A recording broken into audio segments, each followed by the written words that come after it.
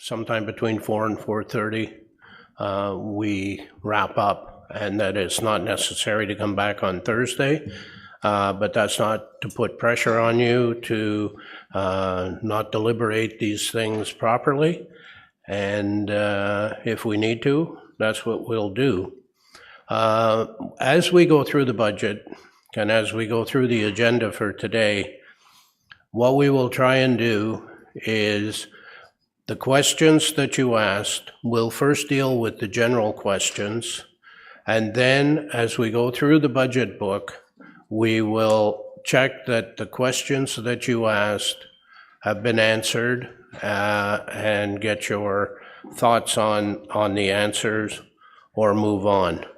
Should you decide that you want to include something in the budget, then you will have to make a motion to that, and you will also have to come up with a funding source.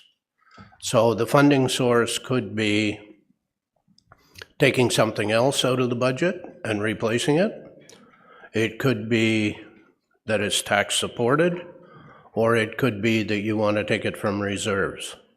I would caution you about taking too much from reserves, because we're going to need our reserves going forward. If we see what's happening with housing, education, and now healthcare, I'm not thinking that we're going to see a great amount of money flow from senior levels of government to us for a lot of projects.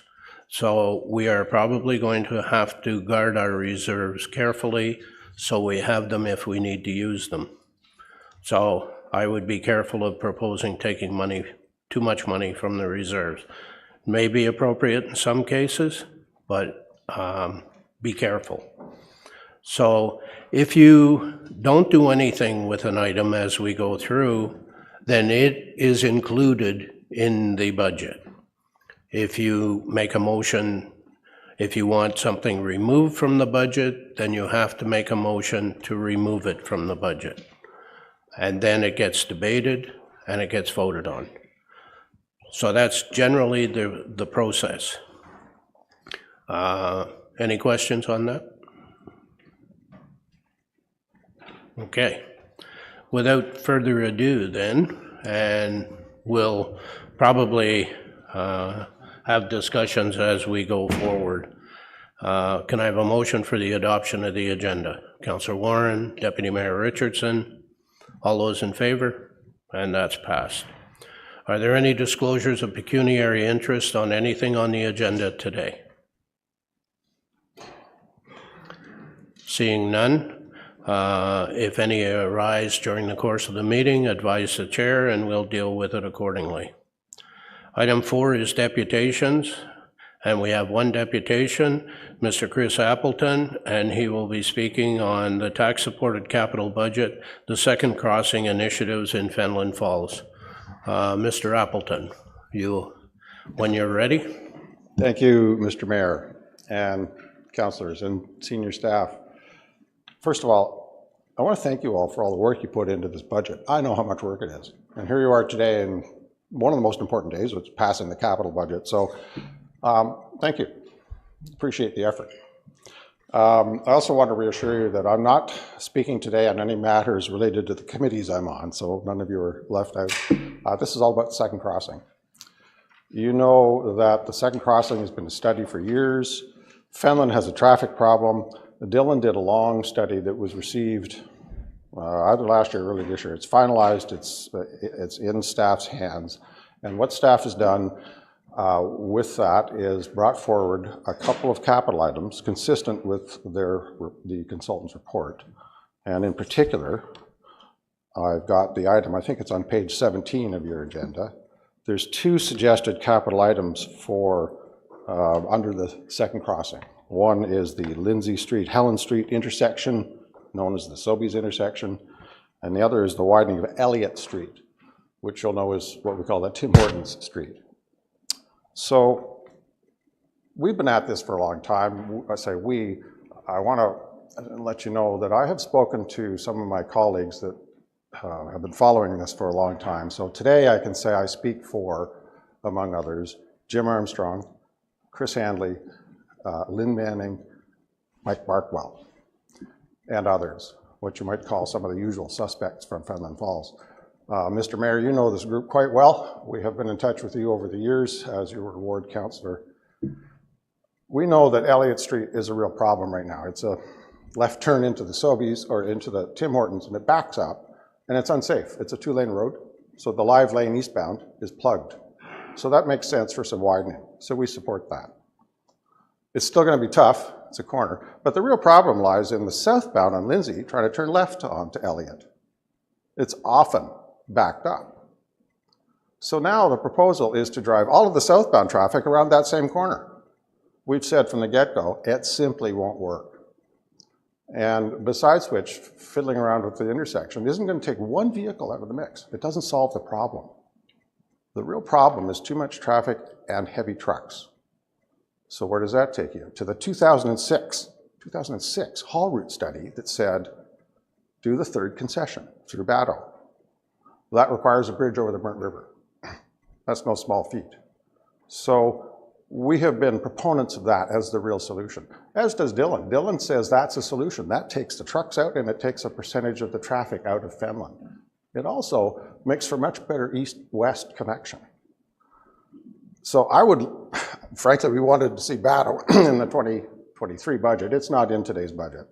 I would very much like for it to be, but I don't think that's going to happen because it's a more complicated decision than just saying plug in and plug out today. But I'm pushing Battle because if we can take any of the money out of today and park it for Battle, that's a good thing. The $150,000 for the Sobeys intersection, I'm going to suggest shouldn't be spent. It simply won't work. And we were frankly frustrated with Dylan that they didn't get it. We live there. We know how much it's backed up. It's regularly backed up. Won't work. So that's our pitch, is to simply get on with Elliott Street, don't do Sobeys intersection, and get Battle done. If not in today's budget, right away, next budget, or whatever you can do to expedite. That's my short story. So I like to be concise, I'll stop there. Thank you. Let's see if we have any questions for you. Are there any questions for Mr. Appleton on his presentation? Seeing none, can I have a motion to receive the presentation? Councillor Perry, seconder, Deputy Mayor Richardson. Do you have a question, Councillor McDonald, or were you just voting? Sorry. I was just seconding it, that's all. He's up there. Thank you. All in favor? And that's passed. Thank you. Thank you for coming today, and thank you for your Thank you. presentation. And I know Councillor Perry will speak to the matter later today, so thank you for that. I am quite certain he will. Councillor Perry? Can I simply commend Mr. Appleton on his modelly, brief, concise, and to the point deputation as the standard for all future deputations to council. Thank you very much. Okay, moving on with our agenda. Do we have any correspondence? There's no correspondence. So we will move to item 6, which is the 2023 tax-supported capital budget. And the first thing we're going to do is item 6.1. We will go through what has been called the general questions. Those were questions that spoke to the general nature of the budget. And I will say, remember that council, we have a staff that has been working for many, many months putting this budget together, and they have spent a lot of time and they have vetted it, and I know that our finance department has gone through it line by line and beaten all of staff up to a fairly well in order to get the budget where it is, which is basically for the total budget 3% with the 1.5% levy for infrastructure. So we'll start going through the general questions, and I'll call out the number, and if you have any further questions, based on the answers, please push your button, and we'll let you speak to it. So question 1 is mine, and it is a standard question I ask, and it's a standard answer I receive. So we'll move to question 2, which is Councillor Perry. Do you wish to speak to it?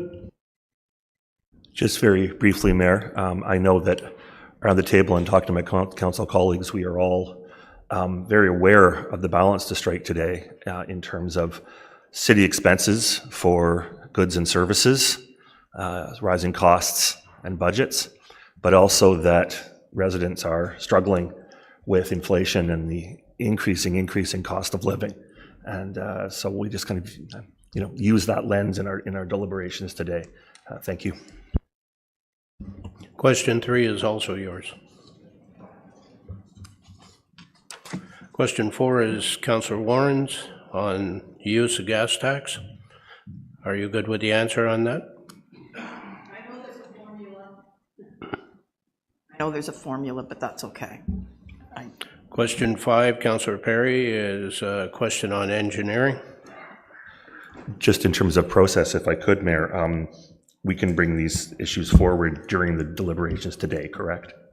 You can, yes, understanding that whatever you add, you must have a funding source for it. So any additional costs are not free of charge, Mayor? Is that Not unless you have a really big credit card. being new? I'll take that under advisement. Thank you, Mayor. Councillor Ashmore has question 6. Are you fine with that?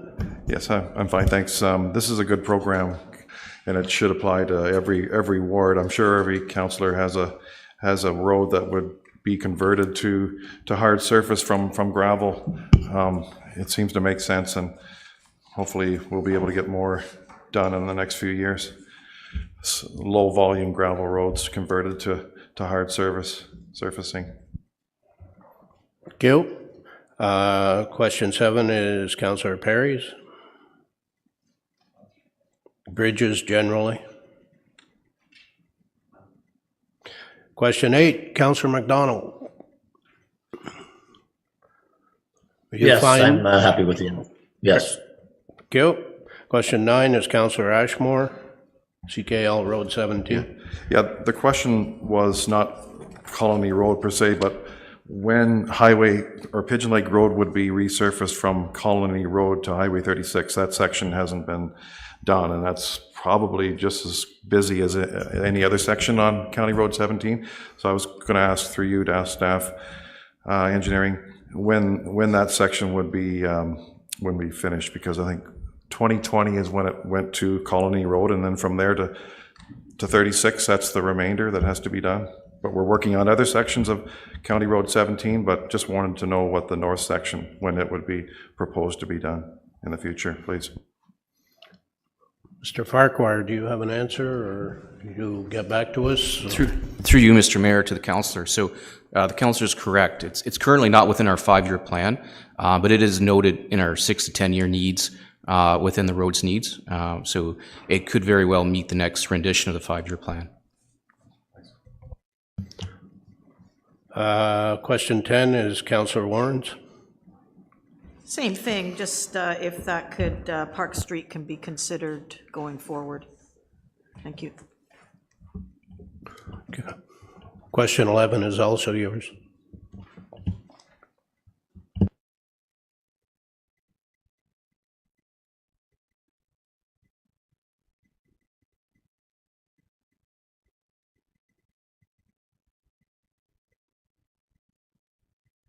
Use your microphone, please.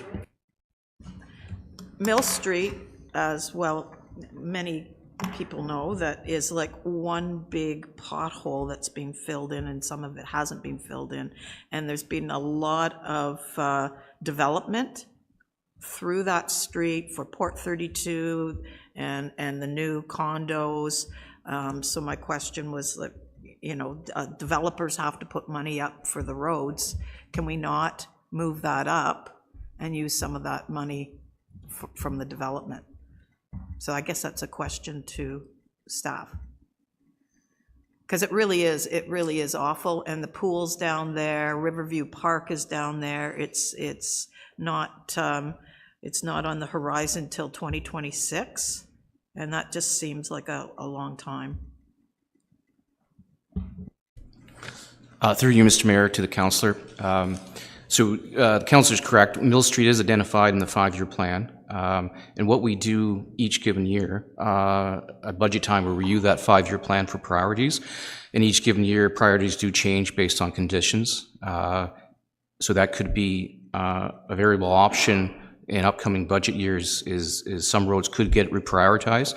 But then we also have a program too, with our life cycle program, where we use that to hold those roads over until the time that we either resurface or reconstruct.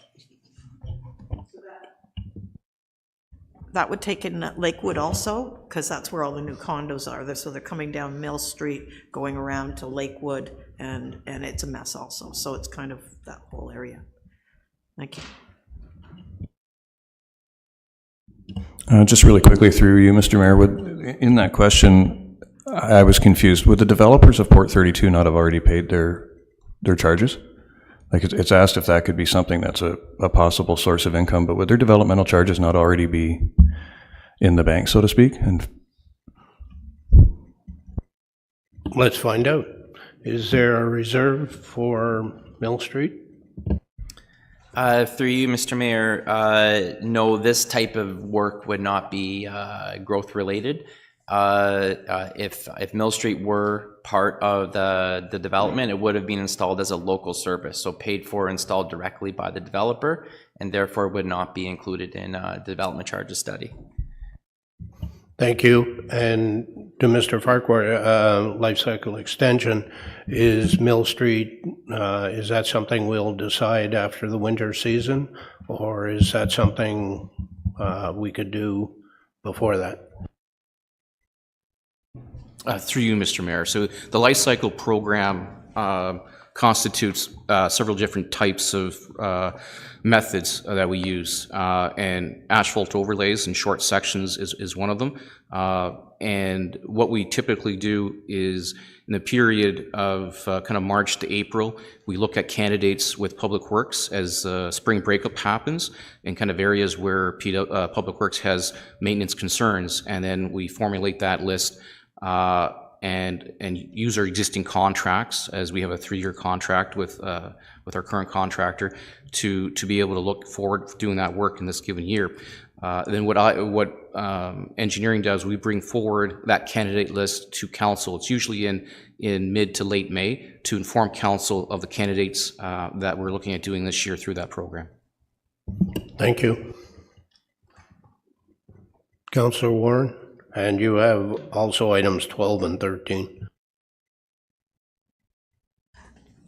So the new development of the condos that go around from Mill Street on Lakewood, that Lakewood is a mess also. So I thought, besides development charges, I know back in the day, that there was money for destruction of roads by the developer when they're, not the developer, the builder. So besides development charges, are there any funds? Because the road's being chewed up because of the development and the building that's going on in that section. Through you, Mr. Mayor, to the councillor. So with development, and I'm not totally versed on the process with development. However, there is letters of credit taken for works for developments, and specific to whether that works happen within the existing right-of-way for servicing or within the site. I don't know if those letters of credit apply to haul routes for development, for getting material to the site. Now, it would, if you had the part of the development fronting on the existing road, entrances, driveways, most likely that could apply. But for getting material to the site, I don't believe those letter of credits apply to that. I could be wrong, but I'll have to follow up with our development group on that, though, for you. Yeah.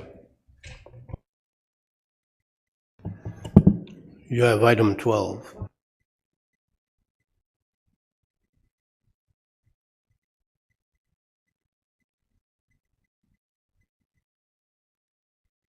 Can that somehow be moved up? It's a main arterial road on County Road 8.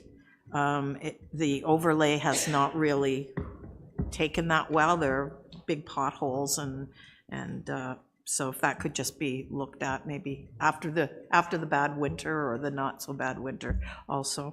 And let's see, and Riverside Drive, which is the number 13. The entrance to Riverside Drive is a mess also, and maybe that can be, after winter, you can look at that and just do the apron area of coming off of 36 onto Riverside. Thank you. Councillor Yeo? Yeah, and on that note, thank you, and through you, Mr. Mayor, I find that a lot of that's happening for some reason. There's a section, it seems, between roads that gets missed. So the apron on a lot of roads going through Norland and stuff is just simply not done, but the road's done and the highway's done. So I got 80 feet of terrain before you get to two good roads. So is there a plan to go back and fix those aprons, or is the MTO gonna do it, or who's gonna look after that 50, 60, 70, whatever footage it is in there? Mr. Farquhar? Through you, Mr. Mayor, to the councillor. So I think the councillor speaking specific to the Highway 35 project that happened last year. The MTO project was within their limits, so the apron that came back on to is their limits of the Highway 35 and their project. We could very well have those gaps, so beyond those gaps up to, so if we look at maybe Baseline Road could be an example.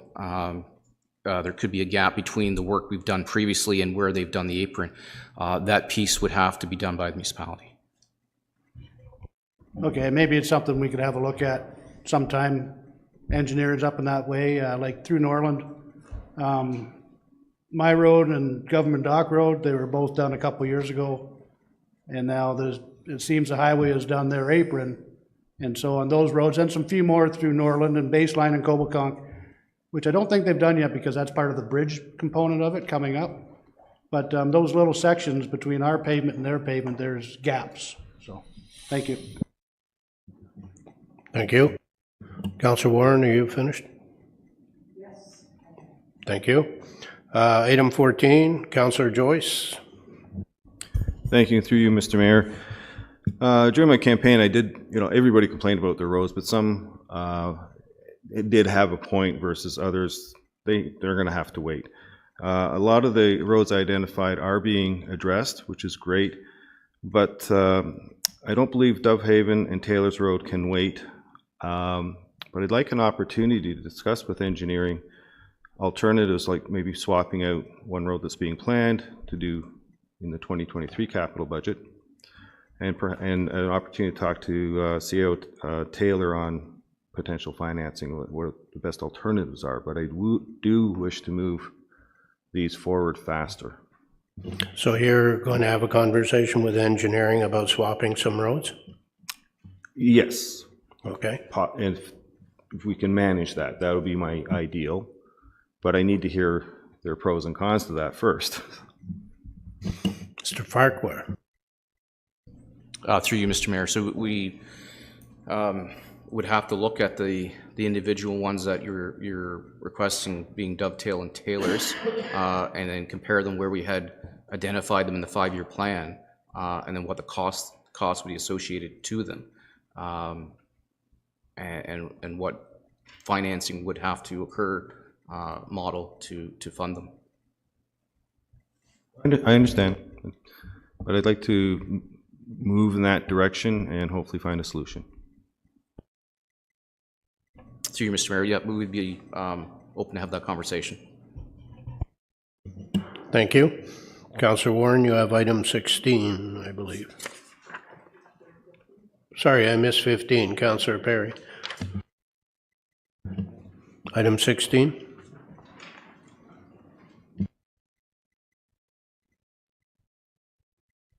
This initiative has been on the books for some time. I know it's in the DC study, I think from 2018, and then it was re-looked at.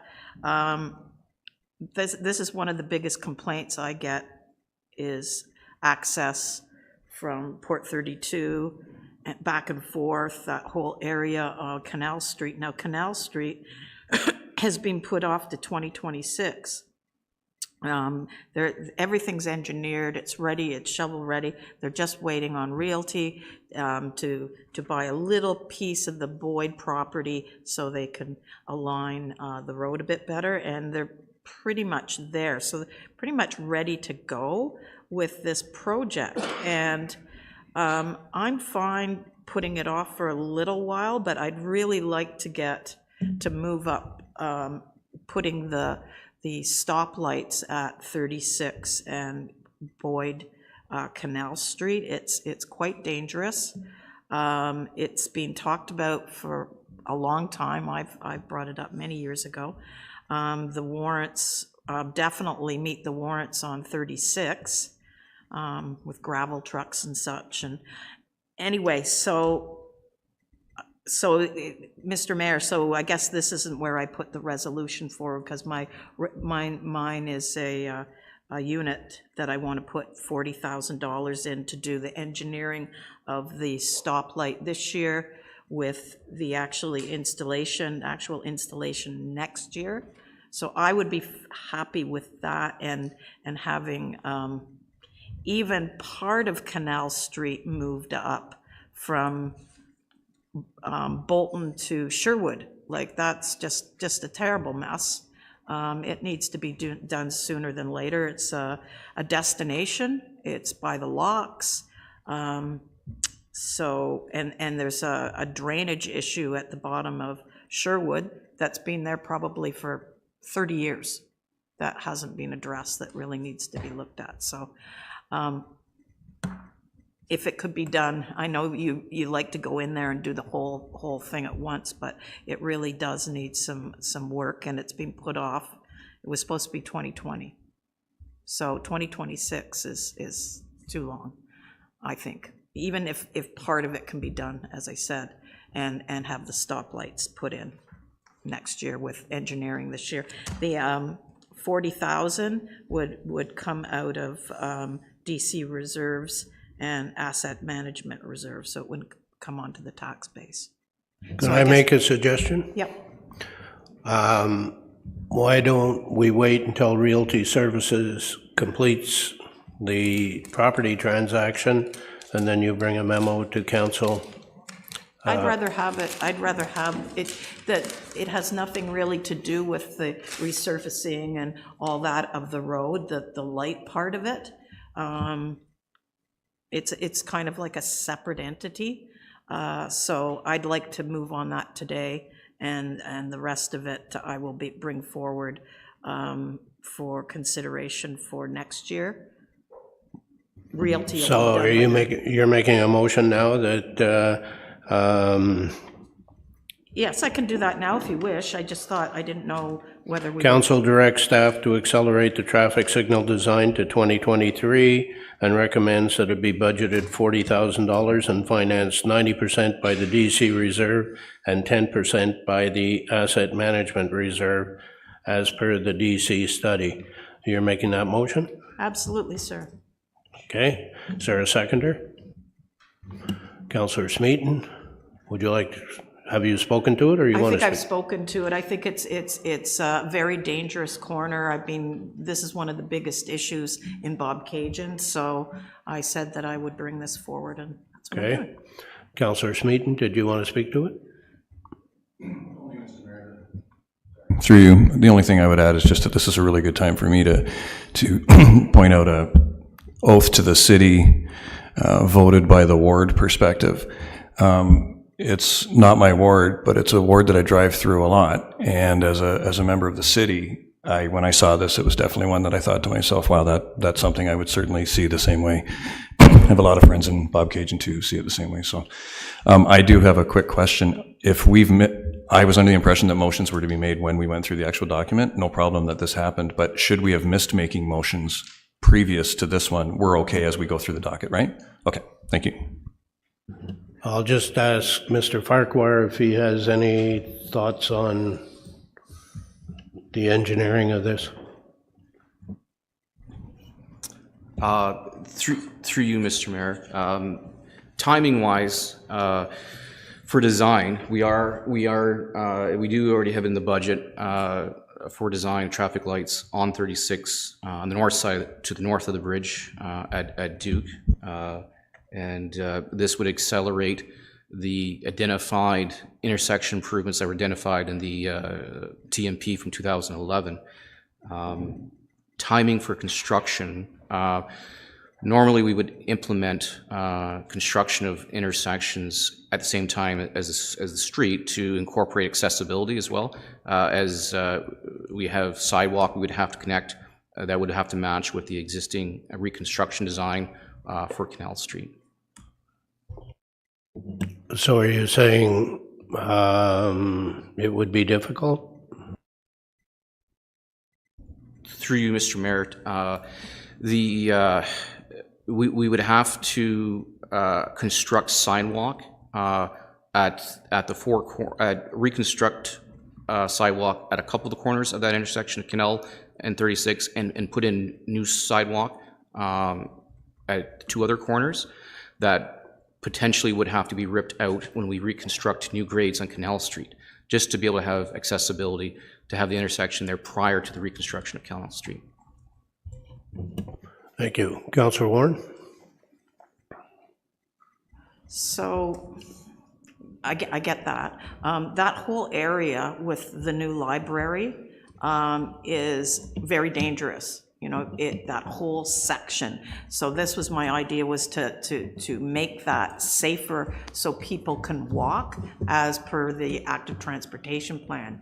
And they're actually looking, the active transportation plan is looking at that corridor also. It's just very dangerous, and I hope you'll support this. It's been on the books, as I said, for many, many years. And I'd really like to move forward, seeing that Canal Street is being put off, and hopefully it will be next year. But anyway, we'll get it started. Thank you. Councillor Perry. Thank you, Mayor. I'd like to speak in support of the motion, especially for safety, and along the lines that Councillor Smeaton has also mentioned. My question is just in terms of counting the numbers. Do we know how much money there is in the reserves? And you were mentioning to tread lightly on the reserves. We don't know what impact this would have on the reserves. We don't have a tally in front of us moving forward. You have it in the back of your book. Can you refer me to that then? That would be great. So assume how much money we have. But I can tell you the DC reserves are in deficit. The DC reserves are in deficit, right? So this would come from the... DC reserves. But they're in deficit. Councillor Joyce. Thank you, Mr. Mayor, and through you to engineering. If we did the traffic signal design in 2024, can we not accelerate the project to be done in 2025, move that forward a year?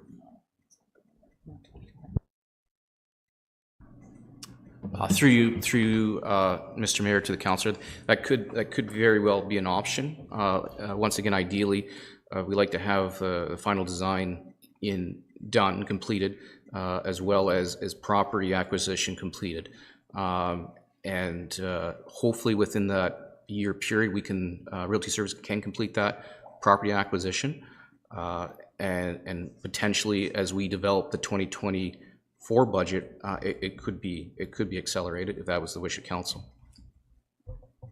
You want to sum up? Well, Councillor Ashmore.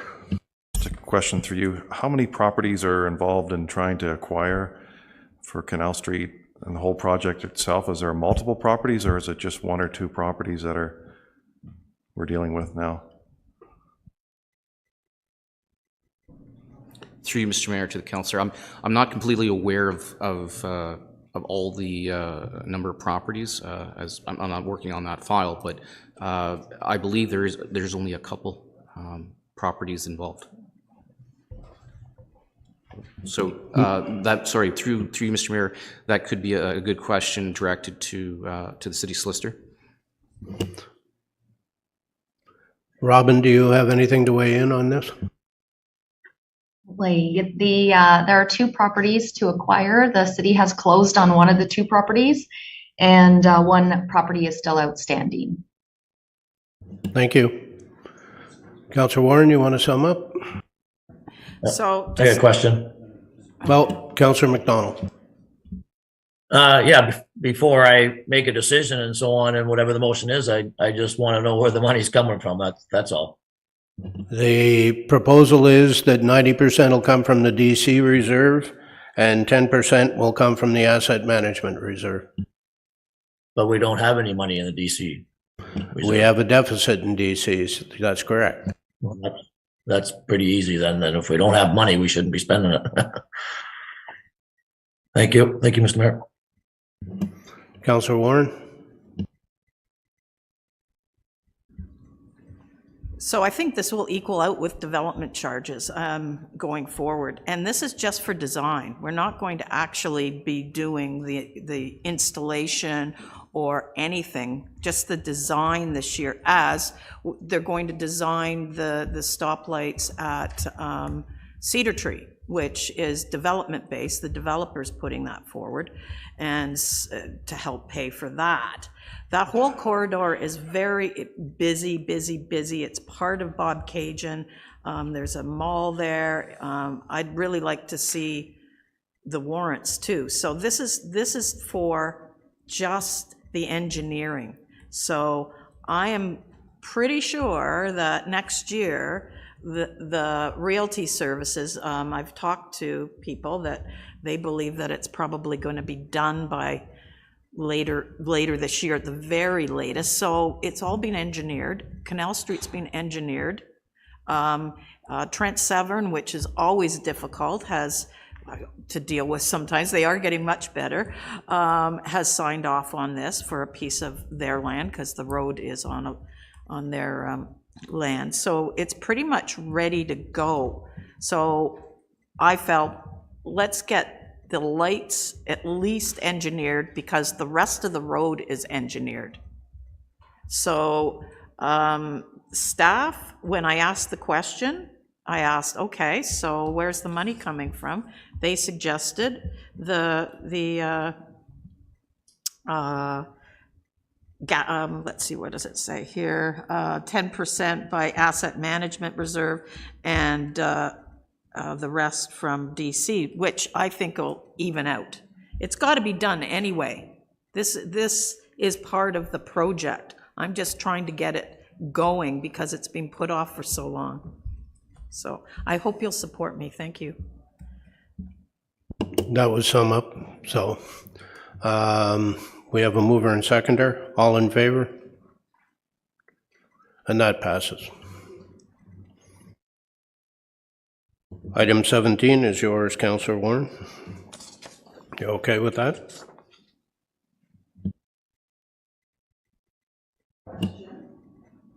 On the 700,000 in gas tax funding to transit, is that for capital or does any of that go towards operating? Who's your question to? Staff, whoever wants to take that. Ms. Dr. Found, or you? Or Ms. Dane? Sure. No, I can speak to it, Mr. Mayor. So through you, the provincial gas tax can be used for both capital and operating when it comes to transit. My understanding, though, is that the vast majority of it is used for operating, and there's a small bit that is typically applied to capital each year, which I think this budget reflects. Going forward, it'd be nice to see the financials, like how many people are actually using the system, or whether it would just make sense to make it free. There you go. I don't think we're getting a lot of money on the other end. Thank you. Thank you. A Item 18, Councillor Ashmore, Coronation Hall. I'm fine with that. When it mentions about the foundation, that's good because last year they patched the foundation on the west side, but it's good to see that they're going to be doing this, so I'm good. Okay. Item 19, Councillor Perry, are you fine with that? Item 20 is Councillor Joyce. Thank you, Mr. Mayor, and through you. I guess coming from the private sector, if I produced a $1 million event, I get $10,000 or 1% of revenue. We called it our fund money, and it would obviously be spent on the event, but we'd experiment with that. We'd put in a feature area, or I'd put in an RFID thing for data on traffic throughout the event to make a better event. And so as this municipal government, of course, is very, very different. But it's thinking about goodwill, and there's a value to that. So it's just a general question, I guess, is as councillors, can we have a small budget for some goodwill projects? And one that in particular that has been constituents have approached me about is the cenotaph fencing in Oakwood would be a perfect example. We, many years ago, had such a fund, and it became a slush fund. And council made a decision to get rid of slush funds because they tend to get misused. They tend to not be something that our finance staff are very comfortable with. We went to this type of budget arrangement where everything is detailed and noted, and that stuff doesn't happen off the cuff.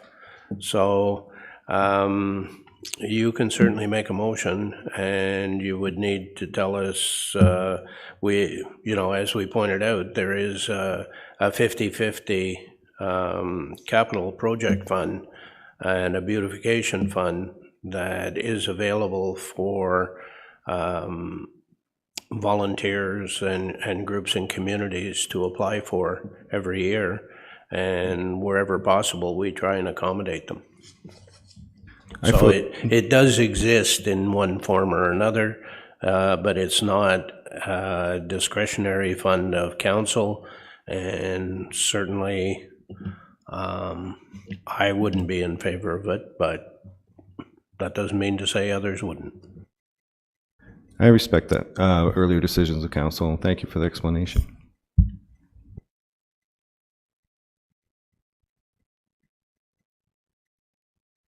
That concludes the general questions on the budget. And before we get into the specific questions and going line by line through the capital budget, we have to deal with item 6.2, which is the report that is in your package. Do I need to read it, or? Do you want to receive the Oh, general yeah. Q&A? Before we do that, let's receive the general questions. Can I have a motion to receive those? Councillor Yeo, seconder. Councillor Warren, all in favor? And that's passed. So moving to item 6.2, this is the proposal on Kagawan Road. I need a mover and seconder on that. Councillor Perry, seconder, Councillor Warren, and that's as printed. Are there any questions or comments on that report?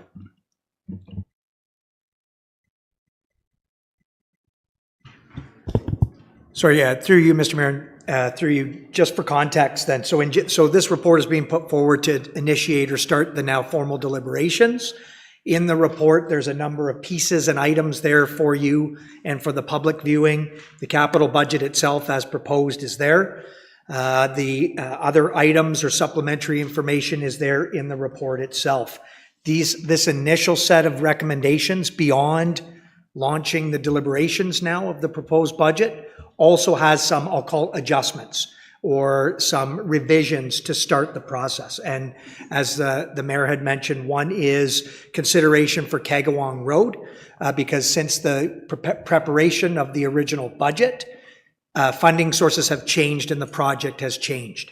There's also some information, or we're recommending putting some additional funds from the OSIF, which staff will explain sort of to you, into a reserve to start, again, that revised budget process. So if you're okay with that, Mr. Mayor, I wouldn't mind if maybe just Mr. Fallon could also just give an overview of the report itself so that council's comfortable what's recommended there.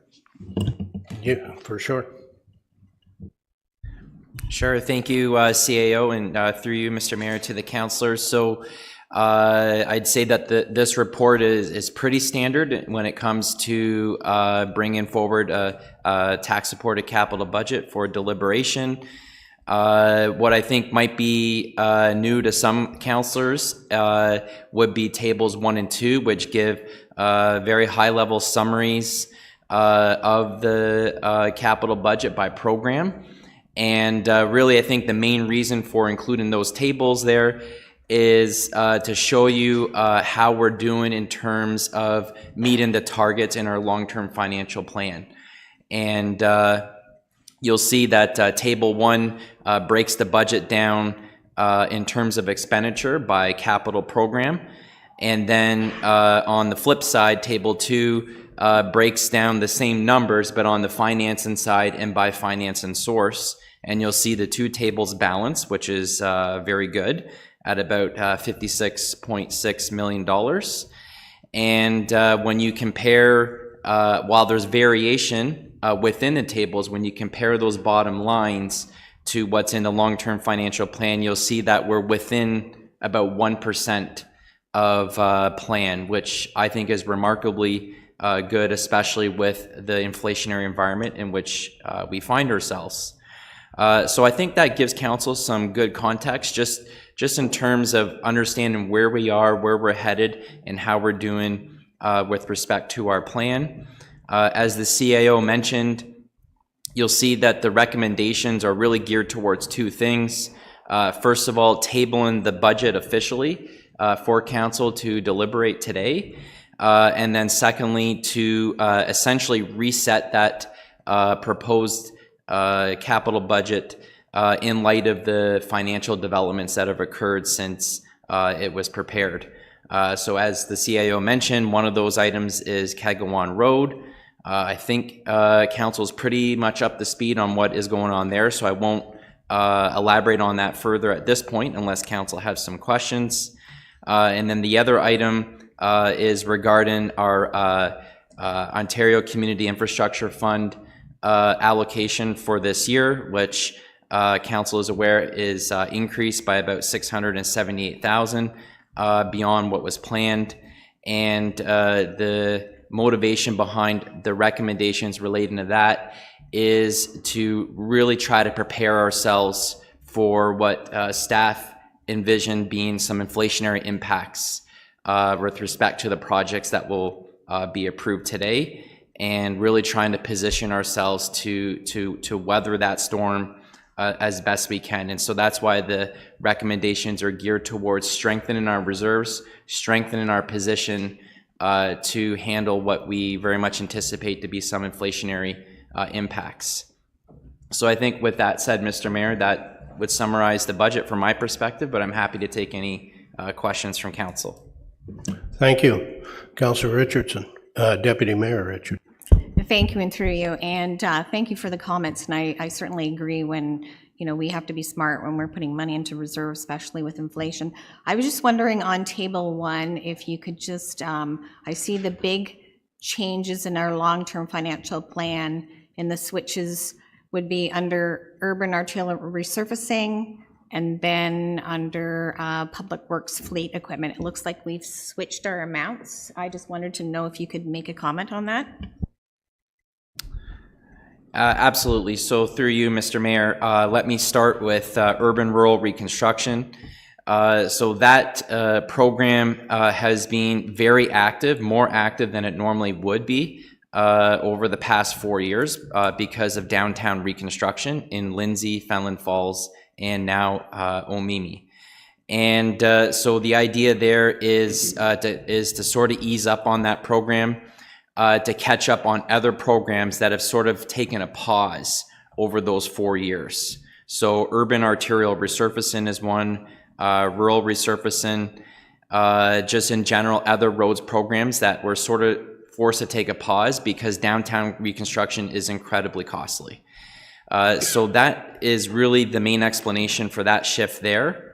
And then with respect to public works fleet, I believe we noted in a previous presentation that what is happening there is a very concerted effort to really try to catch up on a capital backlog that has developed over the last number of years in that program.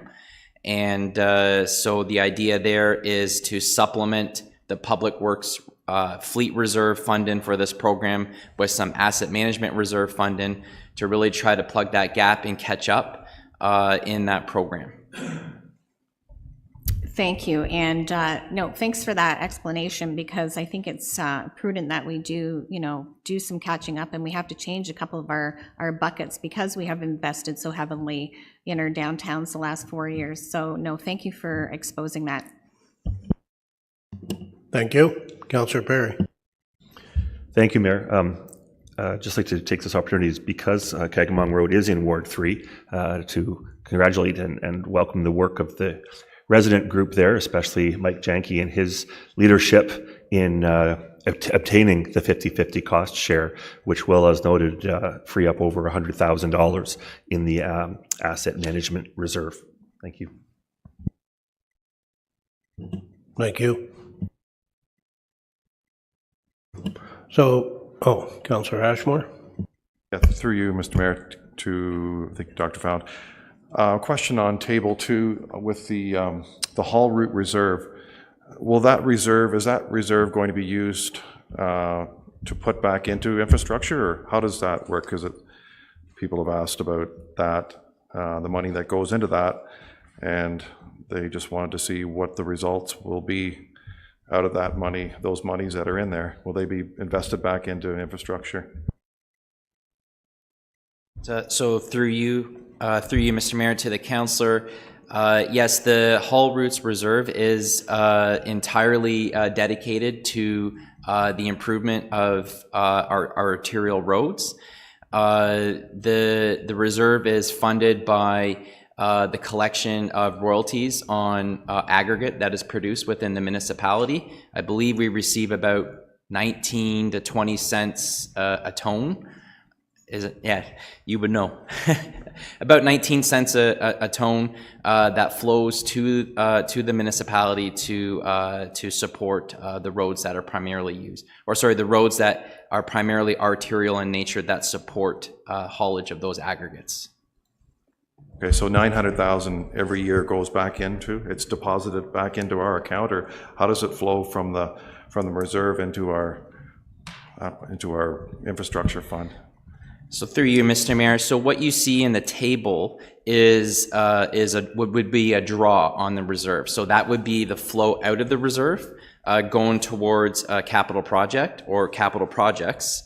The flow into the reserve would come from the agency that is tasked by the Ontario government with collecting the royalties on behalf of municipalities, and that agency will flow the money into the reserve. And I believe the treasurer could correct me on this, but I believe we anticipate receiving about $1 million for this year, and so drawing out $900,000 should be pretty safe. Thank you. Councillor Joyce. Thank you, through you, Mr. Mayor. The roads, fleet, and transit facilities is a precipitous drop. I know you challenged to balance everything here, and just concerned down the road, is that going to be a bugaboo that we're going to deal with in the future? Through you, Mr. Mayor. So I'd have to check my records to be absolutely sure, but I believe the drop that you're noticing there in that program, which is roads, fleet, and transit facilities in Table 1, I believe that is mostly related to deferral of the Cobeconk depot upgrades. I think the idea there is that there's some work that is needed in that depot as well as some of the other fleet depots, which you'll see in this budget.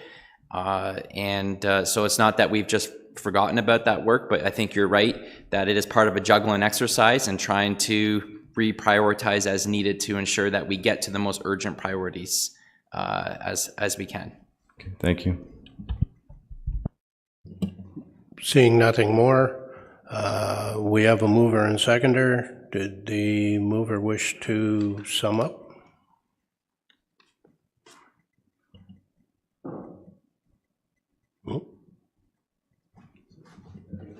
I think it's all been stated, Mayor. Okay, thank you. Then all in favor of the report as printed? And that's passed. Let's take our 10 minutes. We'll come back at 10 after 10, okay?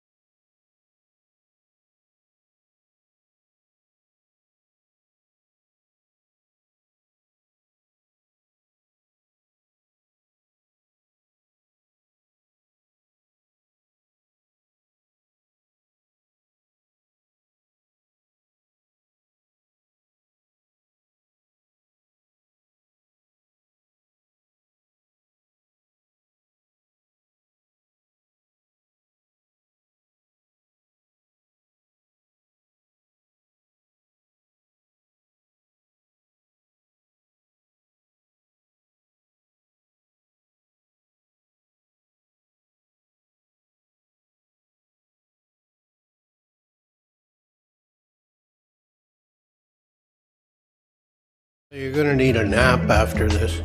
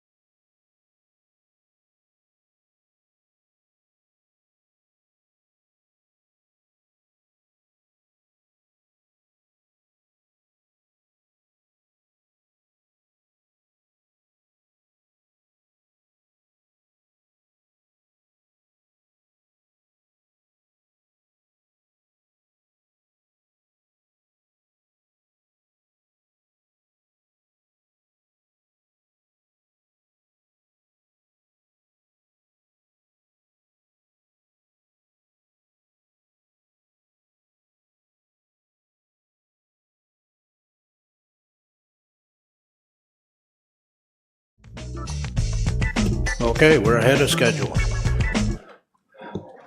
Now we're moving into, I know, never say that. We're now moving into the actual capital budget. And I think I'll get CAO Ron Taylor to introduce it. Sure. Thank you, Mr. Mayor, and through you. So, and maybe for the benefit of the public, there's sort of two documents that we're going to sort of deliberate through now. And so for council's benefit, you should have two items. You should have the capital budget as proposed, so your budget book or something online. It starts on page 177 of that actual budget book. That's the section for capital. With that, the second one, it's in your yellow folders. It was also in the public agenda. There's a Q&A listing, and it is entitled Q&A related to the proposed capital budget. So the idea was we listed your questions by section and in order of the same budget book. And we would walk through. It's an opportunity for you to ask any questions at each section. We confirm the questions that you posed. If you wanted to do any sort of action in any of those respective sections, either remove, add, delete, or expand upon projects, if it's not in the base budget, then as the mayor had sort of described at the beginning, you would do a motion and you would sort of address it at the time. If it's a new item, that doesn't have a funding source, we've put a section after the base deliberations for unfunded decision units. And that's your opportunity as a group to forward any items that you want to debate and consider as council for the 2023 capital budget. So I'll maybe pause there, and then as the chair progresses through, there is obviously some sections that there was questions posed that aren't directly related to the budget. For example, deferred projects as an overview and listing. We just still wanted to make sure that you had an opportunity to address any of your questions. So I'll pause there, Mr. Mayor, if there's any questions on that. Councillor Smeaton. Through you, Mr. Mayor, and I'm really sorry to interrupt, but I think this might be helpful. Could I ask a question of Dr. Found, please?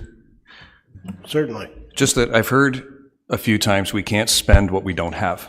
And I just think it might be really helpful if he could please maybe explain the distinction between debt and deficit and how it's significant really differs when you're between, considering a DC reserve versus debenture.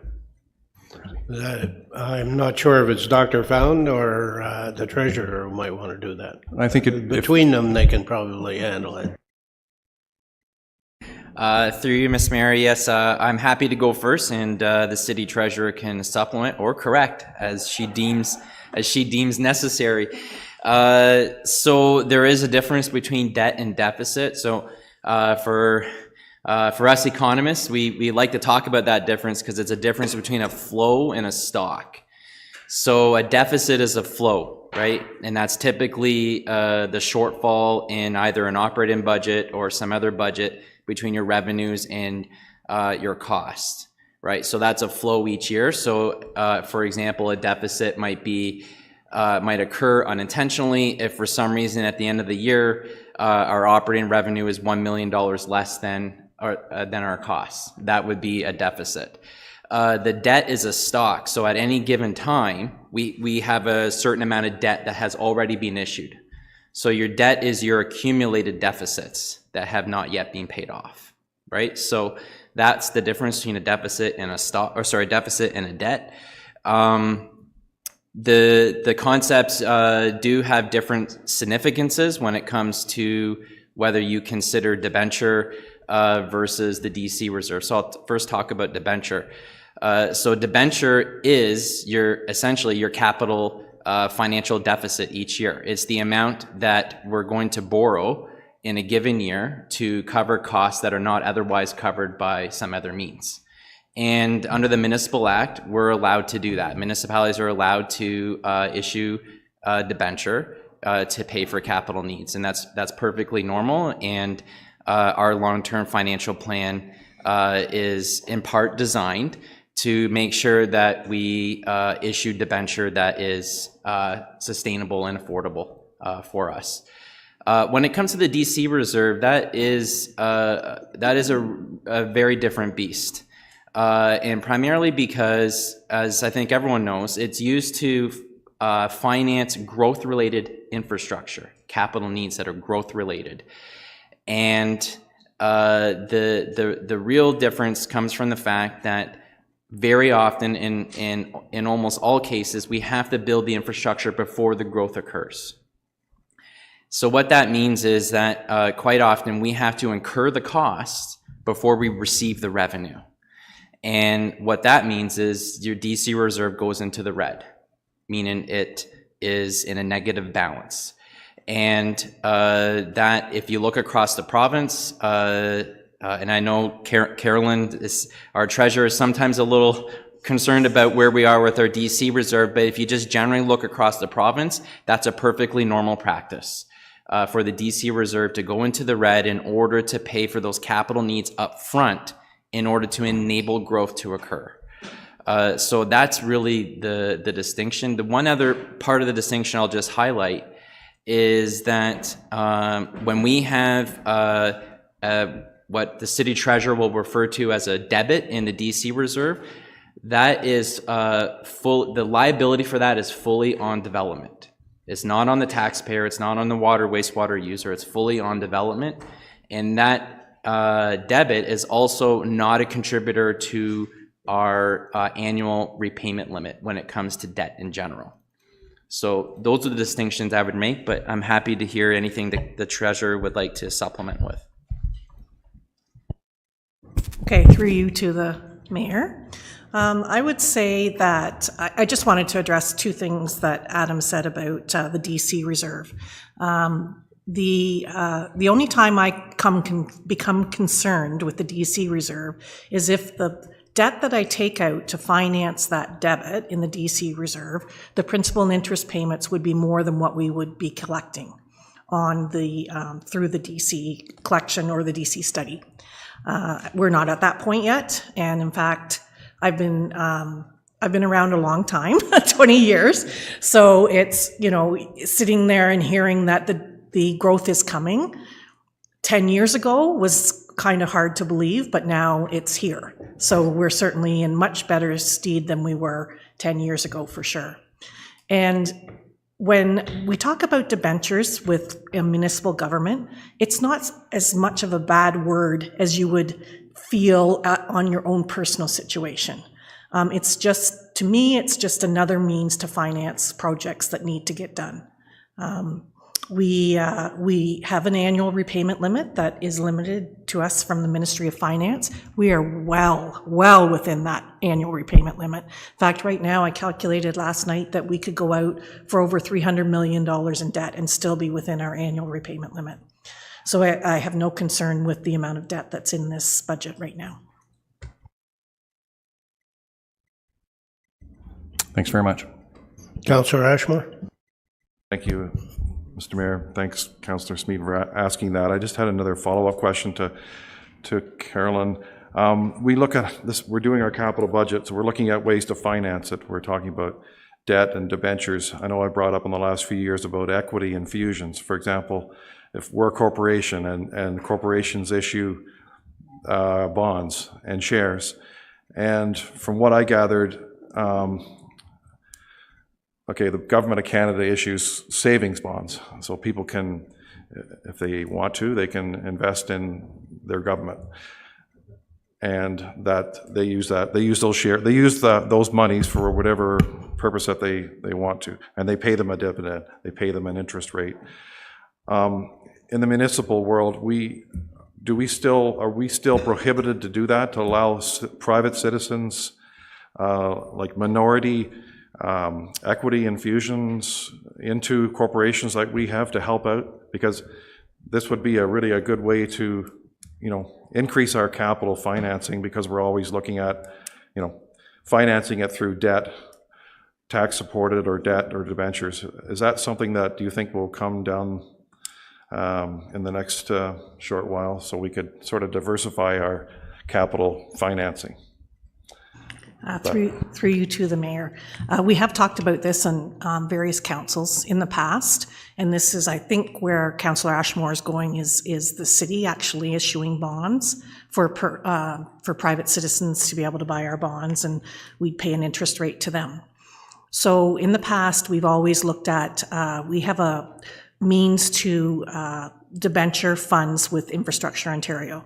In Infrastructure Ontario, we can't get a better rate from the bank at this point. We always check to make sure that the bank, what the bank can offer us, and Infrastructure Ontario is always lower than that amount. So we did do a survey around to other municipalities a couple of councils ago, and I could do it again, but just determining those that were, you have to get a rating in order to be able to issue bonds in your municipality. And there comes a cost to that. So you need to look at the cost of rating every year, because you have to have a bonding every year.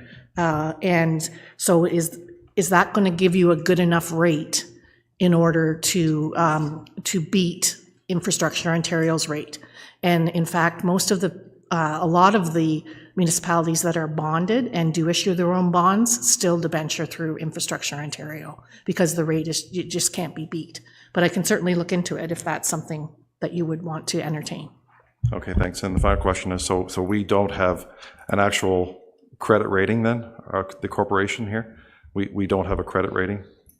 Through you to the councillor, no, we do not have a credit rating. Again, that's an exercise that you have to go through. It's quite a bit of work to get a credit rating, and it's quite a bit of work to maintain as well.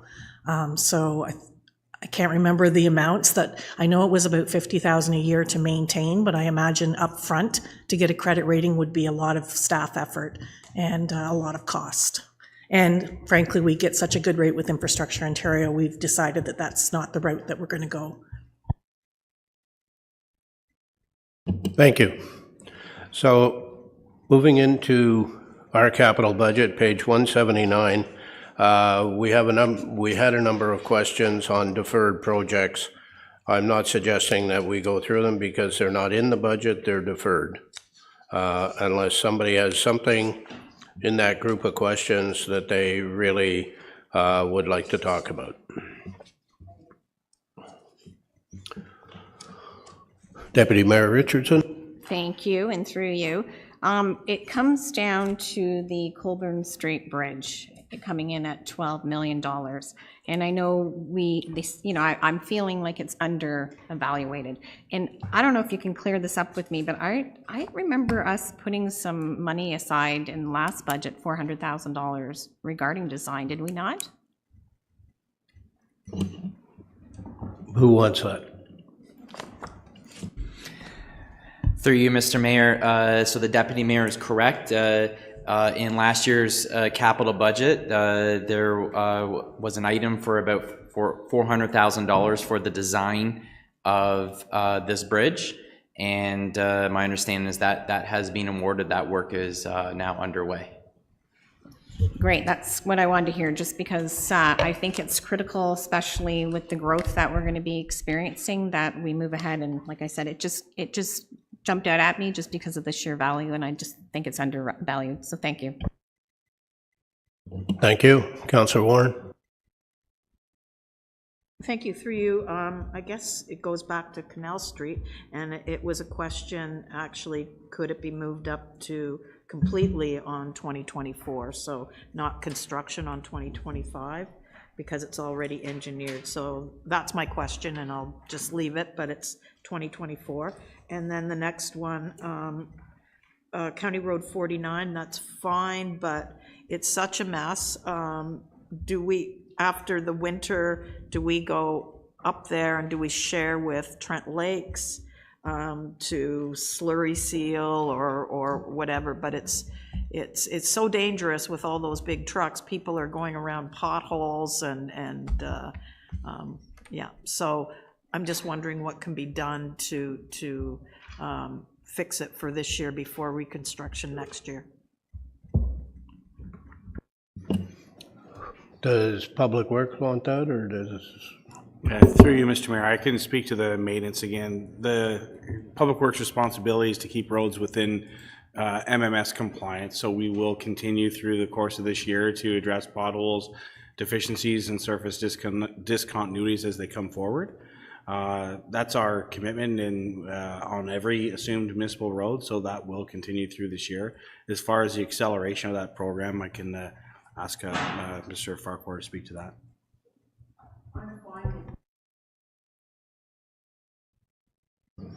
Want to use your mic? Yeah, you need to have it's a boundary road, so you need to have them in on it. But even upgrading it a little bit this year, would they share in that cost, or is that on us? So through you, Mr. Mayor, to the councillor, being a boundary road, there's an agreement in place. It stipulates our timing for us to notify them of capital works or improvements of those roads. We have had conversation with a couple of the neighboring municipalities. Specifically with this road, we would need to notify that municipality, see if they have money available, if there's an interest to participate in that. My expectations, the answer will be we don't have anything in budget for it.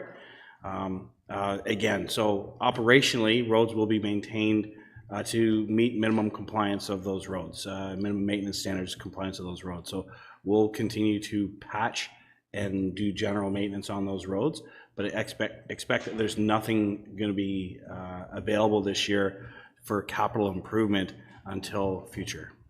Just further that, so do we get to charge Peterborough County or Trent Lakes for half of the work that we do, patching and potholing and whatever? So through you, Mr. Mayor, to the councillor, again, the agreement stipulate costs. In some, we perform all the work and charge back, and others, they perform all the work and charge us. Most of the agreements, we try to divvy out responsibility of those boundary roads. So we'll take 50% of the road length, they'll take 50% of the road length, and then it balances out that way. So it depends on the agreement with the respective municipality. Deputy Mayor Richardson. Thank you, and through you again. Just flipping to page 186. I look at our final number of our deferred projects at a little over $87 million. I think that's a substantial increase from last year's budget. If we can make a comment, and then I have a comment and concern I'd like to share. CAO is going to comment. Thank you, Mr. Mayor, and through you, and glad you asked the question. It was actually sort of a follow-up in the conclusion. I think it's important for the new council too. This is actually a new section to the capital budget generally. The last term of council directed that information be put in terms of what decisions or how was the prioritization of projects occurring. So I look at this list as our infrastructure deficit for simplicity. So it's basically saying in our plans, in our assessments, work should be done in any given year. And because we are limited in terms of the total amount of investment into capital, you have to make decisions and prioritize. And so that net number of $87 million would represent that expenditure or investment that we have to reprioritize. It was similar to when you asked the question about the previous report and those tables, and you saw some big swings in certain programs. So you look at this as over a 10-year plan, and now you can quantify sort of what that deficit is. So it's a combination of prioritizing and then slowly building in stable increases into the overall capital budgets to catch up on this. So that was, I'm glad that you sort of recognize that, because I think it's an important piece for this council just to understand. So I don't know if there was a follow-up question or if the deputy mayor had a specific question either, other than that comment. But again, I think it's important that council understands that there is this shifting in prioritization in any given year. And I would also suggest, your other question was, is this bigger than the past? I would suggest in the last cycle, it's actually slowly is lessening. So I think there was some, I'll say, modest headway from the last term of council from when you started this. But as you can appreciate, the cost increase on the other side too. But I would say there's a net sort of improvement overall to our infrastructure deficit, but it's going to take time. Thank you, and that's good news that we're headed in the right direction. I think my main concern was just recognizing those inflation pressures and the cost of doing business.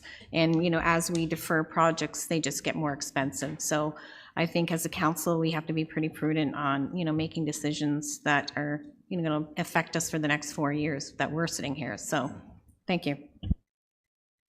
Councillor Joyce. Thank you, Mr. Mayor. Through you, that actually answered a lot of my questions right there. I guess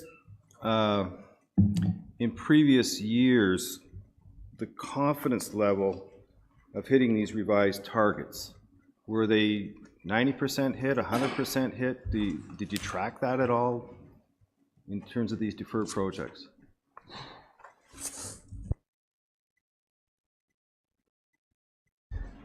Through you, Mr. Mayor. It's a very good question, and unfortunately can't answer it because in this year's budget is in fact the first iteration where we've had a revised timing component to the table. So it's hard for me to say, well, how did it work in past years, because it simply didn't exist in past years. So, but I think the point is very good, and maybe that's something we can track as we go forward with this as a starting point. Thank you. So no rabbits pulling out of the hat right now on that one. Yeah, Not right now. Not right now. No, thank you for that. No, and I think it's a good exercise to move forward. I think it's a great report, and the 87.5 million today is probably going to be 92 million in 2024. So we have to recognize that too. Thank you. Councillor Ashmore. Thank you. Thank you, Mr. Mayor. Through you to Director Shanks. Just a quick question on, I think it was number 73. This park here, I know it's coming back in 2024, but the Verlem Centennial Park, it's a really well-used park. It's probably the only park between Lindsay and Bobcaygeon where it's publicly used. And at one time, there were washroom facilities there, but the proposed plan says that there's not going to be any washroom facilities in the design. I know we don't have to discuss this too much at length today, but is there not any thought, perhaps, of restoring what was there? I know that's going to be a really nice park. It is a, excuse me, I'm speaking. I can't speak with Councillor Warren continually talking. Counselor, that's in the budget Yeah. book, right? So we're dealing with deferred projects. We Right. will get to that, okay? Okay, I just wanted to, Yeah. I can ask that in a few minutes?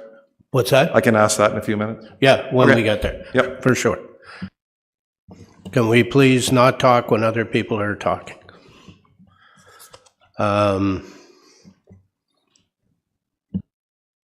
Anyone else on deferred projects? Seeing none. Okay.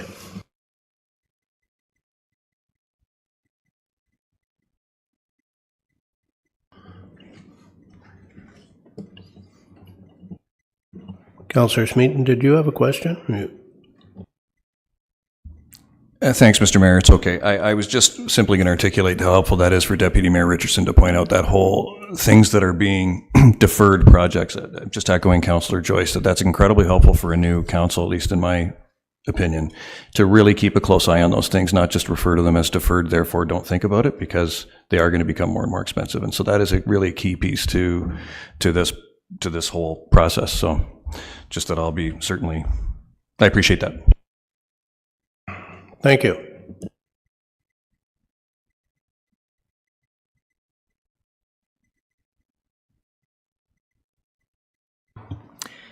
So through you, Mr. Mayor, so just for council and again for the public, so those deferred projects that we just talked about, those end on page 186. On page 187 is a summary of the tax-supported capital budget. So by programs, that chart outlines funding sources as well and the total cost of those programs. There were no questions posed on that particular section from council. So that continues on pages 188 and 189. And the next, sort of the first section, if you will, of actual projects in the budget begin on page 190, which is the multi-year capital projects. And that's where the question and answer begins again, item 16. And I'll turn it over to the chair for that section. Thank you. So we're starting at page 190.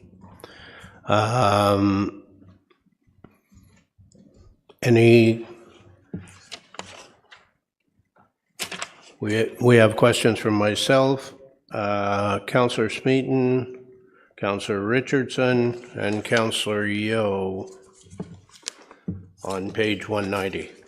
Are you okay with your answers?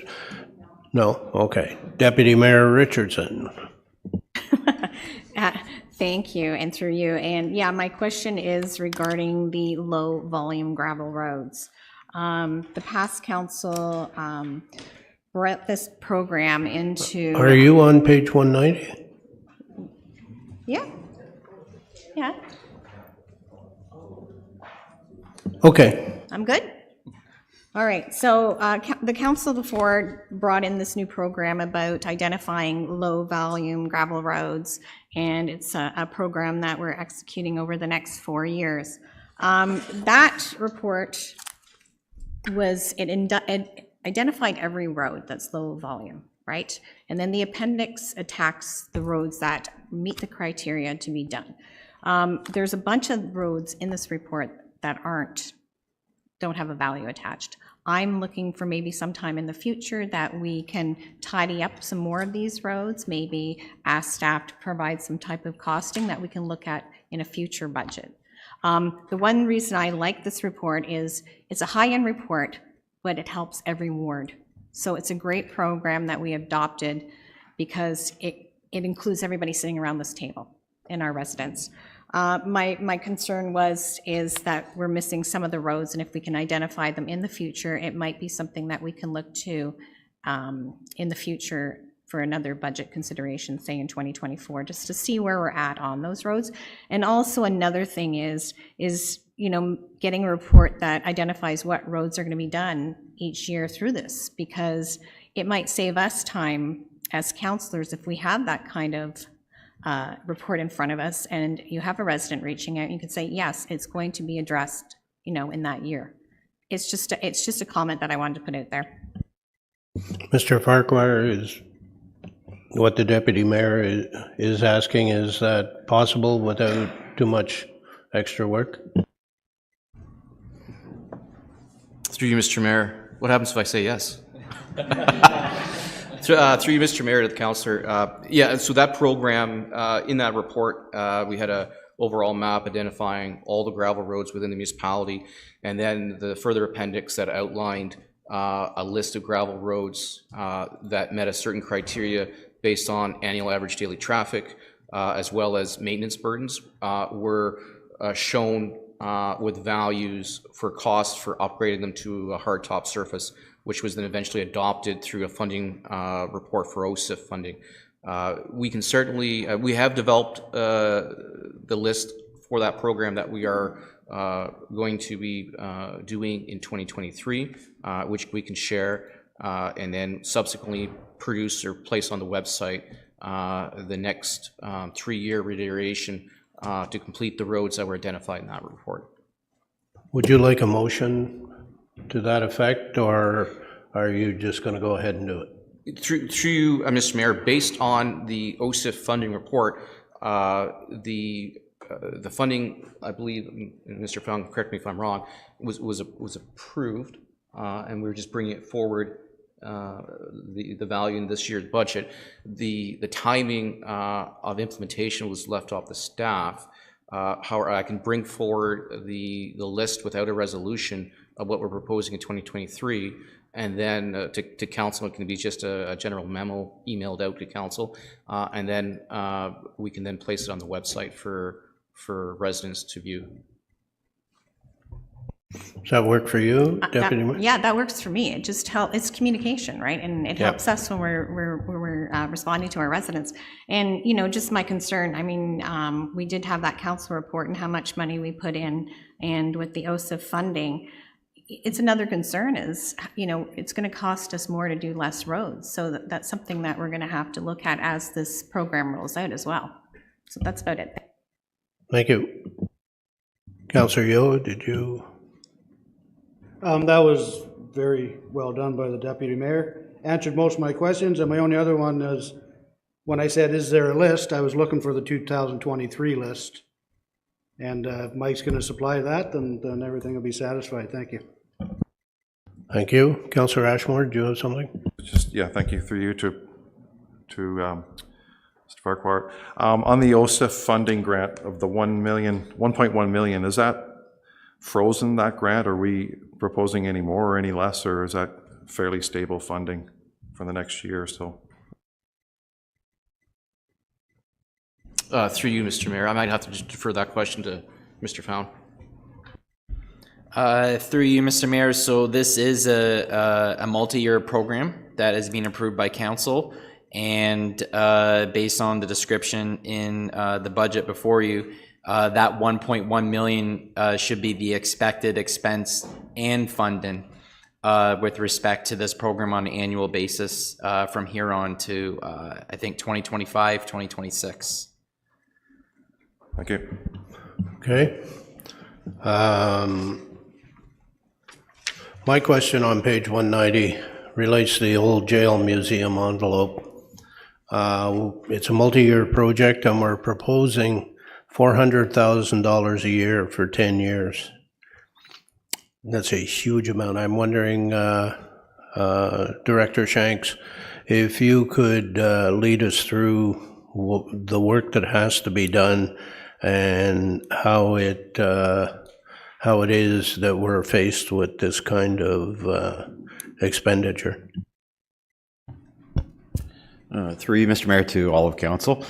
So yes, there is an actual facility condition assessment that was completed on that building as a whole.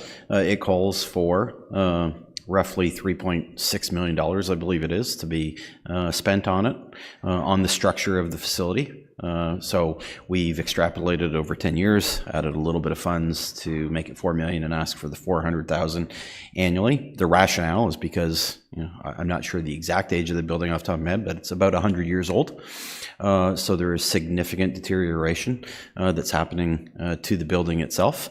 I know that the CO and I took a tour of the facility a couple of weeks ago, and there are specific rooms within the facility, within the jail portion of the facility, that they would like to use for public viewing. And unfortunately, they can't because of damage that's being done and water infiltration coming through the walls. So the rationale is basically due to the facility condition assessment that has been completed, the fact that it's about 100 years old, and really there has not been much structural improvements or repair work done to it over the past little bit. So it's a requirement. I don't believe the building is going anywhere. It will continue to be operated, I believe, as a jail, and it's city owned, so we need to invest in it to make sure that it remains in good condition. Thank you for that. I'm just absolutely blown away with the amount of money to be spent on it, and with all the other things we have to do. Wow. Anyway, I'll leave it at that unless I see Councillor Smeaton, you have a question? Just real quick, Mr. Mayor, I also, when I looked at this, I was just also thinking of the whole jail thing, which I've been to and like. There's three pieces to this. There's the courtyard as well coming up later, I think page 225, I don't know, something like that. So there's the courtyard for 450, there's this 400,000, and we had an excellent deposition with another interest in the jail, which was very well done. And I can't help but piece all this together and just see a massive amount of money, possibly appropriate. But I wondered, and that's just a question for Director Shanks, if it were, innocent question, if it were 300,000, if we were going on the $3 million principle, and I understand the assessment said 4, but let's just say it was 300,000 for 2 years, and just see if that $300,000 a year is making more than a dent, but actually coming pretty darn close. It was 3.6 so if I rounded down, why don't I just say it this way? If I took a rounded down approach, I'd save quite a bit of money. Is that even something that's possible? I hate to sound like nickel and diming, but that's exactly what we need to do in some cases with this budget, right? Is just try and find those little spots. Through you, Mr. Mayor, to the council. So 2 parts to that. So first I'll address the easy one. So the courtyard, it's really more the City Hall campus. The work isn't completely for the courtyard from a jail perspective. There will be part of that project that you're referencing later in the capital budget deliberations. We'll also address some of the green space on the City Hall side of this block. And then it's dealing with other items even on the jail side that will benefit the City Hall, such as parking and stuff like that. As far as the $4 million for 10 years and the 400,000 in 1 year, I understand what you're saying. I would suggest, if anything, it's the opposite. The money that's required right away is immediate. The one room in particular is not usable right now and is in significant need. I would suggest that as the project proceeds, if there is less expenditure to be made, it might be made in a future year.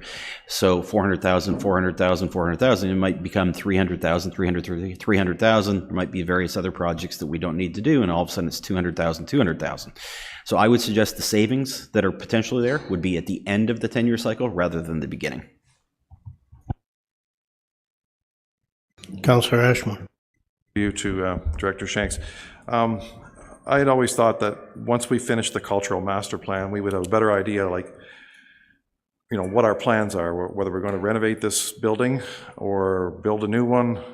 I don't know, that was something that this whole cultural master plan was supposed to look at. The most pressing matters, would it not be, obviously the roof and the heating system, the cooling system would come first, or would that be, you're saying that 400,000 is the minimum we would need to just keep this building intact or structurally integral? Through you, Mr. Mayor, to the councillor, I would suggest to you that the immediate priorities would be structural in need, so roof and walls. Again, the front room on the 3rd floor and the 2nd floor, so both 3rd and 2nd floor on the west side of the building, so fronting Victoria Avenue, there is some significant deterioration that's taking place. We need to address that first and foremost. And in our meeting in the CAO and my meeting with Barb Doyle, she indicated that that was the preference as well. So those would be the priority urgent items that we would move forward with if approved. From a cultural center standpoint, that plan continues. There, in fact, was a meeting yesterday of city staff talking about moving it forward and continuing how we're going to go. I don't necessarily think there's going to be a huge impact on the old jail facility. It will remain because of its heritage to the city of Kawartha Lake. So I think from a best use standpoint, the jail makes sense. I think the cultural center will take into account the fact that the jail and other facilities in the city, such as Maryborough Lodge, Boyd Museum, which isn't owned by the city, but are in place, and they will roll into what the cultural plan manifests. But there, I believe the intent still is for a cultural center, and it will tie in other components that either need new homes, new programming opportunities, things of that nature. But I don't think it will impact on the structure of the jail itself. Okay, thanks. And just one more question. Back, if you dive deep into the budgets of years ago, and not that long ago, within the last 10 years, there were monies set aside for the entrance on the west side. There's a barrier there right now, but there were funds set aside by council at the time, I think about 10 years ago or 8 years ago, to renovate that entrance. Do you know where those funds are now? Because I would have to research the year, but I know what's within 10 years that there were monies that were set aside for that. I'm just wondering where that went. It's not a lot of money, but it was a start. Through you, Mr. Mayor, to the council member. So it was $75,000 that was passed by council to remove the portico over the entrance on the west side of the building at Victoria Avenue. And the decision at that time was $75,000 just to remove that. There was no dollars set aside for improving of it, because the new entrance is actually accessed off the north, whereas the accessible ramp leading into it as well. So there was never a plan to do any addressing of that as an entranceway into it. The part of the rationale for that at the time, it's since changed, but when the lease was first signed between the city and the Victoria County Historical Society, it was that the Victoria County Historical Society would look after all capital components as it related to the facility. They didn't have the funds to do that. It was an emergency request to address the safety issue of the portico. It was approved at that point, and since then there's a new lease agreement which recognizes the fact that it's a city facility, and the city, from a capital standpoint, is required to maintain it, because the funds just aren't there when we're talking about $4 million or even a couple $100,000 for the Historical Society as a not-for-profit agency to address those matters. I think I had a follow-up motion on that. I don't know if this will fly or not, but I'm just proposing that we allocate $300,000 instead of $400,000. I mean, that's certainly a significant chunk of money, but that's my proposal, instead of $400,000. I have a question. See if you get a seconder. No, I have a question. Yeah, go ahead, Councillor McDonald. Yeah, through you, thank you, Mayor. Through you, Mayor, to Mr. Shanks. You talk about the immediate needs, obviously roof, walls, and so on. When we vote for this, we vote for like 10 years for $400,000. Like, how much do you need now to fix the roof and the walls and so on? And is this not something that we can look at what the needs are for that building each year, instead of putting that much money out already and not even knowing what all the needs are? Like, the roof and the walls won't be 10 million or be $3 million. So can we not just accept that we need to fix the walls and with the roof so we can use that facility, and then as council look at each year what the building needs and how much it's going to cost? You will get an opportunity every year to say whether you want to spend the money or not. Even though it's a multi-year project, it will come forward for a decision from council. So, but I'll let Director Shanks answer. Through you, Mr. Mayor, to all of council. You're correct. The fact that it's a 10-year, multi-year project being proposed means in principle the council is endorsing it, but on an annual basis, the amount of money that's being approved would be budget, the reality of what budget is and what council chooses to do. We will also potentially look at what's required in that given year, or what we can need to do versus what we can push back. So it's not, I would suggest on average it will be 400,000. That's sort of what we're going to use as a baseline. But to address Councillor McDonald's question, that's the answer from a $400,000 for this year. Again, as I mentioned to Councillor Smeaton, the intent here would be to try to correct as many of the deficiencies as soon as possible. So 400,000 would, if we could get more, we'd be asking for more. We've put this in a 10-year phase, understanding the budget realities that the city is facing. So $400,000 is a hope that will allow us to address the deficiencies that are required ASAP. Okay, thank you. That answers my question. Thank you very much. So, Councillor Ashmore, you're proposing that the amount be reduced from 400,000 to 300,000. Is there a seconder for that motion?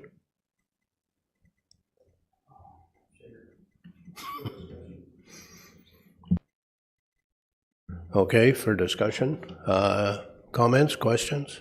Councillor Smeaton?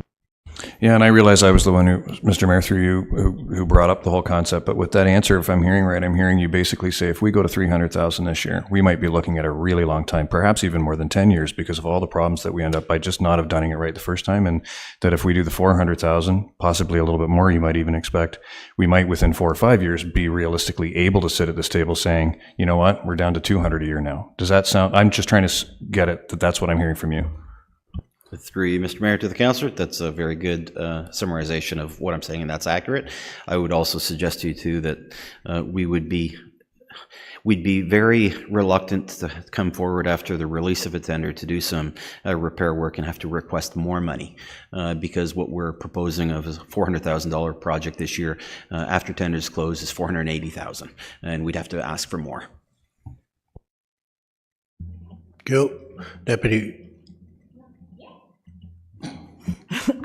So I just want to clarify as well. So if we put that 400,000 in, it's basically addressing the roof and exterior work this year.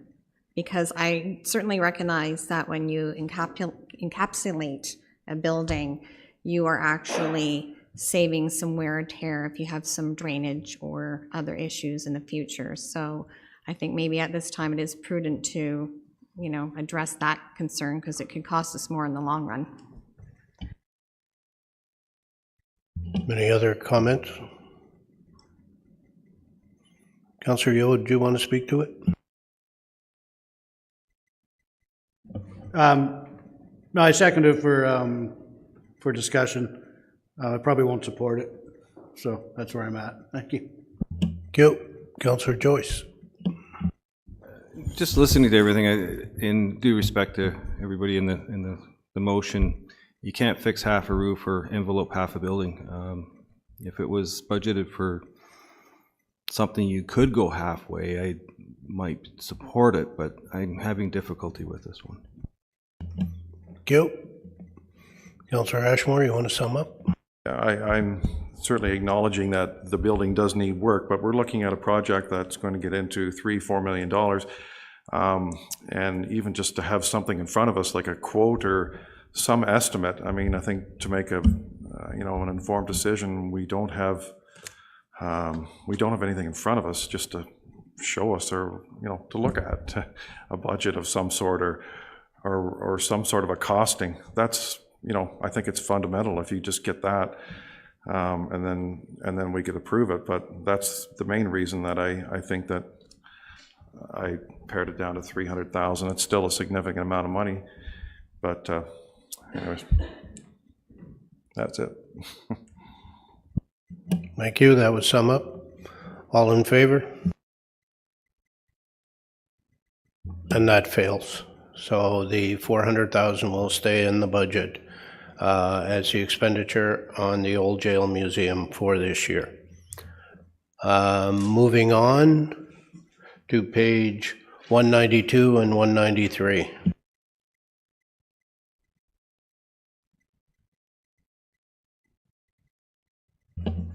There were questions on page 193 which actually relate to 192. 192 is the project and 193 is, I think, sorry. We had nothing on 192, which was bridges. So unless somebody has something, we'll move on to page 193, which is culverts and drains. And there were a couple of questions there. The questions answered. You're fine. Go ahead, Councillor Ashmore, and I'll get to you. Through you to Mr. Farquhar. Where was the location again on that, on the Cedar Glen Road culvert, and the reason for the 465? Was it mostly the design cost or the actual construction cost that's making this so expensive, this culvert replacement? Through you, Mr. Mayor, to the councillor. So the location is roughly about 100 meters north of Kawartha Lakes Road 36, where the exact name, the Dunsford Creek that goes through, crosses Cedar Tree Road there, and then crosses back around the 36. But it is approximately 100 meters north of CKL 36. So this budget does include design and replacement. However, through the design process, if we're able to rehab it, we will rehab it, which could be at a lower cost. But right now it's budgeted for design and replacement. It is a large structure. Similarly, we replaced one on Salem Road last year, and it was roughly 380,000, I believe. And it was probably 2/3 the size or a little less. So it's in line for cost. Would it be a concrete culvert? Through you, Mr. Mayor, the design would look at precast structures like concrete, or where possible, corrugated steel pipe, based on the size parameters, and the span would dictate what we could use. Fine. Councillor Deputy Mayor Richardson. Thank you, and through you, this is more of a comment, just to point out the cost of goods. Last year, the Cedar Glen Road culvert was deferred at $270,000 and is in the book this year for the 465. So that just shows you the dramatic increase in a year. Thank you. Councillor Warren.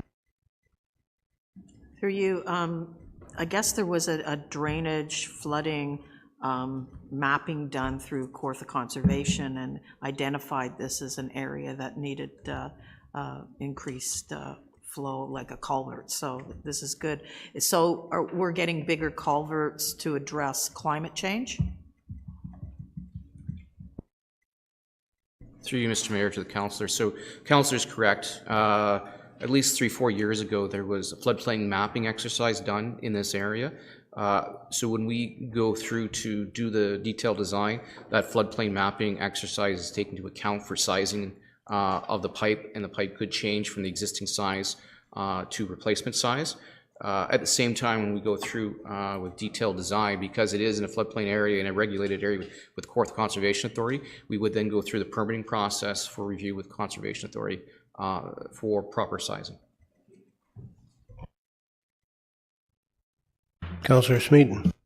So just through you, Mr. Mayor, just in terms of that answer, and I had it on there in my sheet and I was okay with it, but I'm just curious, the culvert size increases based for, ecological reasons or whatever. Is that something we can expect then down the road, so that when we're looking at these numbers today, that if we defer certain things, should we be expecting that if it's an old system, we can expect those increases aren't necessarily just because of inflation, but in fact they could be because it's a larger culvert? I think you probably need a crystal ball for that, but. Well, maybe I didn't articulate well then. Are there existing small culverts that, as they're replaced, will end up costing more money because of a size change? Sorry, that's what I meant. And I'm just wondering if that's a truth. Then we may not be looking at an inflationary increase here. It might be a commodity change. And I'm just Mr. wondering if that's Farquhar? Through you, Mr. Mayor, to council. Generally, yes. So there, when we go to replace culverts, sometimes there is a size increase due to the design for storm events, or taking into account as well as floodplain areas, which would increase the size, potentially the culvert, increasing cost, absolutely. Thank you. That completes that page.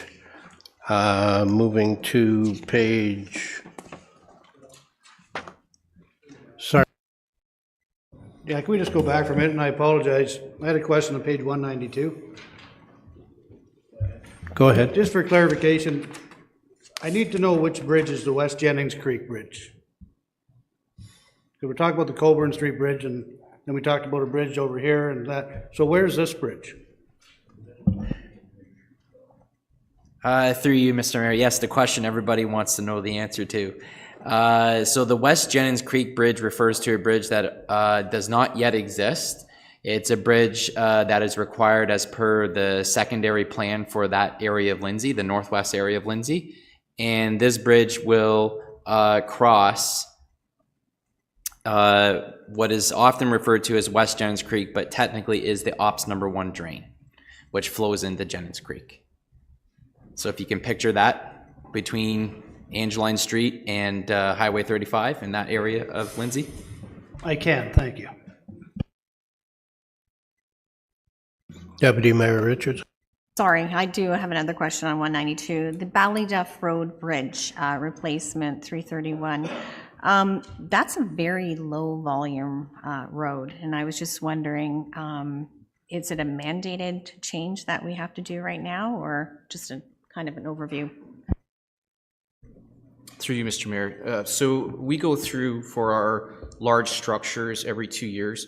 We're required to inspect, and we inspect through what the acronym is OSIMS, and we inspect all large structures 3 meters and greater, as well as we do, in addition to that, inspect structures that are 1.2 meters and greater, and we do that because we've had over the years some failures of those structures, so we'd be prudent to inspect those structures from 1.2 and greater, and that was one of the structures that was identified in our bridge inspection program, which is a contract out to a consultant for replacement, just due to its condition.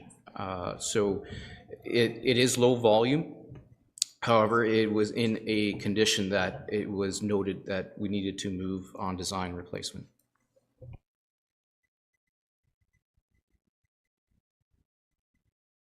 Okay. You're okay? Okay.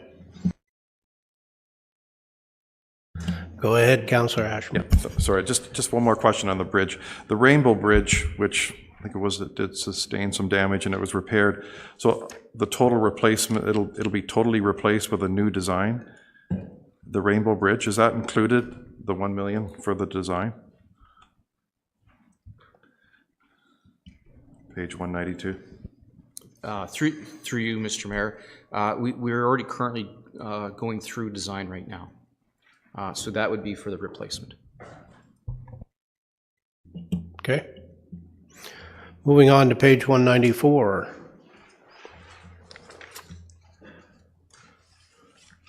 Councillor Perry, do you have something? Yes, thank you, Mayor. This brings up the topic of which we've had the deputation from Chris Appleton earlier, the traffic proposal, the change movements in front of Sobeys and Tim Hortons Street, as we affectionately refer to Elliott Street as. These are actually two items. One is the proposed movements that Chris Appleton spoke against in his deputation, the design there for $150,000. The second, which is favored to maintain, is the redesign of Lindsay Street to widen the street, to put in a left-hand turn lane to be able to access Tim Hortons more safely and to help with traffic. So really we're talking about the one budget item, the $150,000 item on design. The movements that have been proposed and been consulted on, as Chris Appleton mentioned, and I agree as a resident and now as councillor, aren't feasible on the ground for everyday residents. And also begs the question, will it work? May look good in theory, but practice on the ground would direct more traffic through the Sobeys parking lot, for example. I campaigned against this measure and heard during the campaign from people that it's not what was wanted. Don't just take my word for it, though. During the consultations on this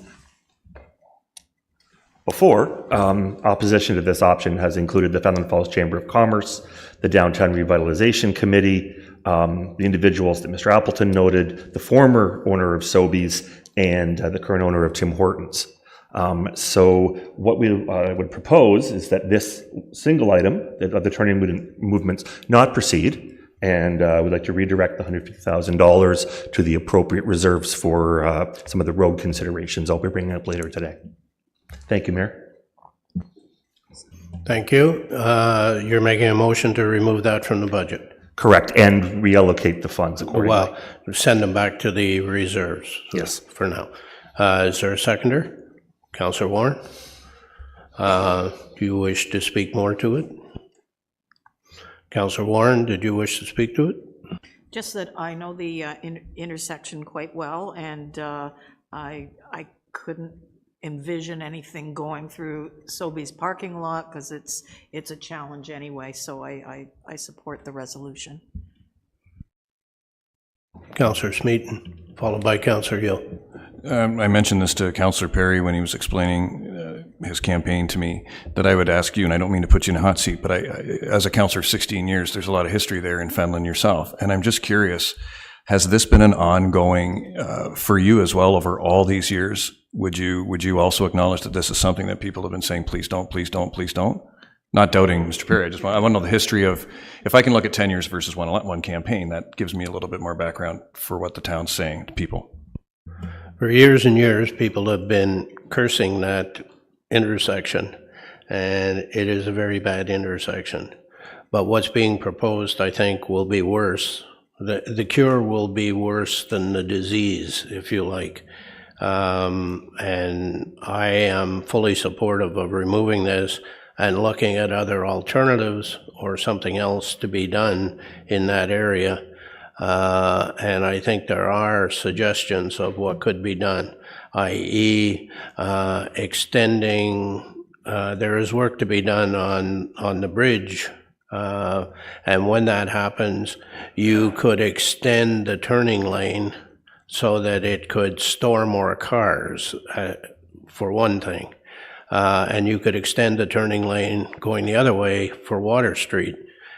But to do what's being suggested and push all that traffic up Elliott Street to go in the back way of Sobeys, and in the morning with school buses, with people going to Tim Hortons, it would be an absolute nightmare. Even if we widen, even if and when we widen Elliott Street, it still is going to create a very bad situation.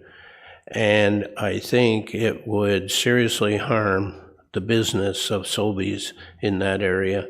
And for those reasons, I am not in favor of doing this. I think going back and asking them to relook at other things to accomplish what they want to accomplish makes a lot more sense. So that's where I am on it. Councillor Yo. Thank you, and through you. And I have no problem with this motion and will support it. But in that deputation, there is also mention of the crossing of the river in Battle. And this same list, if I heard correctly, was in support of that as well. So what's the update on that bridge? Is there any update coming up or an opportunity to comment, more public meetings? What's going on with that one? Through you, Mr. Mayor, to both councillors, I'd like to touch on the municipality conducted a municipal class EA over the past couple years, which involves the review of the traffic corridor through Fenelon Falls. specifically improvements to the bridge, improvements to Elliott Street, improvements as well to the Bedell crossing. So the municipal class EA was brought forward to council in a staff report for adoption. In that municipal class EA, the consultant made recommendations. The first two recommendations, and they were done in stages to help initially start mitigating some of the traffic issues. So the first example, so with Elliott Street, so the design for Elliott Street as well as Lindsay Street and Helen Street intersections were the first two on the list of recommendation preferred options in that municipal class EA.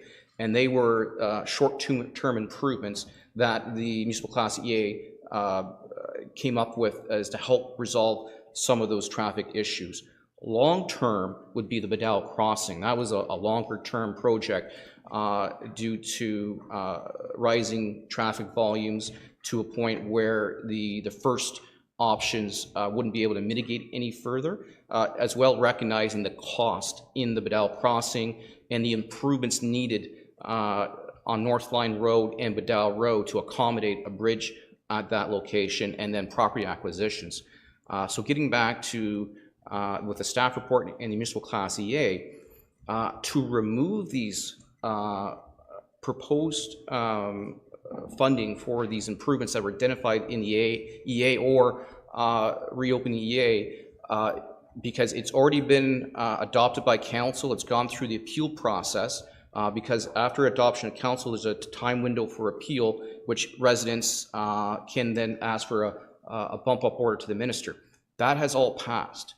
So to come back and open it up, and I'd have to check with clerks, you might need a 2/3 majority to even vote to open up the staff report to revisit those options that have already been approved and adopted by council. So right now, we're only moving forward implementing the, asking for design in these situations to implement the decisions, the preferred options that were adopted by previous council.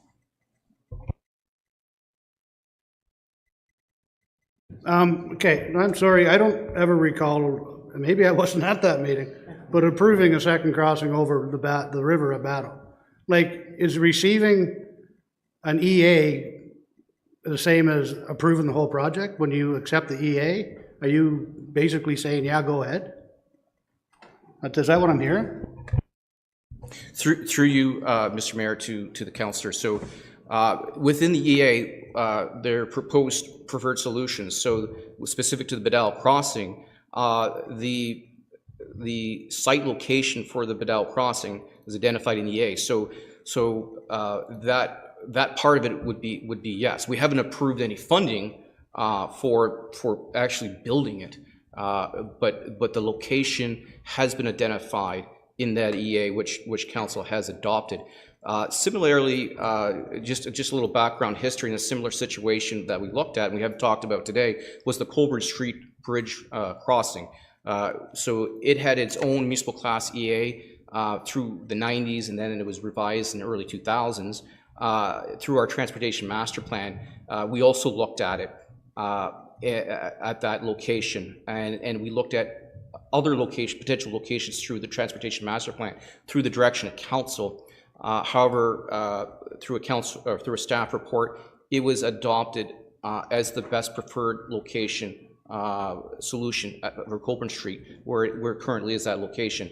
However, there was a council request to revisit that location, and at that time it required a 2/3 majority vote to reopen that staff report. And like staff clerks can correct me if I'm wrong or not, but because we've gone through that municipal class EA with those preferred solutions, and it's already has gone through the appeal process, to come back and revisit those preferred solutions that have already been adopted, you'd have to reopen that EA.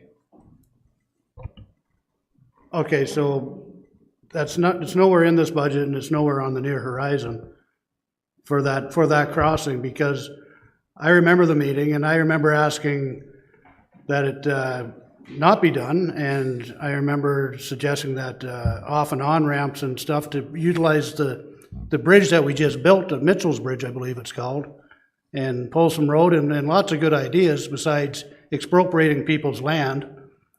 Because I've talked to them, they won't sell, some of them. So we're talking expropriation of people's cottages and stuff. So, same thing with Coburn Street Bridge. I asked a question when all this happened then, are we approving this bridge? No, you know, you're not approving any funding for it. And that's the answer I got. And lo and behold, we approved the Coburn Street Bridge without funding, but it's in our master plan now. So like there's talk here that no, we're not approving it, but what we're really not approving is the funding for it, and we're approving the project. So I don't like the way that works. That's just an opinion, so. Thank you. Councillor Joyce. Thank you, Mr. Mayor. Through you, I wanted to hear engineering side of the coin, and I did, so no further questions. Thank you. Well, I have a question. At no time when we were talking about the EA, and I remember it well because I put forward a motion that was very convoluted and probably not well thought out at the time, that on alternatives to the taking away the left-hand turn to go into Sobeys. And I do not recall it being part of the EA that should be done. So I guess where I am today is saying,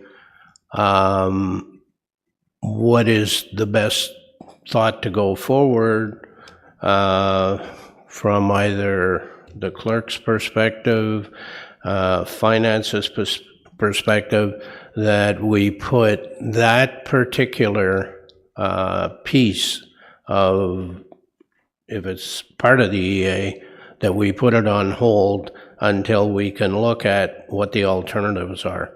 Because what's being proposed, as far as I'm concerned, is a disaster. It will not work. It will make things so much worse, and potentially we will hurt the businesses in that area. So I'm looking for a solution here, folks.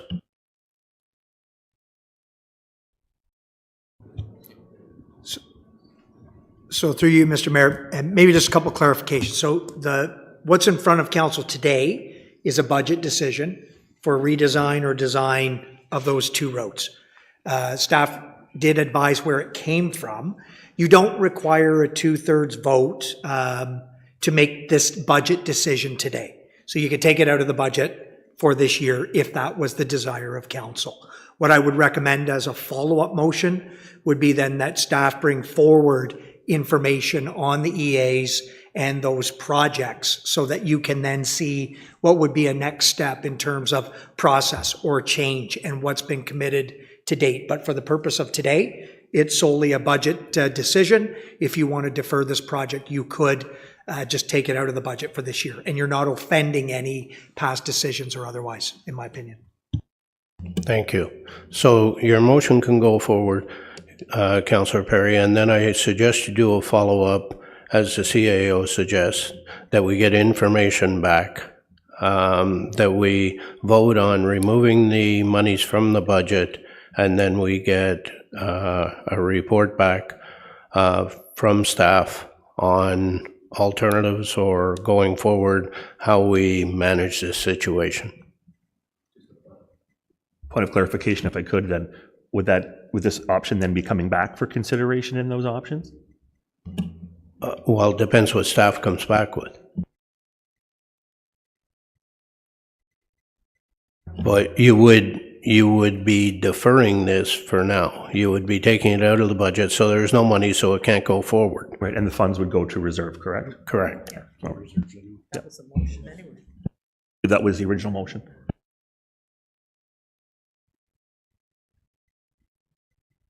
Okay, so we have a mover and seconder that item 983-230-301 Lindsay Street / Helen Street intersection, and the total of $150,000 be removed from the budget. All in favor? And that's passed. Thank you. Now, do you want to do a follow-up that staff come back with options? Is Elliott Street included in that too? No. Just the first one? Thank you. Do you want to? I believe, Mayor, that options are on the table. We have the turning lane at Elliott Street. We have the potential Battle EA. There's been lots of suggestions, recommendations, information. Do we need more options for that traffic area? Well, let's talk to Mr. Farquhar and see what he needs. Through you, Mr. Mayor, sorry, what was the question in regards to the amendment? Well, we've now removed it from the budget, so there's no money there to do it. That impacts on your EA. So what do you need to do to a report back or something to tie that up in the EA? Through you, Mr. Mayor, like I said, the EA is done and closed with the recommendations that were made, and these projects that were brought forward in the budget were the recommendations from that EA. So staff can bring forward to this council basically the EA report, firstly, that was approved and passed in the last council, and what options are currently available if the council wishes to revisit that EA, and a time frame then for doing so, and cost, because there will be a cost to open up the EA again. I would assume that this EA is coming, report and update would be standard coming anyhow, correct?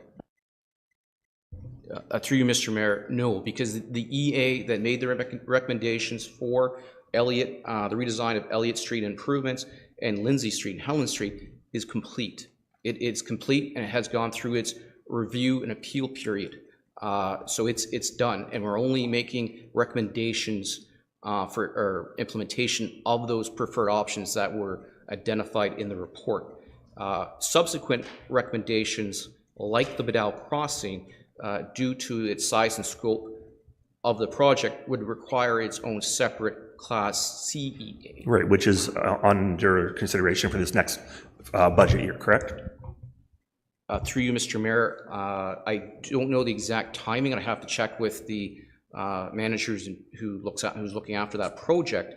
But it was a longer term project, as I mentioned before, due to several things. Firstly, implementing the first options which help mitigate that traffic as identified in that EA, as well as due to the land improvements, acquisition and design that would be required for that final stage of improvements that was recommended in the EA, being the Bedell Crossing. Right, sorry, I don't mean to belabor the point, Mayor. I'm just curious in terms of the report and what's being suggested would propose additional or alternative traffic calming measures for that intersection. Is that correct? Through you, Mr. Mayor. So the recommendations for those intersections that were made in the report were the budget items that we were bringing forward. Correct. Right? Those were the preferred solutions that were in the EA and adopted by the previous council in that EA. So there were not going to say any other options, but those were the preferred options that were adopted based on the consultant's investigation and review. Mr. Mayor, it was, if I could, it was your suggestion to perhaps consider a report back. I'm just not seeing what would be new, given staff's reply. We're trying to tie up loose ends, so I want to make sure that we're not leaving engineering at loose ends, that we've taken away the funding to do that. So that's not going to happen. But they have an EA that says it should happen, so what do they need to tidy that up is what I'm looking for. And if I could, Mayor, are there needs for loose ends to be tied up? Sorry, through you, Mr. Mayor. In suggesting a follow-up, I saw this as more of an informational report to the new council, so you knew what process ended at one point. If you wanted to go in a different direction, then those options of process would be available to you, as well as I was understanding that there was some confusion on the EA as it related to the Battle bypass as well. And so it was really more of just an informational piece for this new council to understand what decisions were made in the last term and what options you have moving forward from a process standpoint. So Can you make a? It sounds like a bigger report or options than simply this turning would be, so that's fine. If we're going to come back with additional information, which includes Batto, that's a good conversation to have, move forward. So are you willing, would you like to make a motion? What would that look like? That we have staff report back on options of the crossing as an update and moving forward? Yes. Okay. You got a seconder for that, Councillor Yeo, and I'll get back to you in a minute on your question. Any other? Councillor Yeo, go ahead. Yeah, I was actually going to make the motion if the councillor didn't. Because this, outside of Fountain Falls, I haven't talked to one person who thinks that's a good idea. So I could bring in my own list that I would need 7 computers for, not 2. But like, I'm sorry if I haven't been here long enough that I feel blindsided by adopting or receiving a EA basically gives a green light for a project, and I apologize for that. I should be smarter than that. So bringing this back to council, and for the new council for sure, because if this gray-haired guy is confused by it, I can imagine some of the new people would be too. So I appreciate the motion and not having to make it myself. Thank you. Thank you. Any other comments or questions? I'll bring the councillor several laptops for next meeting, as per request. Okay, I'll call a motion. All in favor? And that's passed. Okay, moving on. Or we'll not only be here Thursday, we'll be here Friday, Saturday, and Sunday. There was one other question in that page. I don't know if Councillor Smeaton is good. Yeah. Councillor Smeaton, you had a question on utility relocation. You good? Thank you.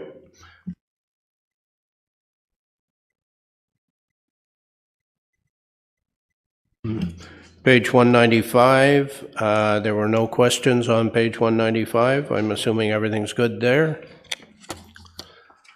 And 196. On page 197, we had a couple of questions. Councillor Perry, you had a question on Hickory Beach Road. Are you fine? It's fine to answer, thank you. Thank you. I had a question on North Line Road, and it pertains to the Trails Master Plan coming forward, and the fact that North Line Road is, if we move ATVs from the Cameron Lake route through Fenland Falls along the rail trail and had to relocate them, I was looking to make North Line Road safer by having it redone from 121 to probably at least the rail trail as a swap for the consideration of the Somerville second concession to the 5th concession. I know that's in Councillor Yeo's ward. No, Councillor Warren's ward. And I was just wondering, Mr. Farquhar, what I see your answer here is not really being in favor of that.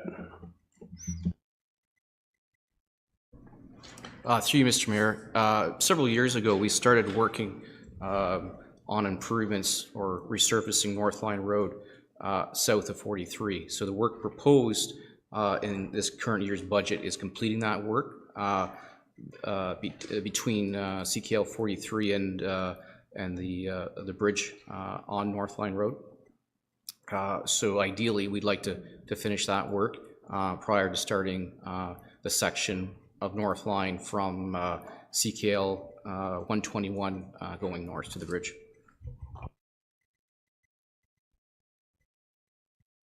Thank you. Maybe I could ask Director Shanks, where are we with the Trails Master Plan and the recommendation on ATVs? Through you, Mr. Mayor, to all of council. So the Trails Master Plan is going to be presented to council at the April Committee of the Whole meeting, and then for adoption at the council meeting in April. That will include various recommendations from within the plan. It will be council's prerogative as to what recommendations from that plan that they move forward with, and even in fact, if all of them get dealt with in year 1 as compared to year 5 of what the plan would be. Thank you. Councillor Warren? Through you, Mr. Mayor, I've had a lot of complaints about this section of North Line, so I would not support that happening.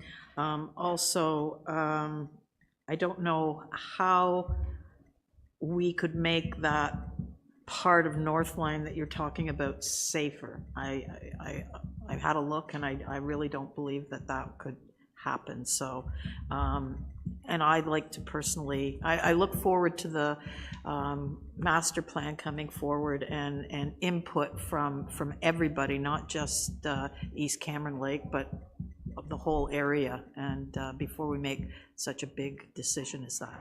Thank you. Thank you. Deputy Mayor Richards? Great comment, Councillor Warren. And I was just wondering, like, what type of dollars are we looking at? Because like you said, it's a safety issue. So, you know, that's something that we have to take into consideration, is what are we looking at for monetary? When I drove it and measured it, it's roughly the same distance, and give or take. I don't think it would be, it would probably be a little more, but not a huge amount more. And I'm thinking when it gets redone, and maybe Mr. Farquhar, you could confirm this, that if and when we redo North Line Road in that area, paved shoulders, and I know Director Robinson's going to tell me you're not supposed to drive on paved shoulders, but it does make the road wider and safer, in my opinion. Would paved shoulders be a possibility for that road? Through you, Mr. Mayor, to the council and yourself. So the scope of the project that's proposed on North Line Road, north of the bridge, south of CKL 43, is just a resurfacing. So it's overlaying EP edge of pavement to the existing road surface. And I'm not too sure from your comment about redoing, if you're talking about reconstructing. To be able to have paved shoulders, we would have to reconstruct that section of North Line Road north of 121 to have a proper width for paved shoulders, which would be at a way different cost estimate than just resurfacing. Thank you. Councillor Smeaton. That answered my question. Thanks, Mr. Mayor. Thank you. I will move on from that. I think my questions have been answered, and I'm going to have to think about what we might want to do.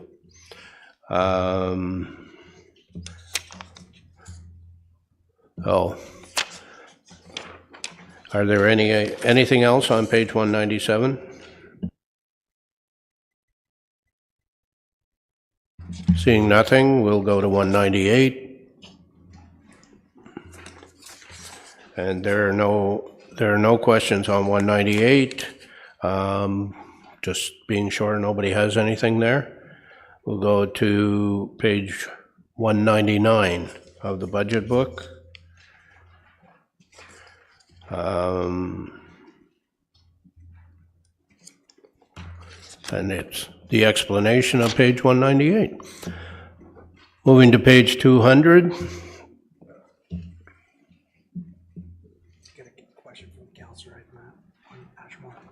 Okay. Councillor Ashmore? Through you. It's page 199, and it's a thank you to staff, engineering staff especially, and Deputy Mayor Richardson and I, we put together a joint memo to council a year and a half ago, and the people there, the folks in Hawk Drive and Grassy Road, really is a really much needed reconstruction, and I'm sure they're going to appreciate this. So I want to thank staff and everybody here for supporting that.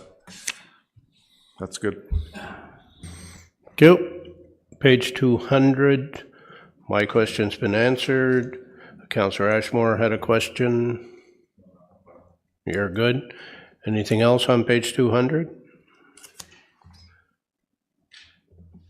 Moving to page 202.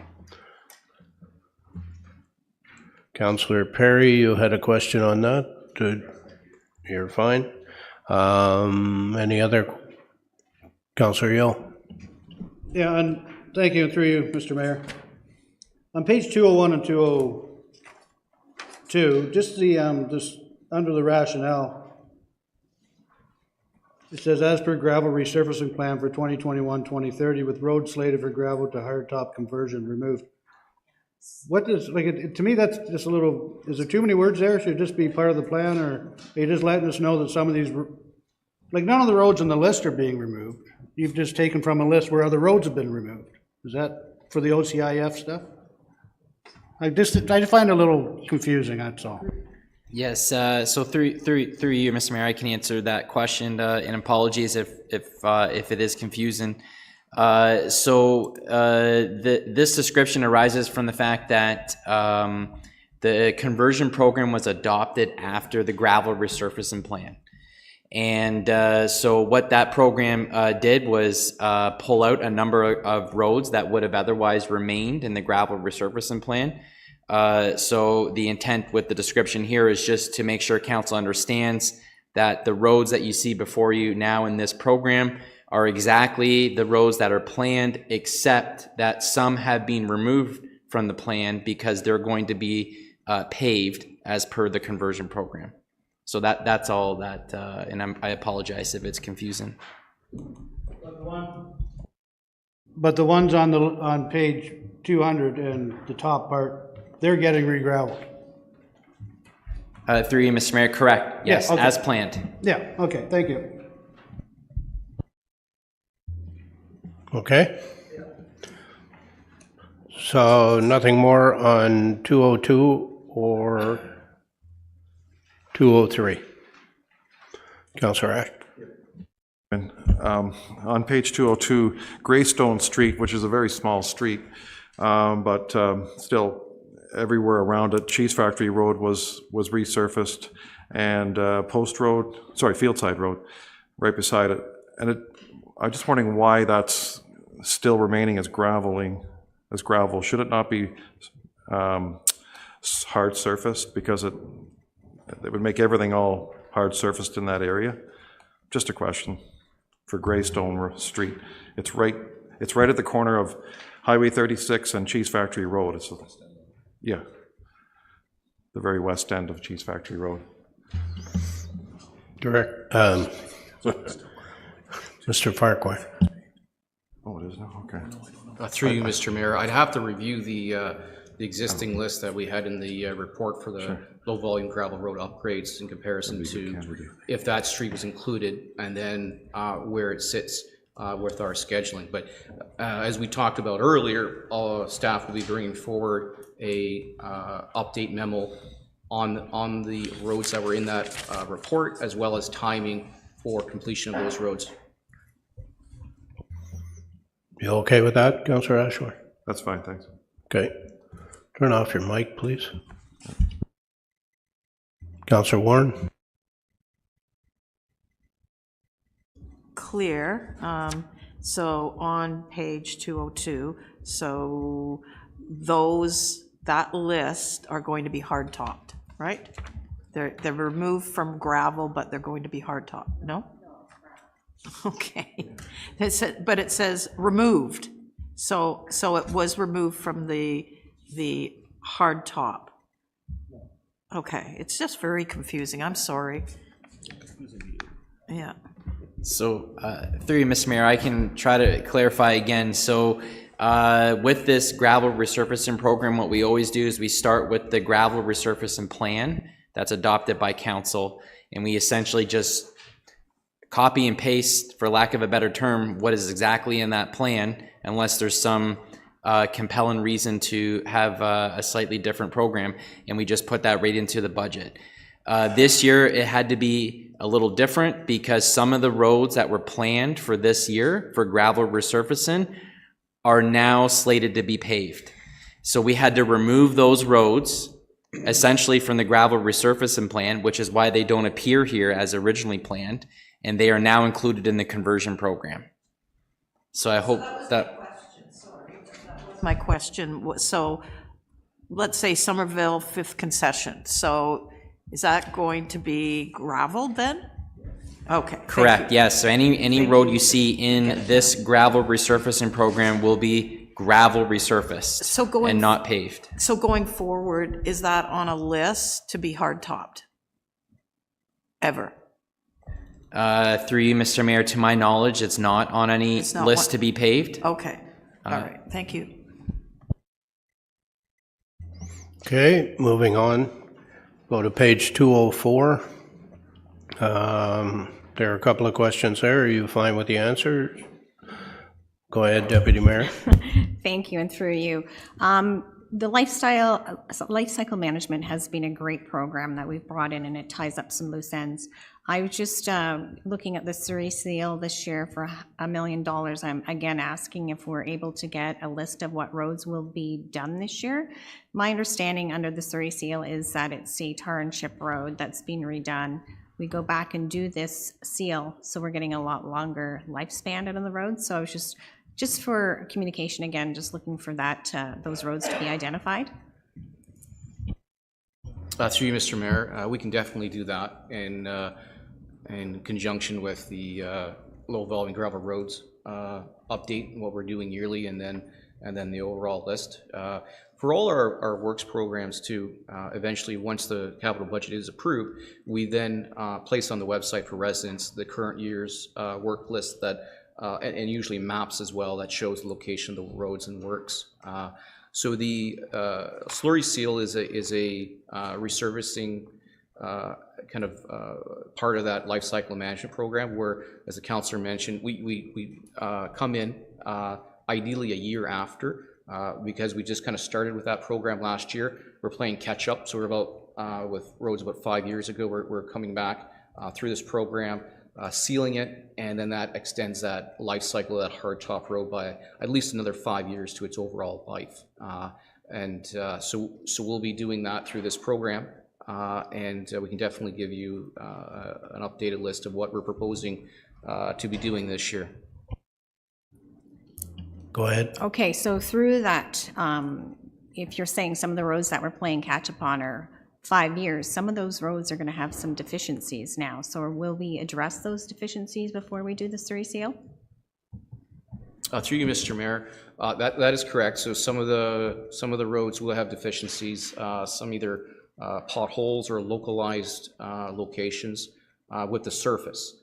And so what we'll do is, as part of a tender that we would put out specifically for slurry seal, we would make part of it asphalt padding or filling of potholes prior to the slurry seal. Now, the slurry seal isn't typically like what you'd see with a complete resurfacing of a hardtop road. It is just a small application. It's like a driveway sealer on steroids, to put it bluntly. And it helps seal the hardtop, the aggregate in that tar and chip road. It's very porous, so it helps seal that layer, gives a better rideability, as well as seal it for keeping water out of that road. Okay, thank you. And just one more, under drainage improvements for the 214,000, is that addressing this year's drainage issues? Because I know I have had a project that was had to be stopped last year because we had drainage issues and we didn't have the funding. Does this catch up on those costs that were missed last year, or is this for this year? To you, Mr. Mayor. So this is a new line that's been added into the life cycle program that I assume it will be eventually carried on for yearly drainage improvements. Last year we had a resurfacing project in Bethany for several roads that the existing budget did allow for some improvements, but after more detailed scoping and tendering of costs, it required more improvements and the costs were higher. So what we've done now is budget for those drainage improvements for the carryover resurfacing project that was slated last year in Bethany. So yes, to that question. So this budget line addresses those drainage concerns related to that carryover project from last year. Okay, so then moving forward, does that include any work done this year for drainage, or is that something that we're going to have to look at putting more money in the future?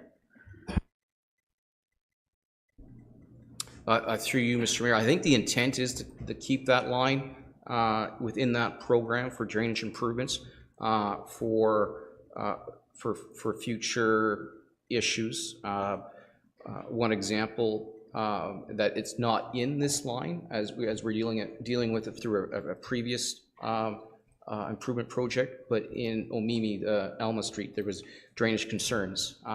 So really the line's meant for these kind of one-off small drainage concerns or sometimes to supplement, in this case, to supplement a previous project carryover. Councillor Yule. Yeah, and that's exactly what I wanted to hear, and I hope it's not all gone, because when you get to do the second half of Baseline Road this year, there's a spot up near the end in front of the houses by Road 4 where it needs some drainage work. Very minor, but maybe that'll fall under this as well. My question is the crack sealing. I know we don't do a huge amount of crack sealing, but I'm going to say 12 years ago, maybe a little more than that, we invested $9 or $10 million in City Road 45, cutting across the top of the city, and it's basically starting to fall apart. And so just a heads up when you're up there, it's a big investment we made, and the time for crack sealing I think should be looked at. Probably not this year, but something that should be a budget line, definitely in the next couple of years on that highway before it falls apart. Thank you. Thank you. Councillor Ashmore. Thank you. And just first comment on the life cycle extension. It's an awesome program. It's excellent. It's one of the best programs I've ever seen, and you get big dividends for the investment that you put in. I've seen roads all over, not just in Ward 6, but all over the city where this really does. That's what it does. It extends the life of the road. And it's a good program. I'd put more money into it if I could. Just one more question to Mike. The drainage improvements, the $214,000, that would be something like what we're doing over at Ken Hill Beach Road, something like that? Through you, Mr. Mayor, to the councillor. That would be a very good example of what this line drainage improvements under the life cycle management program would, as a project. So if the rest of the council is not aware, we had an identified drainage issue on Ken Hill Beach Road, just on the south side of Sturgeon Lake, and where we don't foresee major road improvements, but just dealing with existing culverts and cross culverts. So this would be ideally where a project like that would fall within. Would be to you, Mr. Mayor, like, this is really important drainage. Is there any way that in our reserves, like, I'm not talking a lot of money, but can that be maybe topped up a bit or increased a bit this year? I mean, not a lot, but it's so critical. Like, it pays dividends so much. We're kind of at the 11th hour on the budget here. I'd suggest that if there are specific sites that we need to look at, that perhaps a memo come forward on how we deal with those sites, and if it's necessary, we look to see where we can find the money to do it. I'm not requesting any site, but I think for anywhere in the city, there should be, we should have that fund there, and if we need it, we can tap into it, because it's, like I said, it's a great program. Thank you. So that's page 204. We'll move to page 205. We have several questions there. Or have they been answered? Or is there something that people want to know? I can go first and talk about parking lots. And with all the roads we have to do, I really begrudge putting money into parking lots to pave them. But I understand there are parking lots and we have to maintain them, and I get as many calls as anybody else on why can't you fix your parking lot? And it's merchants who have them in the back of their stores who are complaining, and I understand. It's just, I'd rather fix roads than parking lots, but I'll shut up.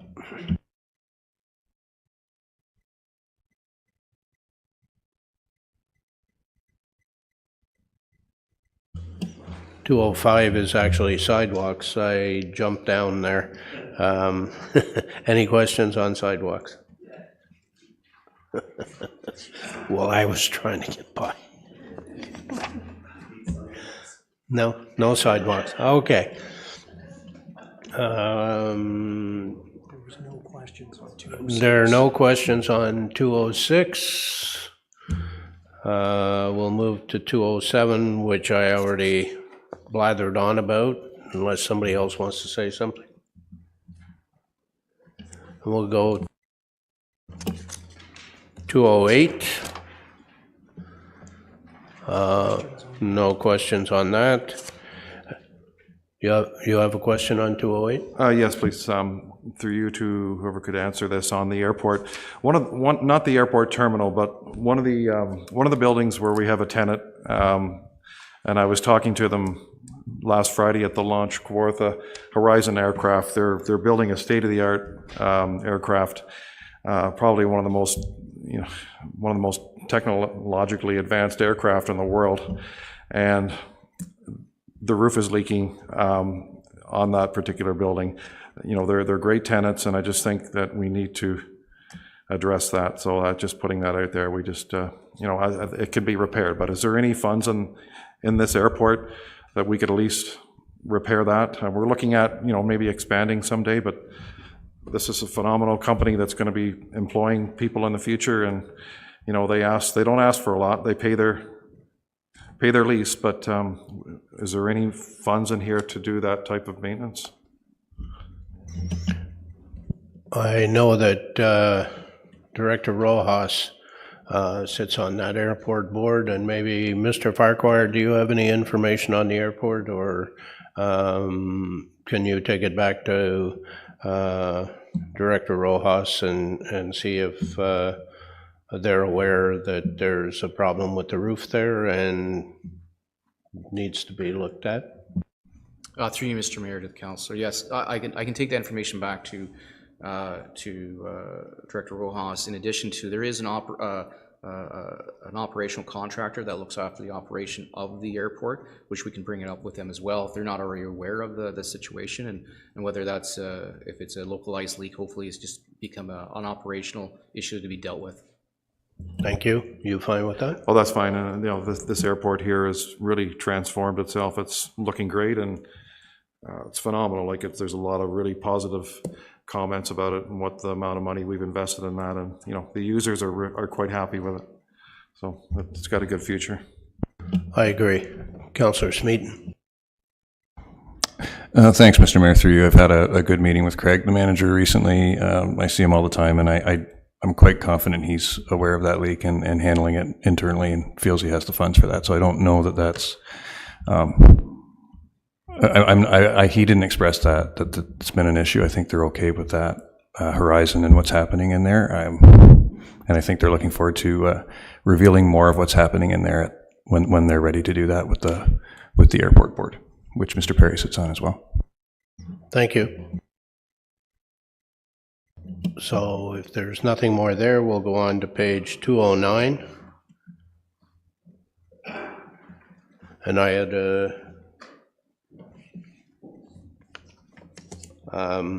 a question about the Eldon landfill. When I was on the Fenland PRC, was my impression that both Fenelon and Eldon were due to be shut down at the same time. Has something changed that I'm unaware of? Maybe Director Robinson? Yeah, so through you, Mr. Mayor, to council as well, I guess to you as well. The request in here, are you specifically speaking to the litter control fencing? Essentially, it was my feeling that if we're not going to be able to use that location anymore, I was wondering why we were spending $95,000 on a fence that eventually would be at a location that is not usable. Yeah, so I guess to you, we have a regulatory requirement to control and contain litter debris getting around. While that landfill is still open, there is an obligation to install that litter control fencing, similar to what was installed at the Lindsay Ops landfills, the tall poles with the fencing to contain and control that debris. So that's the requirement that's there, is to install that fencing. Thank you. Councillor Smeaton.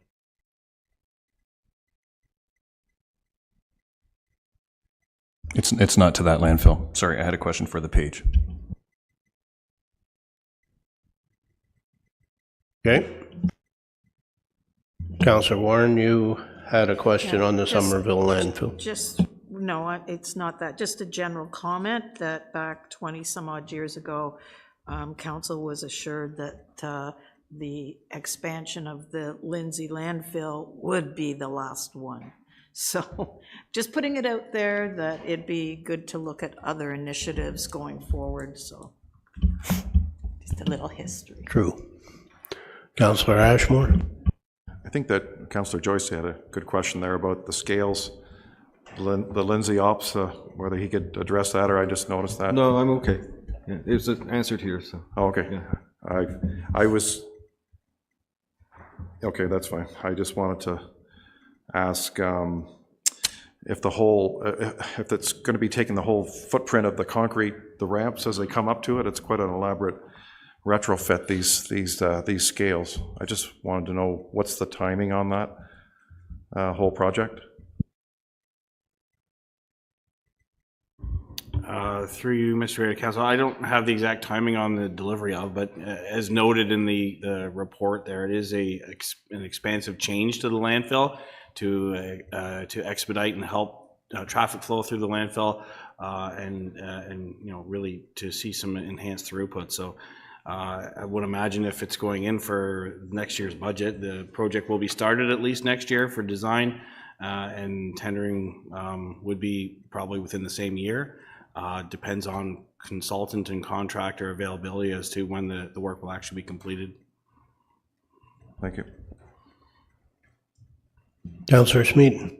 Just very briefly, Mr. Mayor, I do sit on the landfill site, and there is a meeting tomorrow. I know this is outside of budget, so I'll be brief, but I read so many questions from people about the budget specifically that I called David Kerr and quite a few people myself because I wanted to learn as well. So if anyone has further questions about what is the timeline of et cetera, the scale costs and so on, send them over and I'll be sure to ask them tomorrow at 2:30. I'm not suggesting people join the Zoom meet themselves. Of course, they're welcome to, but I'd be happy to ask those questions and get those answers because it just so happens to be timely with tomorrow. Thank you.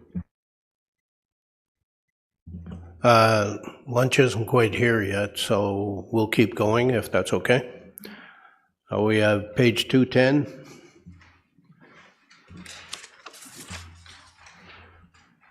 Councillor Smeaton, you had a question. Are you fine with the answer?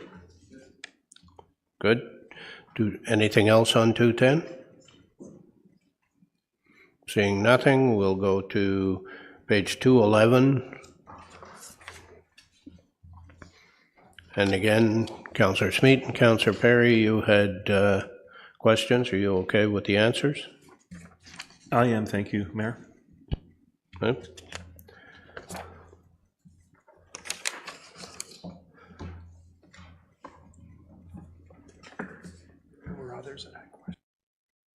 There were other people. Are you all okay with the answers? I think Councillor Richardson. Councillor McDonald, were you Yes. fine with the answer? Yep, I'm okay with the answer. Okay. Yes, sir. Just checking on you too. I hadn't heard from you for a few. Yep. Yeah, just wonder, what's the ICIP grant? I'm not familiar with that one. What's that one? Through you, Mr. Mayor, it's, that acronym stands for Invested in Canada Infrastructure Program. Thank you. Deputy Mayor Richardson. Thank you, and through you, just the transit, the new integrated smart card. It looks like it's a two-phase project based on the answer provided by staff. So are we still able to move ahead with the first phase without having both phases in place? Director?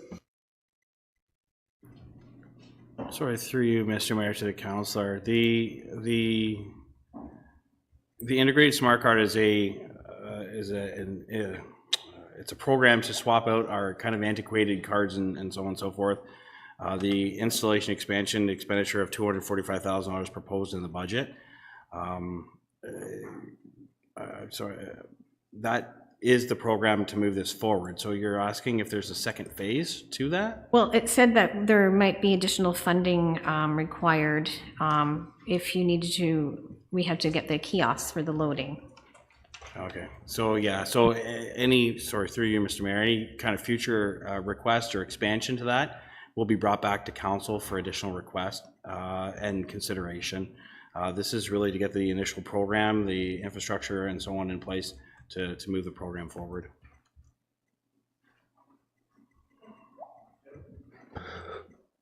Councillor Smeaton. Thanks, Mr. Mayor. Through you, I just had a question for Director Robinson or perhaps the CAO. With a program like this, it looks to me like something that might be back to Mr. Yo and I had a conversation and many others about developing and negotiating with developers. And when developers come in, is there ever any talk for something that's $245,000 that involves transit? Right. And so you have craft, you have tribute, all these people are here. I'm not referring to developmental charges. I'm referring to sitting down at the table and what can you do for our community? This to me jumped out as a prime example of because of development, our transit systems are growing. Because of development, we're going to get rid of antiquated things and become that city that we're all excited about. So great program. Awesome. All the way around. Is it ever, I guess I'm asking, could those conversations be happening with some of these people or is that already, I'm not sure who to ask, but I guess I'm kind of asking both, because that seems to me like something naively perhaps that is bang on with what you would negotiate with a developer to have help support is our infrastructure with our transit. I'll let the CAO address it. I have my own thoughts on it. So through you, Mr. Mayor, I wouldn't recommend that it's a negotiative sort of opportunity. The planning process is very prescribed in terms of what can be requested from development to the community. And again, it's very prescribed. And so anything outside of that would be a decision that would be made from the externality. But I wouldn't negotiate these things. These are items that are core service, if you will, municipal, and in our budgets, and that's why they're budgeted accordingly. My personal opinion is I would not be comfortable asking a developer for anything like that.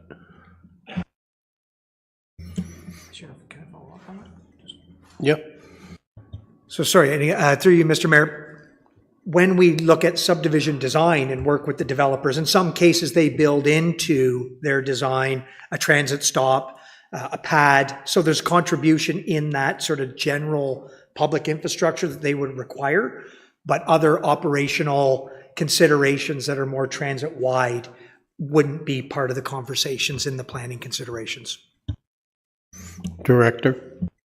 Sorry, through you, Mr. Mayor, just to supplement the CEO's comments, if you look at the budget funding for this particular project, it is $151,000 and change out of DCs. The balance is out of the ICIP grant already.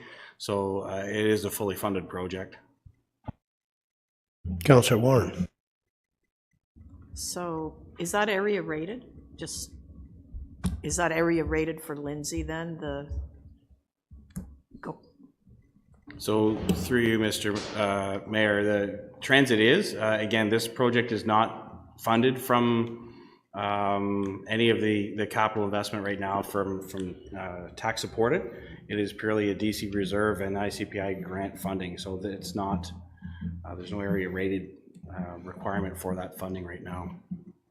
But transit itself is area rated to the users of the municipality. Again, if you look at the funding for is 50-50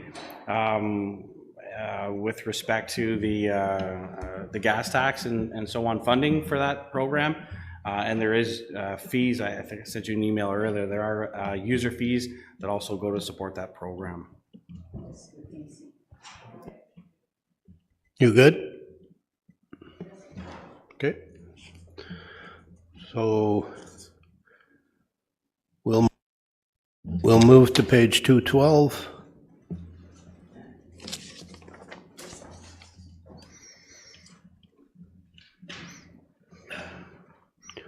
There are several questions on there. Councillor Ashmore. Thank you. Through you to Director Robinson. My question was with the graders and the landfill compactors. These are pretty big ticket items. Do we try to refurbish these units? At least, I know we do that to some graders, but you know, before we go out and purchase these big ticket items, can we have some really good technicians that we have here at City Kawartha Lakes that work for us. You know, they're certainly quite capable of reconstructing anything. Can we do it in-house?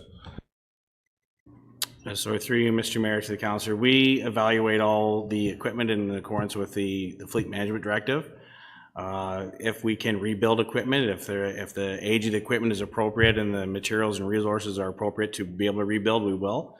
The equipment that's in here is beyond that life cycle and capability of rebuild where we're looking to replace. Thank you. Councillor Warren. Through you, Mr. Mayor, just coming off the sustainability conference, a lot of municipalities have gone to electric for various items. One was kind of interesting, a Zamboni machine, but there are lots of possibilities, and we should at least be looking forward through that. The piece that I got from that was we have to be looking through a climate change lens for everything we do in the municipality, and it was very heartening to see many municipalities across Canada moving that way. So just a comment. Thank you. I think Director Shanks is looking at you askance because we did have an electric Zamboni at the Fenlon Arena, and it was not a good experience. Councillor Yeo. Don't stop, though. Through you, Mr. Mayor, to Director Robinson, I guess. The excavators and the flail mowers and the hydraulic thumbs, I know it's all for the in-house ditching we are going to do. Are we able to get staff for that? Because we can't get staff in Public Works as it is, so we have to hire more staff to do this. Is it actually going to be doable this year, do you think, or is it something we could put off? So through you, Mr. Mayor, to the councillor, we're optimistic. So I would, if you asked me that question a year ago, I would argue we would be struggling to be in the position we're in even right now. We've had some fantastic progress within our people services team and our group to recruit, and we are nearly at full complement right now. So this program would add 6 additional staff, and I'm optimistic that we're able to recruit those. The key with the program this year is to get the equipment procured, because unless we can find something on floor available for immediate delivery, we're going to be in anywhere from 12 to 18 months on delivery of the equipment. So the key right now is to get the procurements together, to get the budgets approved and get things moving forward. But I'm optimistic that we will have the capability of getting the staff in place. Thank you. And a follow-up to that, given the how high the integrity of the heavy equipment machinery program at Sanford Fleming College is Canada-wide. It's one of the best, and so has there been any approach to them to actually offer those students a chance to operate machinery like this and use that as part of the 6 employee kind of program?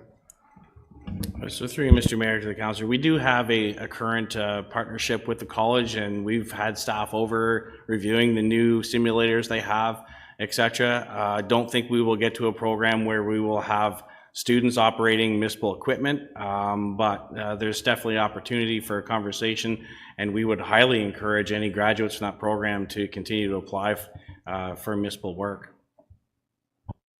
So there's no opportunity for co-op because it's only a one-year program kind of thing, or? Through you, Mr. Mayor, there's a number of challenges with co-ops operating heavy machinery, but definitely something we'll be looking into moving forward. Thank you. Everybody's got to get their start somewhere. Might as well be a taxpayer piece of equipment. Thanks for that. Moving on to page 213. Councillor Ashmore, I think your question was asked and answered. So we'll go to 214. There were no questions on page 214. 215.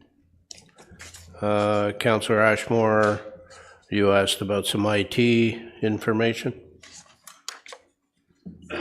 Yeah, it was more of a question about that program, and I think it was to do with off-site work, how we do that, and that was, I think it was 300,000. Yeah, remote work arrangements. Just wanted to get an explanation what that is. Does that mean that we're retrofitting employees' workstations at home, or I just wanted a general explanation as to how it works. The answer that was given was the budget is to be used to support and enhance hybrid work, including laptops for remote and transient work, and the conversion of conventional meeting rooms into hybrid meeting places. You good with that? Thank you.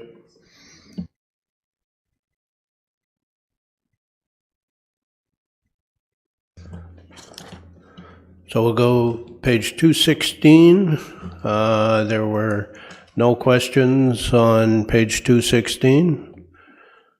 So we'll move to 217.1, and there were several questions there. Are the answers sufficient, or do people... Councillor Warren, you had a question? For you, Mr. Mayor, I just wondered, you and I went to a flood meeting last week, and we're bringing forward the sandbag machine. I'm just not sure where that would go in, whether it go under Public Works or Emergency Services.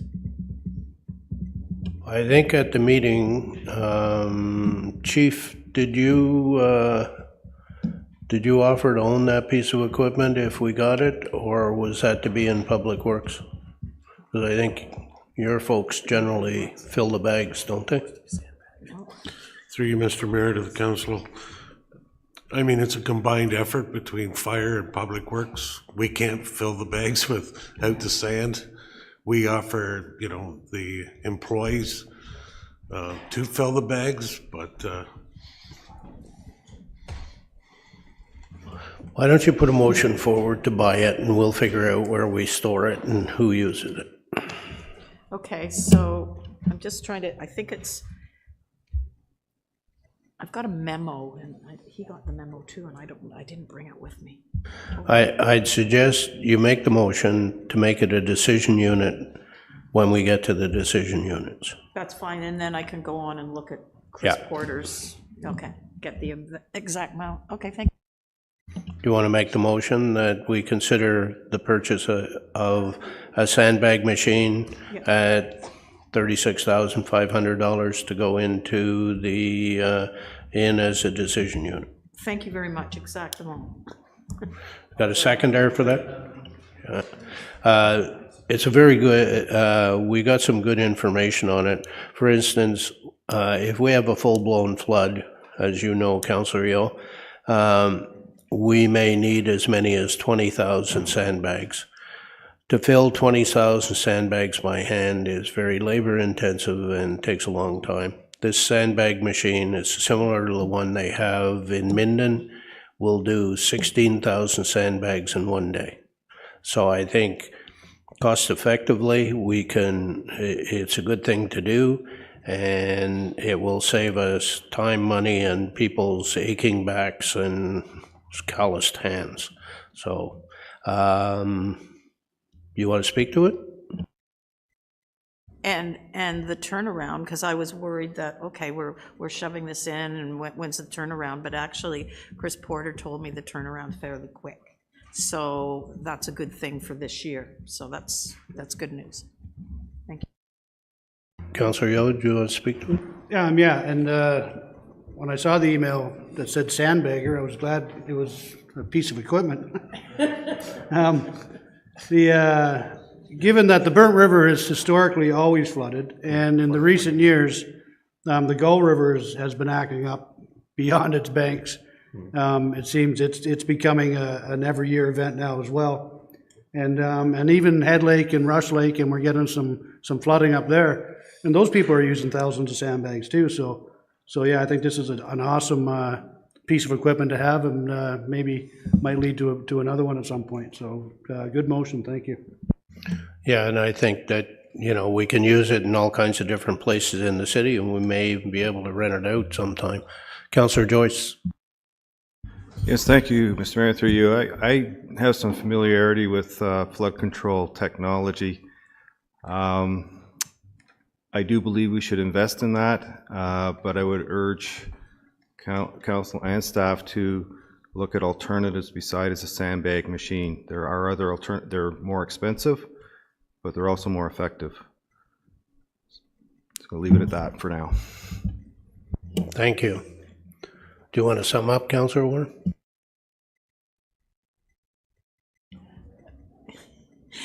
Chris Porter, who used one in Minden, spoke to it at the flood meeting, and he said it was quite incredible. And the one that we're ordering, hopefully, is the same type.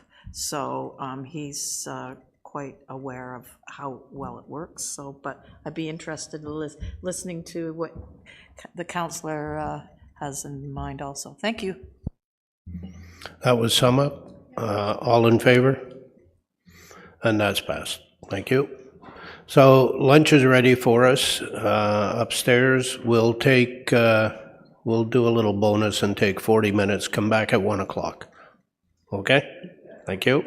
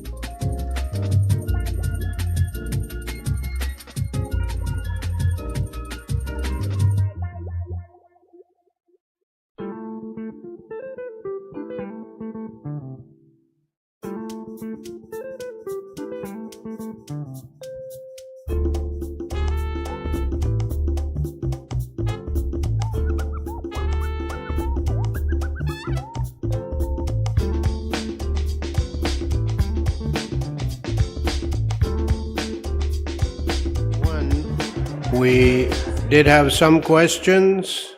Is everybody comfortable with 217.1, or do they have any question? Councillor Yo. Yeah, I had a question, pumper trucks and tanker trucks. And I'm going to continue to ask questions just because it's such a big ticket item.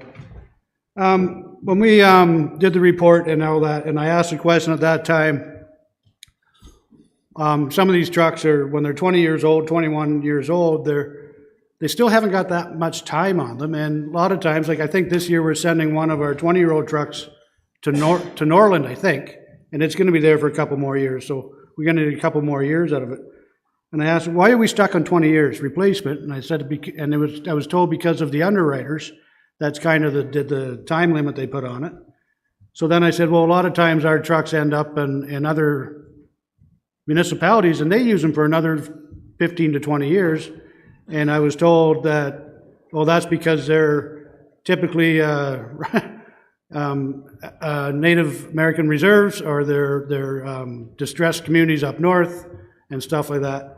And so and if anything I've said is, my memory's gone, but that's the kind of thing, that's what I was told. So my question now is, where do we apply to become a distressed community to keep our trucks longer? Because we're a huge municipality with 21 or something fire stations, and we have 75,000 or 80,000 people to pay for it. So where do we apply to be able to keep our trucks for 30, 40 years? I'll say it to anybody if they know. Thank you. Well, let's start with the CAO, and maybe the chief can weigh in after. So through you, Mr. Mayor, I can't really answer the question in terms of who you're going to ask to give that relief. What I can confirm, though, is to your comment about the underwriters and sort of how certification works. One of the sort of benchmarks is a 20-year life cycle on these particular items. Now, having said that, since some of the work, we've been able to redeploy and shift and move the fleet throughout so that you have sort of high kilometers sort of shifting into lower kilometer scenarios. This doesn't also sort of represent, we are doing a catch up as well. So some aren't 20 years bang on, and that's why they're being replaced. We're doing a multi-year, a couple of items that was presented last year to council. They're probably more at the 22, 23, 24 year by the time we replace all of those. But I don't know about in terms of relief beyond that underwriter's requirement. Chief, do you? I'm sorry, just for a little reason I asked the question is because there's got to be a way to do it. There's got to be a line in the sand, so to speak. And I equate it to when we all had to get our cars tested for exhaust, and to get your sticker, you had to have a clean vehicle, unless you live north of Norland. And there's that line. So if I moved my house half a mile north, I didn't have to get the clean air certification because I was northern Ontario all of a sudden. So I'm wondering where that magic line is for this, and that's why I'm asking the question. That, and I'm really cheap. Chief, do you have anything to add? Through you, Mr. Mayor, to the council, and I mean, Ron, CEO pretty much summed it up. It pretty much falls under what the NFPA specs is, and unfortunately, that's what everybody looks at as the standard. So there's some trucks we do not get rid of at that 20-year. We will use them either for training purposes, or we keep them as an extra vehicle for the fleet to put in one. There is some gray area in there that you can use them to, if one truck is down, be in maintenance, then we can fill in for a period of time. So yeah, unfortunately, the NFPA standards, it's not law, but that's what they go by, their guidelines. Is there any possibility of the fire chiefs of Ontario or the fire marshal's office or something lobbying with the underwriters and the insurance companies to make a more realistic standard, like number of miles, conditions, amount of maintenance that's been done or something that would make more sense than just simply an age limit? I do sit on a board for the province, and I'll certainly would bring that forward to see if there's anything we can do to see if we can change that. I mean, I totally agree. There's a lot of our equipment that, you know, certainly could be used, that just because it turned 20 yesterday, all of a sudden it's no good anymore. I totally agree. It doesn't totally make sense to me either, but I will certainly move that motion forward, and I actually have a committee meeting tomorrow, so. Great. Now, I'm sure we're not the only municipality that's in this position, so anything you could do that gets us any kind of relief would be greatly appreciated. Are there any more I just questions? wonder, should we make that a motion, or the chief just do that? Do that on his Chief, own you're accord? going to go ahead and bring it up, so I don't think we need to make a motion. You're good? Yes, certainly, Mr. Mayor, I'll follow up, and any information I do receive, I will bring it back to council. Thank you very much. Anything else on page 217-1? Seeing nothing, we'll go to 218-1, and there were no questions on that page. So 219.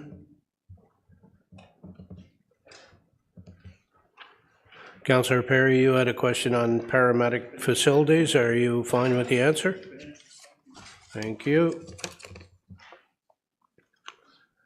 So we'll go to page 220. Paramedic equipment. Anything there from anybody? Seeing nothing. Page 221 is just an explanation of 220. 222. Victoria Manor. Councillor Smeaton, you're good with that? Anything else on page 222? Seeing nothing, we'll go to page 223, and we have a couple of questions on 223. Councillor McDonald, you had a question on page 223 of the budget book having to do with the old jail museum. Yeah, I think we covered that. I think, is that not the same thing we talked about with the roof and so on, but it also says the beautification of the courtyard. Is that the same amount of money? Yeah, this is, well, it's a separate project. It's a one-year project put forward at $450,000. It's design beautification, and it's not just the old jail museum, but it's basically this whole city block. Yes, okay, I'm okay with that. Thank you, Mr. Mayor. Thank you.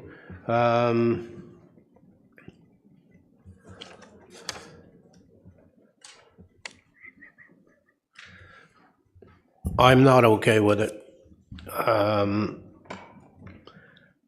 I think spending $400,000 on the building envelope and making it a secure place and fixing it is great.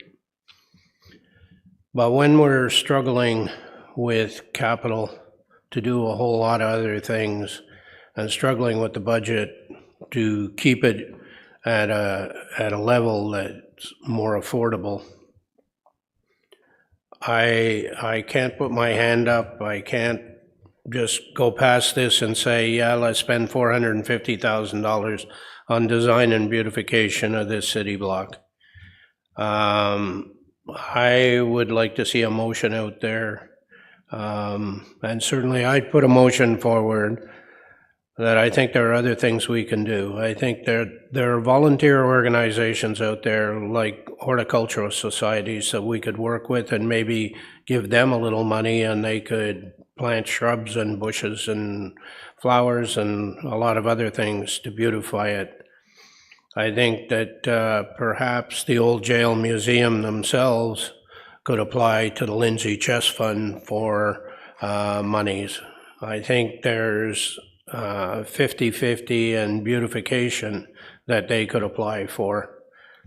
And I really, $450,000 on landscaping is something that's not palatable to me. And I would make a motion that even if this becomes a multi-year project, that for this year, seeing as how we already moved past the 400,000, and there's another ask out there for 225,000 for staffing, I would say I'd be comfortable with putting forward 150,000 to do the design beautification for whatever could be done this year. And if that's cleanup and design and for gardens and whatever else for the next going forward, and then more monies come forward next year, and look at it then. So if nobody else will do it, I will make that motion and look for a seconder. Councillor Ashmore, you'll second that? Thank you. I've got some questions, so Councillor Joyce. Thank you, Mr. Mayor. Through you, I see drainage is also part of this beautification project. I think that's important. What can you ballpark a cost for that and any other works beyond shrubs and brushes that you would deem necessary as opposed to making it look nice? Through you, Mr. Mayor, to the councillor. So I apologize about using the term beautification. I guess it's been a little bit misleading. There obviously will be a beautification component to this, both in the courtyard of the jail as well as on this side of this block, more so at the flagpole area for a reception area for some events. There is significant drainage requirements if we're looking at improving the parking to this block, which will not just be for the museum, but will also be for City Hall. And when you put in parking, you need to take the drainage into effect, so we can't really do anything without that. As also, when we did talk about the $4 million facility project over the 10 years, it is the structure, part of it is the foundation as well, so the drainage will impact on the foundation. So a large portion of it will be drainage to improve or to alleviate some of the foundation concerns with the facility itself, but to also allow us to better utilize the courtyard for some green space, but also for some more parking. There is other components to it. When the wall was taken down, the previous council had requested that there be some recognition put together. So we are looking at, and we have talked with the museum group about some form of a fence, but maybe a wrought iron fence or something like that, to create some delineation between the two properties, still opening it up enough for parking to get in there, as well the Sallyport gates that were remained and stand. That's probably not the finished location for where they will be. They will be relocated, and that's part of the heritage of the old wall and of the jail itself as well. So there's a large component to this. Yes, beautification is a part, but parking, drainage, both sides of this block are incorporated. The other part of it is if we do nothing, there will still have to be some ongoing expenses, because you'll see the temporary fence right now, and that temporary fence is there because of the generator. We need to make sure the generator is surrounded. While there is still some access points into it, it's better than being wide open, and there is some concerns about children accessing into the generator, climbing up and falling off, so there will still need to be some cost to it. The last comment I would suggest is that it really is a all or nothing project. So a phase-in of this does not really accomplish anything. So if there is a phase-in, I would suggest the entire project gets deferred for a year, but I would not suggest that or recommend that at all. But if that's the way, if that's the angle council is going to go, that's the suggestion that I would make. Thank you. Thank you. Councillor Smeaton. Thanks, Mr. Mayor. For this one was one of the biggest for me of the whole book, because I had to make a lot of phone calls about this and talk to a lot of people about exactly what does it entail for this whole thing. And as has just been pointed out, when it's really broken down out of beautification, something struck out for me, and why I'm in support of it is that everybody talks about roads when they were campaigning, certainly came up for me too. But there were an awful lot of people who mentioned this courtyard in Ward 5, a lot. A lot of people mentioned, when will that be done? When will this be done, et cetera. They combined it in with Colburn Street being redone. They tied it in with the bridge. They tied it in with the development, the city growing, and eyesores matter. So the little beautification piece that is there, I think is a very important piece, frankly. If you're going to celebrate this jail being a historic landmark, I think it should have all its historic components. I don't think it should be partly, and then the courtyard doesn't have this. And it does look weird. So that created an idea that some people who are our senior staff said, well, could we tackle this and this? This is also a need. So to me, I see it as an all or nothing project as well. And that all or nothingness, yeah, to me, the only option was deferral or approve it this year. And what I'm hearing for me right now from senior staff, combined with the constituents up in that area and people who, it's a major artery, constantly people coming through. I don't know, I guess the artist in me says it matters, the beautification piece matters a lot too, and I'd like to see it done. Thank you. Councillor Perry. Thanks for that, Councillor Smeaton. I'm just curious, you mentioned surely the costing of this has been laid out. I'm just curious as to, like the last budget item that we had approved this morning, what would be the breakdown for the absolute must-haves, the requirements for parking, drainage, those kinds of things?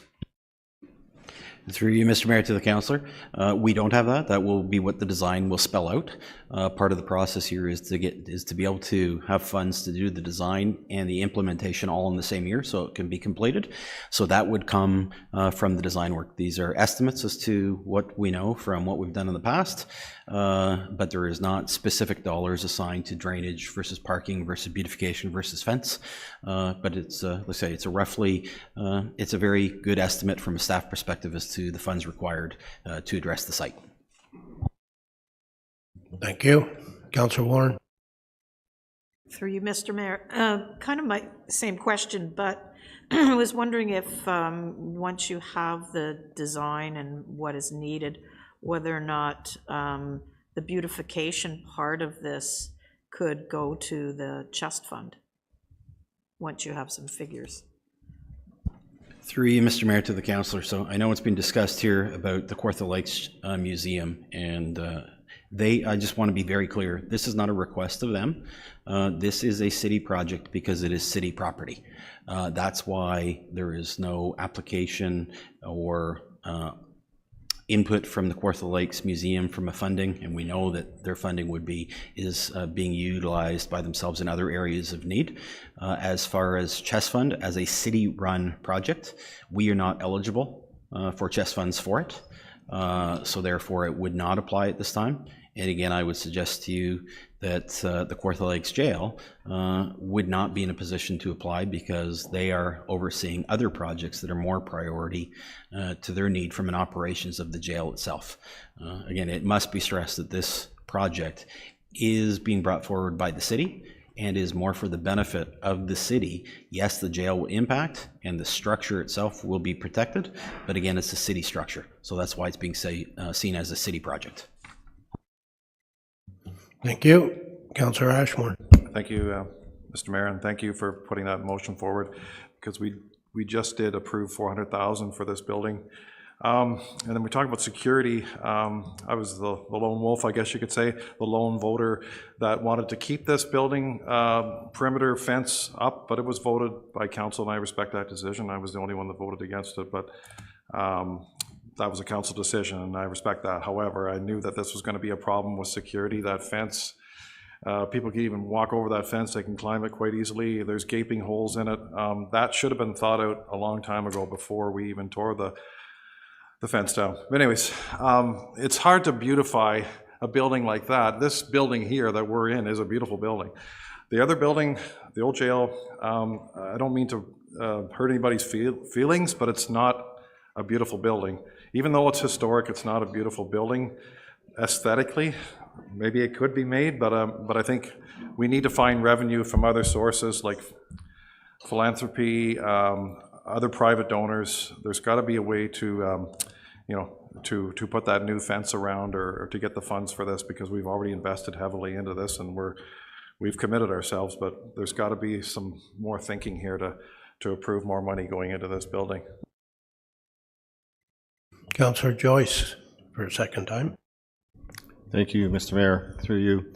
I actually had another question previously, but I didn't get to get it in, and that is long-term impact if we defer this. And back to the drainage, is there going to be negative consequences on the surrounding buildings if we don't drain, or does it just mean it just doesn't drain properly without negative impacts to surrounding buildings? Also, while I got the mic, another question is, defer this, and you probably can't answer this, but it's, what is it, how much is it right now, 450 or 400? I lost the page, 450 today.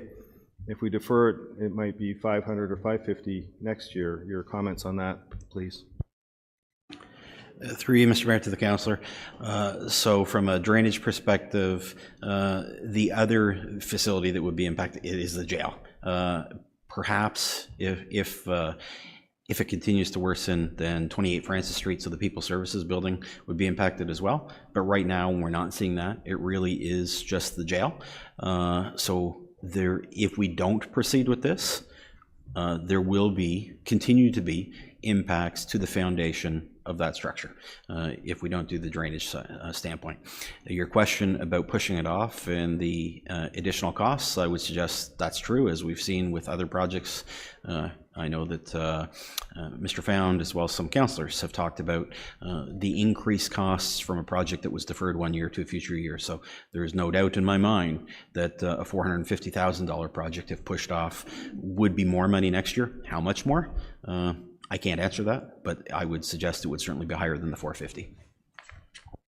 Thank you. All my questions have been satisfied. Thank you. Deputy Mayor Richardson. Thank you, and through you. One comment. I've had a lot of folks reach out to me saying what a beautiful building that we can see now since the wall was taken down. So there's been a lot of positive feedback on that. So if we do the design this year, what is the cost of the design? If the design is finished this year, when would we actually begin construction?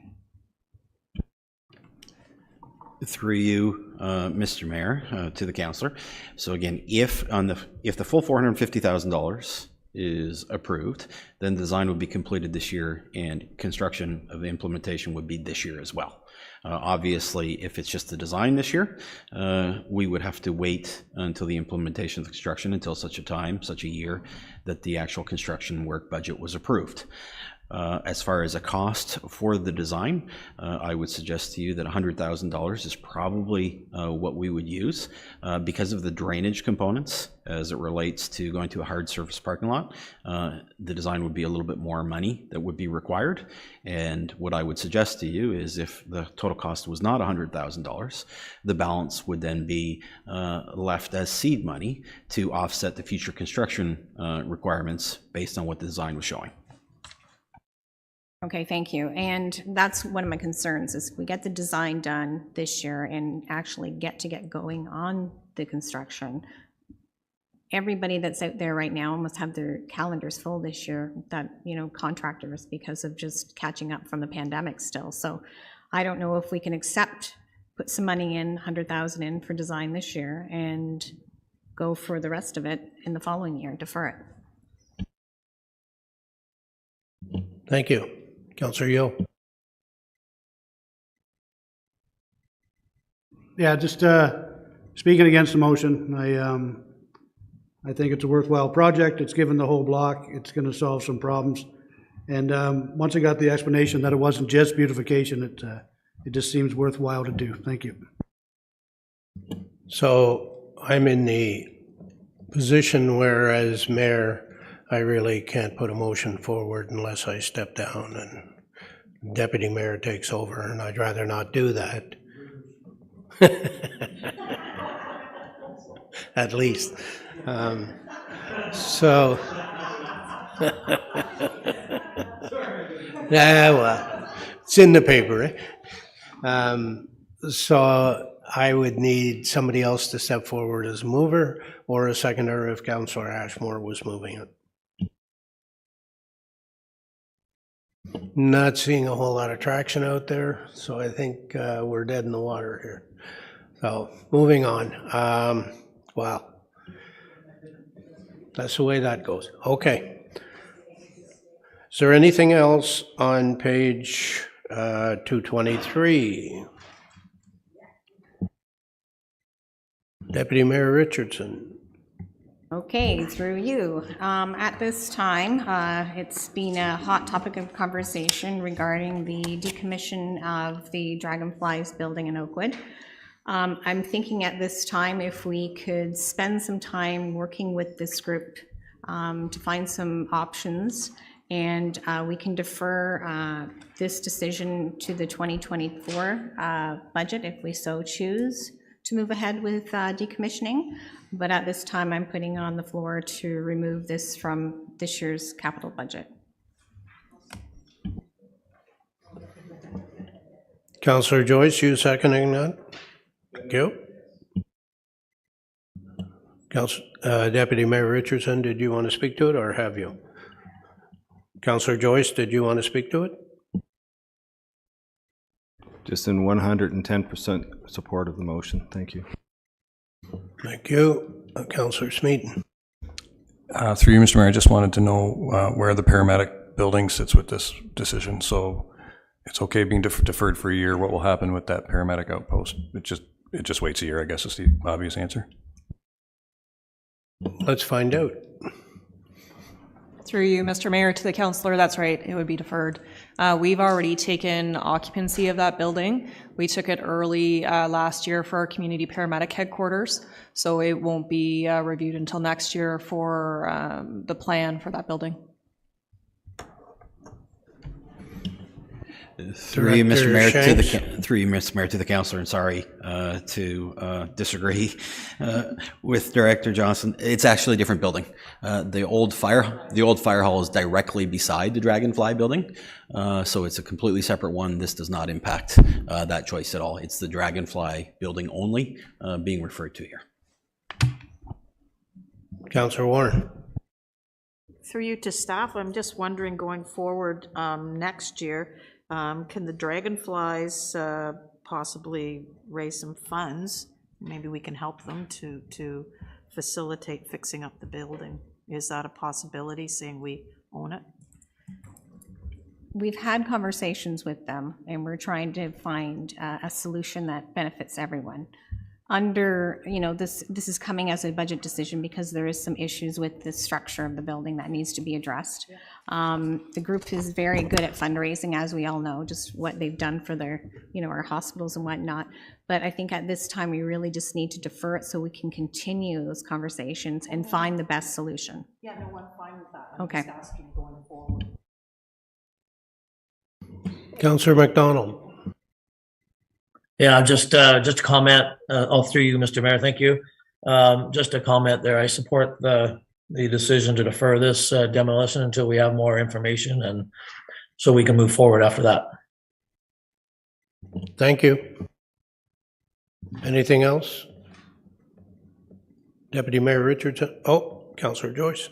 I guess I should clarify. It was pointed out the Dragonflies are in my ward, and it's not really because they're in my ward I'm supporting this. It's supporting the Dragonflies themselves. To demo the building and leave them essentially homeless is not a good move.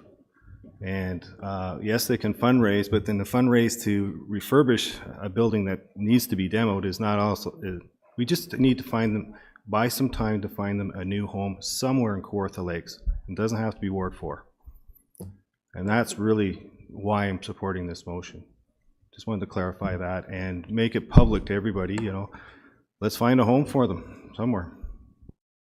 I agree. Deputy Mayor Richardson. Oh, Fire Chief. Did you want to say something? Oh, sorry, Sarah. Sorry, the mics are mixed up. It's the wrong mic. Through you, Mr. Mayor, to council. My apologies. I thought it was that, you were talking about the build in Oakwood and potentially that post location. And obviously with the Dragonflies being so close in proximity, that would be a potential, expansion of that post, potentially depending on where the Dragonflies land and the use of that property. So I just wanted to add that item in for future expansion of that post site and location. Thank you. Would you like to sum up?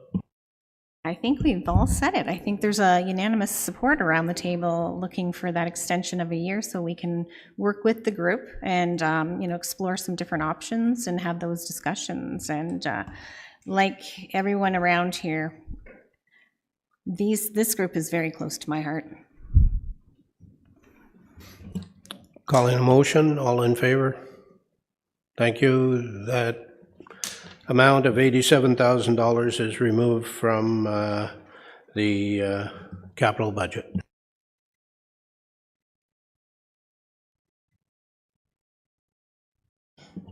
Page 224 is just an explanation of what preceded, and we'll go to page 225.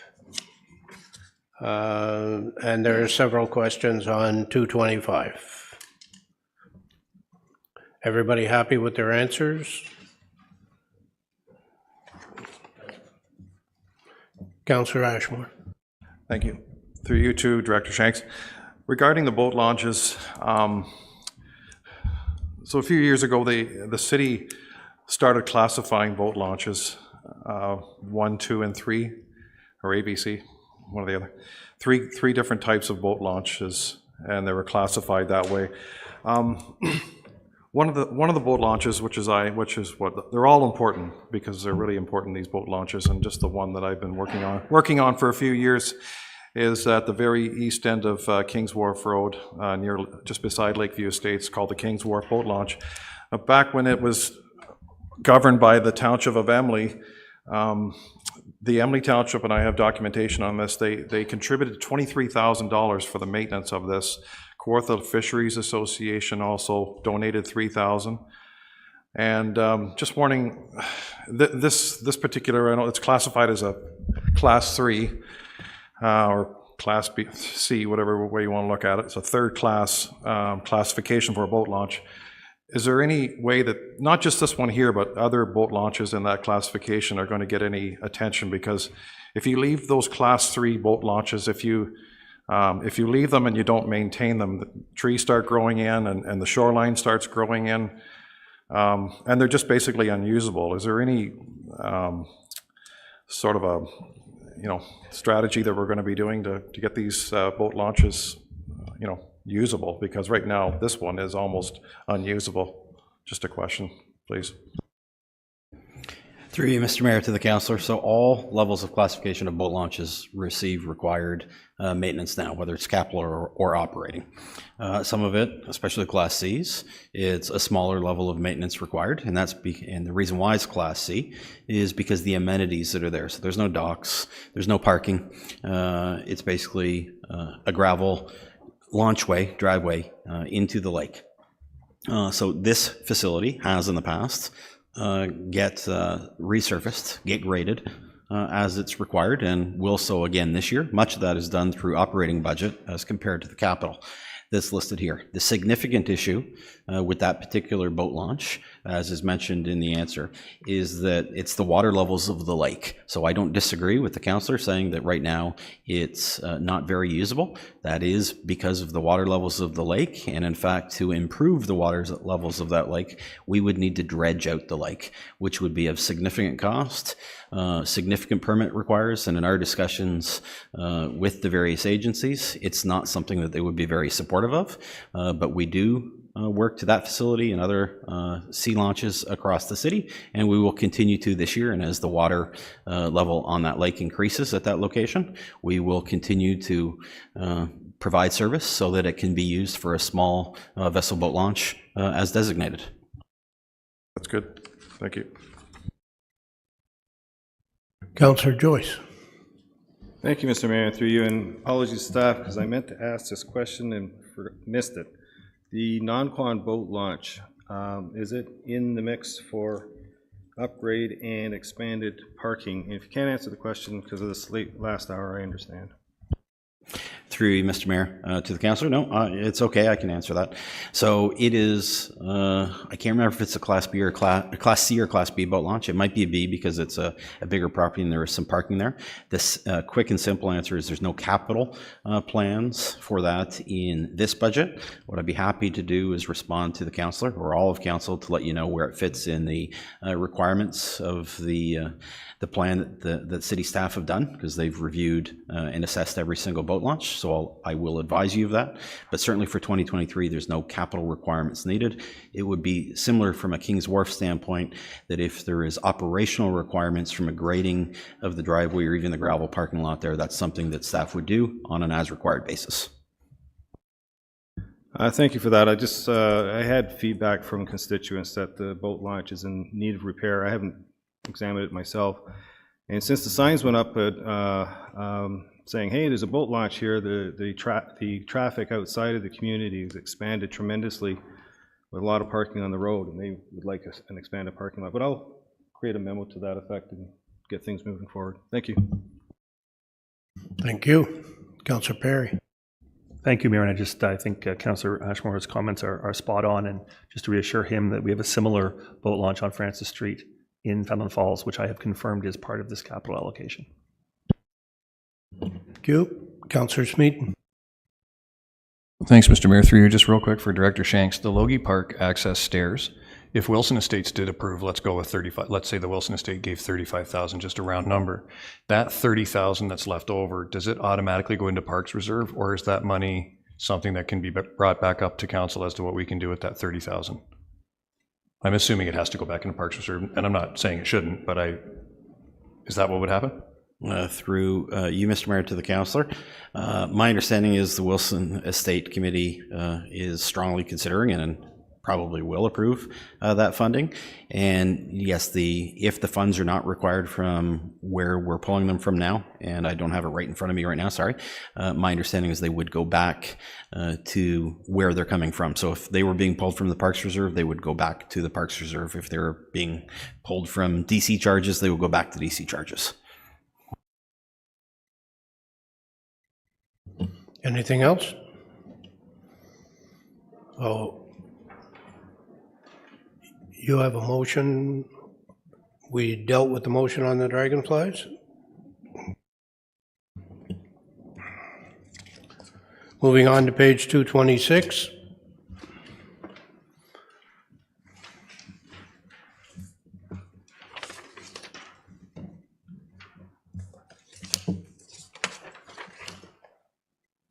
I have one question. Go ahead, Charlie. Yeah, through you, Mr. Mayor.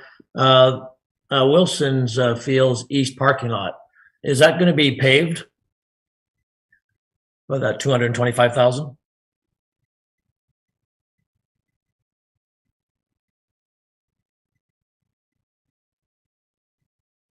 Can somebody answer me that? Yeah, I think Director Shanks is looking for some information. Through Mr. Mayor to the councillor. Yeah, I think it's listed under page 75, but I didn't say it would be paved. So yes, my understanding is that that 225,000 would pave that parking lot as well, very similar to Wilson Fields, the main Wilson Fields parking lots on the west side of St. Joseph. Okay, thank you. Any other question? Councillor Yo. On the Garden Recreation Center Pavilion, there's $10,000 project in there. And it says to install a concrete pad for the pavilion. Now, 75% of the pavilion currently has a pad, but there's a section of it that doesn't. So their question to me was, will the whole pad be done, including that little patch, the 25% that's currently not done, to fit the pavilion? I don't know what happened in the past, but we got 3/4 of a floor. Through you, Mr. Mayor, to the councillor. To be quite honest with you, I'm not 100% sure if it would be replacing the entire pad or not. So I will confirm that with staff and get back to you if you like. But I would believe that whether or not we're replacing an existing pad or not, what the intent would be to ensure that underneath the pavilion was fully concrete and fully paved. But I will find out if it's a replacement of existing and just adding what is not, or if it's a full redo. Great, thank you. Thank you. No more questions on page 226. Mr. Mayor, sorry if I can interrupt. Staff is very quick to respond in text. It's for the entire area. Thank you. Moving on to page 227, there were no questions on page 227, which is an explanation of 226. Page 228, there's a couple of questions there. Does everybody have the answers they were looking for? Councillor McDonald, I think you had a question. Are you fine with that? You're okay? Or you want to go ahead? Just through, yes, thank you. Through you, Mr. Mayor. Yeah, I'm just talking about the Ops Arena Community Center there. I guess the question I had was that when we demolition this property, what's going to go there? Is it just going to be sitting empty? How long is it going to take to put something there? Or is there any ideas what's going to be going there? Through you, Mr. Mayor, to the councillor. So the property itself still houses 3 ball diamonds, 2 of them adult-sized that are lit. They're actively used and they are, to be quite honest with you, outside of Wilson Fields and Fenelon Falls, are probably the 3rd busiest, probably very equal to Fenelon Falls ball diamonds. So they will continue to be used as such. The property still houses a fire station, which will remain there as well. And what we plan to do with the space which currently houses the arena facility is it will be turned to green space, and we'll be looking to turn it into a soccer field, which is a much smaller cost from a standpoint of what's required. And the full intent is that it's a very large parcel of land there, so the city would be able to make a decision in the future as to best use of that property moving forward, whatever use that would be. Okay, thank you very much. Councillor Ashmore. Thank you. Thank you, Mr. Mayor. This was debated and quite a hot issue in the last council, and I still haven't changed my mind, and still a lot of people wanted this particular facility to stay, and they had community groups that were going to be set up to try and revive this particular, take over the management of this building. It's not just a money thing, it's a cultural hub that was used for many people around Rayboro, East Ops. It's a real shame to see this building go down, wrecking ball.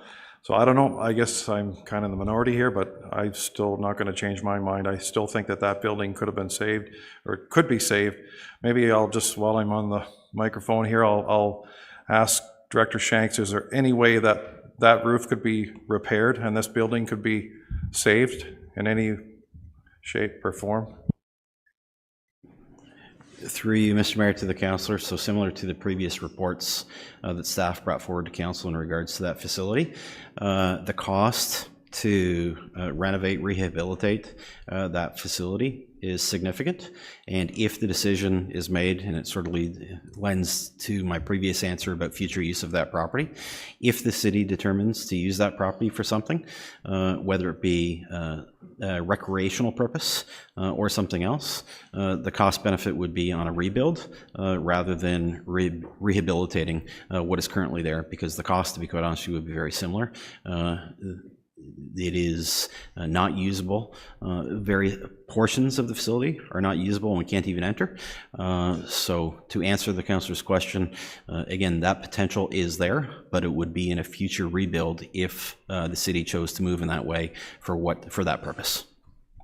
Okay, and in a future rebuild, you'd be looking at least $40 million to replace that? Like looking at arenas in Peterborough that are rebuilding, I think they're around $35–40 million. If you wanted to rebuild that in today's money, maybe it's $50 million, I don't know. Would that be a realistic number? Through you to the councillor, so I was not certainly suggesting a rebuild of an arena. As far as staff are concerned, council's made that decision that an arena will not be in that location. However, if it was determined to build a new arena in that location, a single pad facility, you can build between $15 and $20 million, I would estimate. Obviously, if you're looking at a twin pad, it goes up. Depending on what other amenities you'd be including in there, it goes up. But from a pure staff perspective, that decision, that motion and direction has been given by council that an arena location, that an arena no longer be located on that property. Councillor Warren. Through you, Mr. Mayor, I'm just going to ask the question because somebody asked me to ask it. So could this building be used, seeing there's a fire department there, as a training area for fire, emergency services? Through you, Mr. Mayor, I will turn it over to both Director Jones and Johnson on that, but they already have, or Fire does already have a fire training facility out on 710 Cameron Road, and due to the nature of the facility and the current condition it's in, it's not something that I believe would be usable by staff to enter into. Again, the fire hall is there for their purposes that they have, but I'll turn it over to them if they have any further information to provide on that. Through you, Mr. Mayor, to the councillor. I haven't been in the building, since I played hockey, but, if Director Schenk says his staff can't even go into it, I wouldn't know what the cost would be for us to use it. And we do have, we're implementing our training center in 710 Cameron. So that's where we would look to invest our money, but. Councillor Perry. Just a quick question for Councillor Ashmore. Could you repeat a little bit more detail what is currently happening or uses of the UPS arena? Well, it's in Ward 7, but it's okay. Sorry. It's in Ward 7 geographically, but I have a big catchment area in Ward 6 that uses it, and as well parts of Lindsay and Ward 5 as well, in other words. So right now, well, it was used as a hockey arena and as a community room upstairs. There was volunteers ran that facility for many years, and they contributed a lot of sweat equity into that building. They do utilize the baseball diamonds. That's quite utilized, as Director Shanks had said, but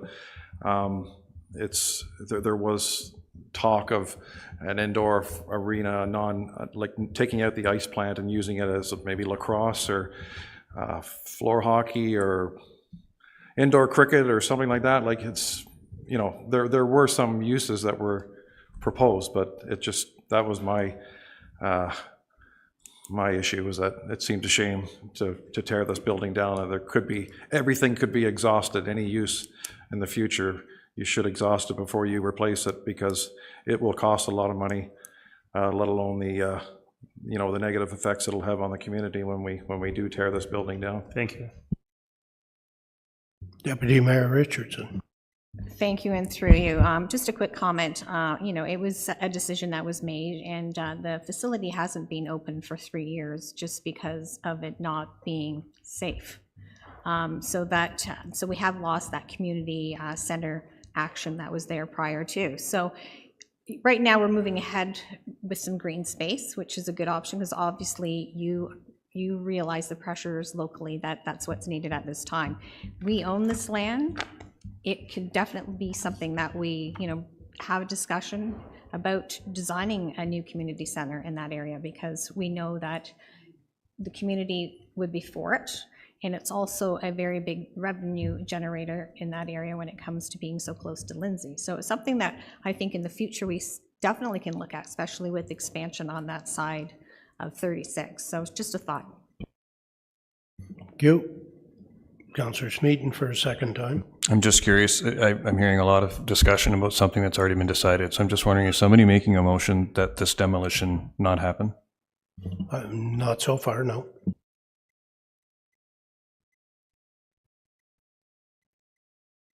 Anything else on page 228? Seeing nothing. We'll go to page 230.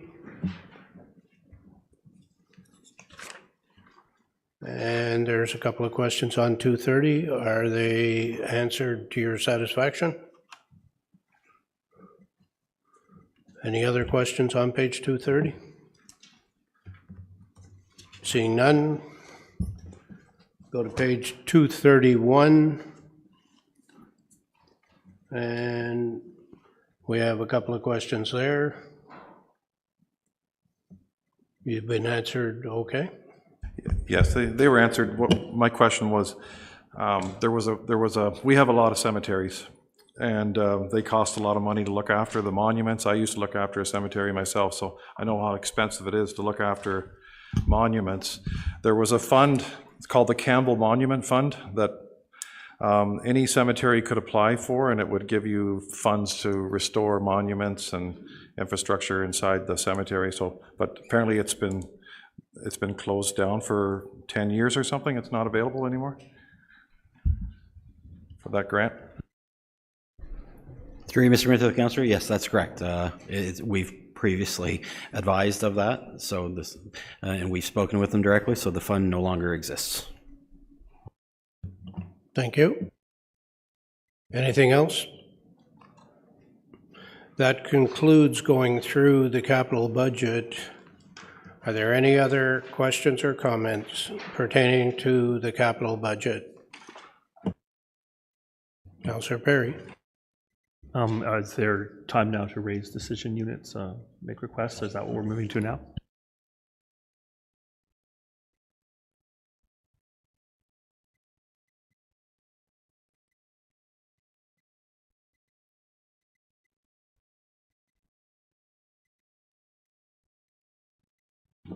You preceded me. Councillor Yeo, you got a question?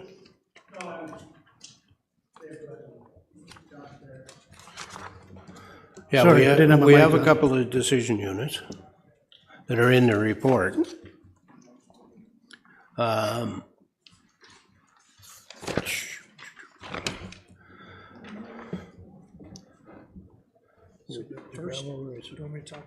Yeah. So through you, Mr. Mayor, so there were a couple of decision units that were directed by previous council, this council sort of rolling through. So this is in your agenda package as one of the appendices to the staff report. The first two decision units you dealt with in the adoption of that was Kagawong Road and that adjustment. The second one was the application of the additional OSIF funds that were shifted over. On the next page, there was a couple of other decision units that were directed. So that would be on page 64 of the public agenda. There's Coldstream Road and Greywood Drive, Little Britain Pump Park, and the Omimi Splash Pad. So these were the sandbag filler. That's next. So these are the three that were previously directed to round out sort of your first deliberations. The next item on the agenda is any that you forwarded that were unfunded currently. So there was one, I think there was two forwarded there, as well as any others that council wants to consider.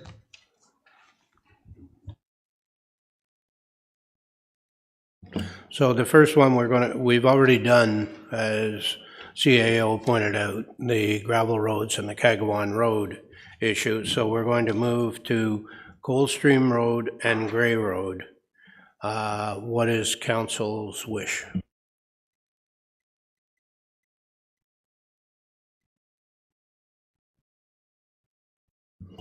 If you're going to support this, you're adding, the projects are $248,000 for Coldstream Road and $45,000 for Greywood Drive in 2023 dollars, and the money would come from the federal gas tax reserve. Councillor Warren, you're making that motion? Councillor Yeo, you're seconding? You want to speak to it? Yeah, I was up there earlier in the, well, last year, and it really is in dire need, and it's a kind of economic development area. There's lots happening there, so I think that would be a really good way to help those folks out, and it's coming from the gas tax, so it's not going on to the tax base. So I hope you'll support it. Yep. Councillor Yeo, do you want to speak to it? Just briefly, Coldstream Road has been in need of work for so very long that it's actually good to see it here. Thank you. Deputy Mayor Richards. If we move ahead with this, what does that leave in that reserve?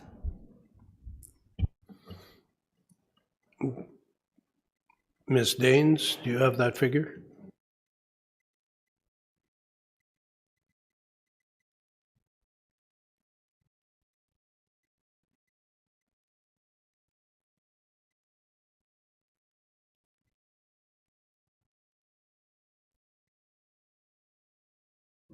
Through you to the councillor, there would be, if we're looking at 243, is it?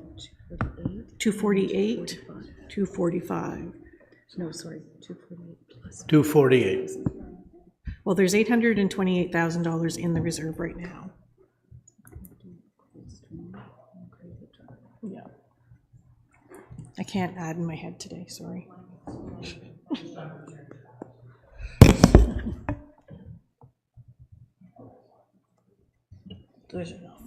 So we removed 2 items today out of the budget, and we added in 2. I think we removed more than we added, so there's gonna be a buffer there. Nope, that's all I'm just wanted to know where we were sitting on our gas reserves. What's that? There was no gas tax, right?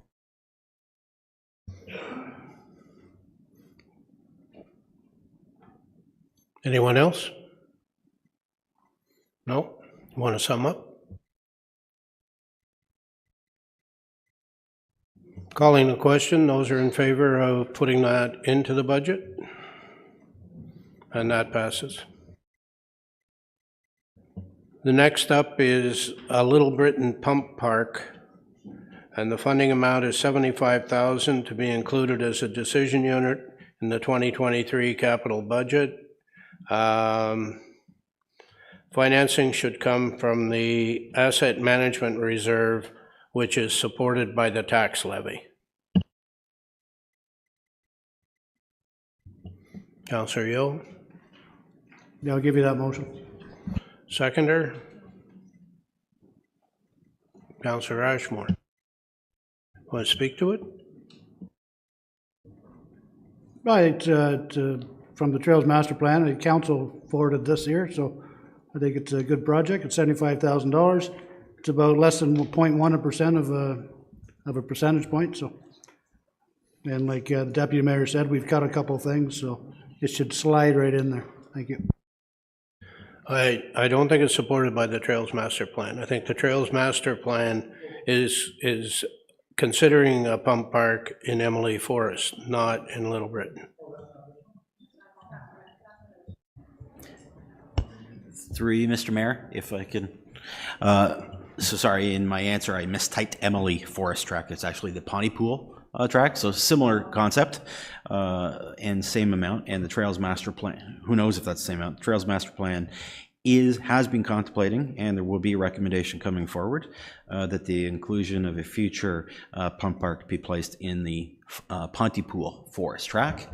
And I know that prior to this council taking their seats, we did discuss that with the council of the day, and my understanding was, including Councillor Vale, who was the ward councillor at the time, was sort of supportive of moving forward with the concept of placing it in that location rather than Little Britain.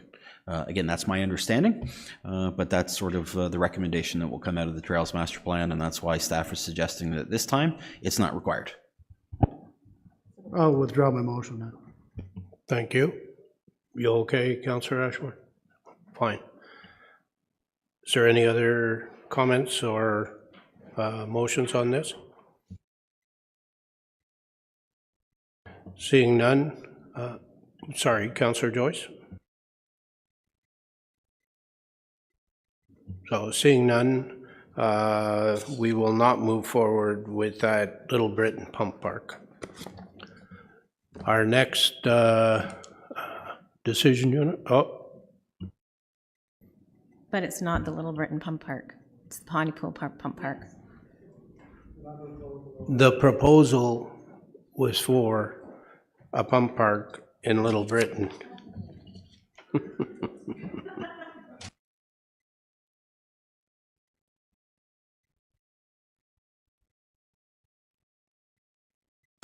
Moving on, we have a decision unit on the Omimi splash pad, that funding in the amount of $100,000 be included as a decision unit in the 2023 capital budget for the creation of a splash pad in Omimi. The $100,000 would only support a servicing study and design. Completion of the project would then inform a future capital project for the installation of the splash pad, and the balance of funding could be used as seed money. If council approves the project noted in this decision unit, financing should come from the asset management reserve, which is supported by the tax levy. Councillor Ashmore. You're moving that it be included? Seconder is Councillor Yeo. Would you like to speak to it? Yes, please. Thank you very much, Mr. Mayor. This has been a 6-year project, started in 2018, so 18, 19, 20, 21, 22, 23. We're actually 6 years, calendar years, and it's not just a project for the village of Omimi. It's for surrounding area, East Emily, Downeyville, Rayboro, Bethany. It's going to utilize a big catchment area. There's a lot of people who want to step up to the plate and donate to this, businesses, community organizations, individuals, and what the group is going to do is engage the services of the Community Foundation of Kawartha Lakes to raise the money.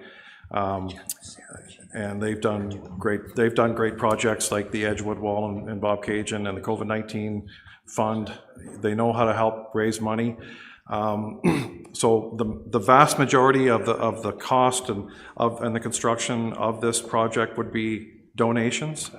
So right now, what's important is to get, and Director Shanks can explain this if he could please, why we need this. This I call it seed money, but previous council agreed to put this in as a decision unit. But if Director Shanks could explain what these funds will be utilized for, because it's the first step in getting this park constructed. The plan is to start construction May 1st, 2024. That's what the community is aiming for. We have to have a goal somewhere, so that's the date that we're trying to work around, and I think it's a realistic goal. But if Director Shanks can explain to council what these funds will be used for, please.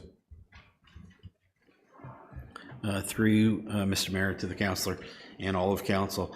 So yes, Councillor Ashmore is correct that the previous council had advised to have a decision unit for this, and in previous years it was reviewed from a standpoint of what the best location for a splash pad in Omimi would be. So we looked at various city properties, and the determination for the best location would be at Omimi Beach Park.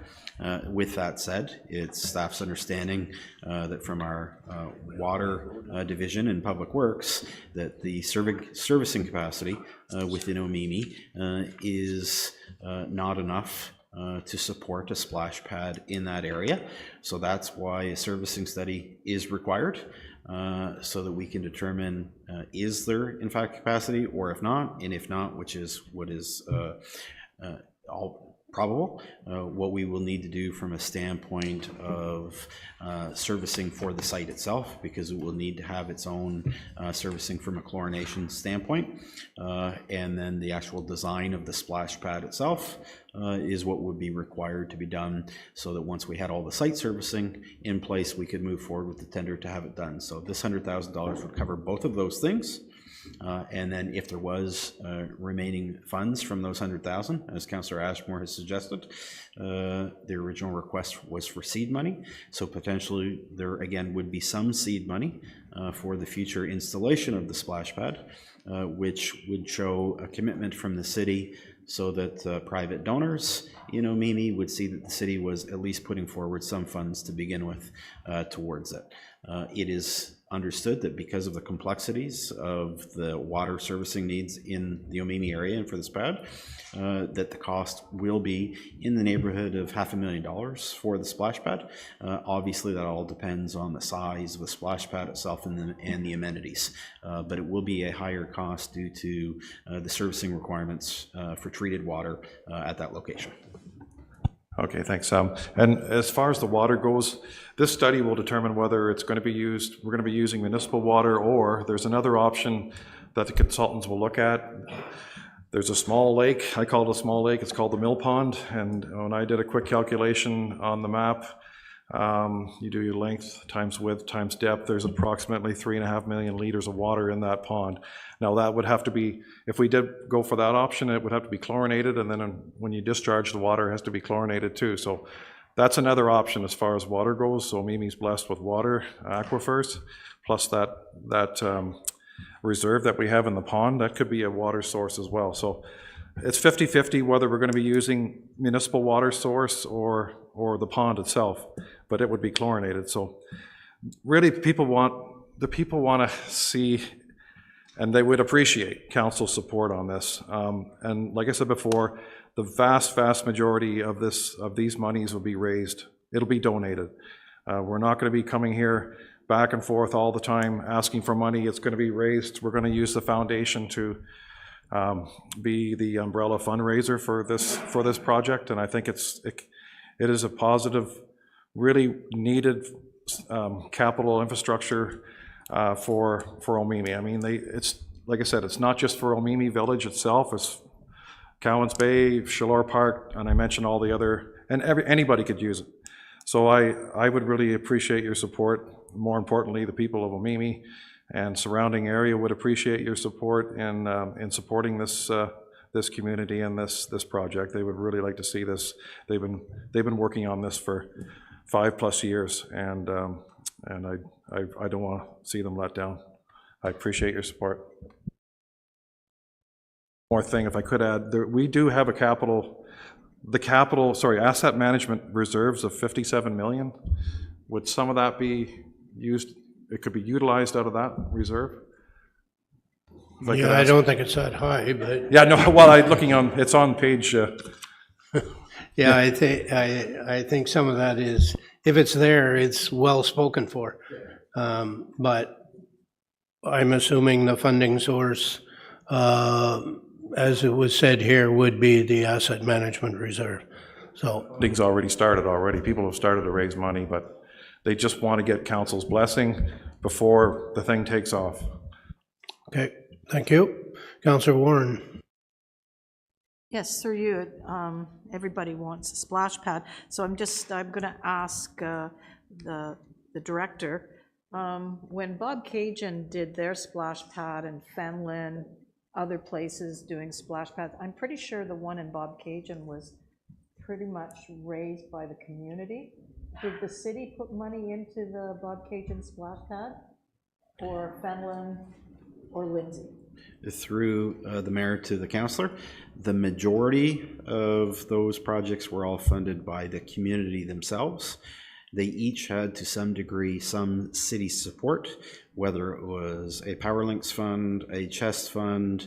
In Bobcaygeon specifically, what the city spent was the dollars for the extended servicing from water from the one street in through the park to the actual splash pad itself. So very minimal. So I would suggest to you 90 to 95% of the capital dollars were raised by the community of Bobcaygeon themselves. So that's my issue, is that, our communities raise that money themselves, and you're saying that they've had 5 years to do that, and now they're just getting, sorry, but that's my concern when my constituents had to raise that money themselves for many years. Everybody wants a splash pad, but maybe they need to do a little bit more work before they come asking for more funding. You'll get your chance in sum up, okay? Deputy Mayor Richardson.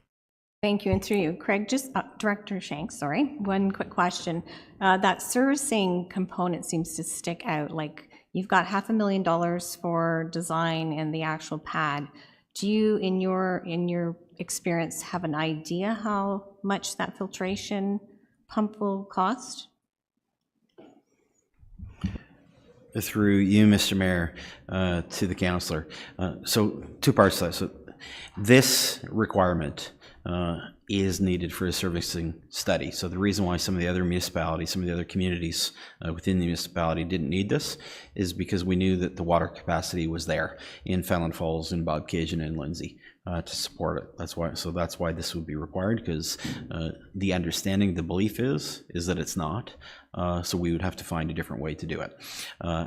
In regards to the costs for the actual installation of a splash pad, we're extremely confident in the $500,000 estimate. We've researched it, we've talked to companies based on the requirements of providing a self-sustained holding tank and the filtration system that's required. It's the $100,000. The design, we roughly know what the design of a splash pad will be. The servicing costs, that's not typically our area, so we would be having to contract that out. We'd have to work with our water department and engineering to be able to get that. So the reason why we've built it to 100,000 was because the original concept from the previous council was that if this is supported, it would also develop that seed money towards the future construction and installation of that. So I'm hoping that there is funds remaining from both the design and the servicing study, so that seed money exists, and the majority of the $100,000 or the bigger cost between the two would be for the site servicing study itself.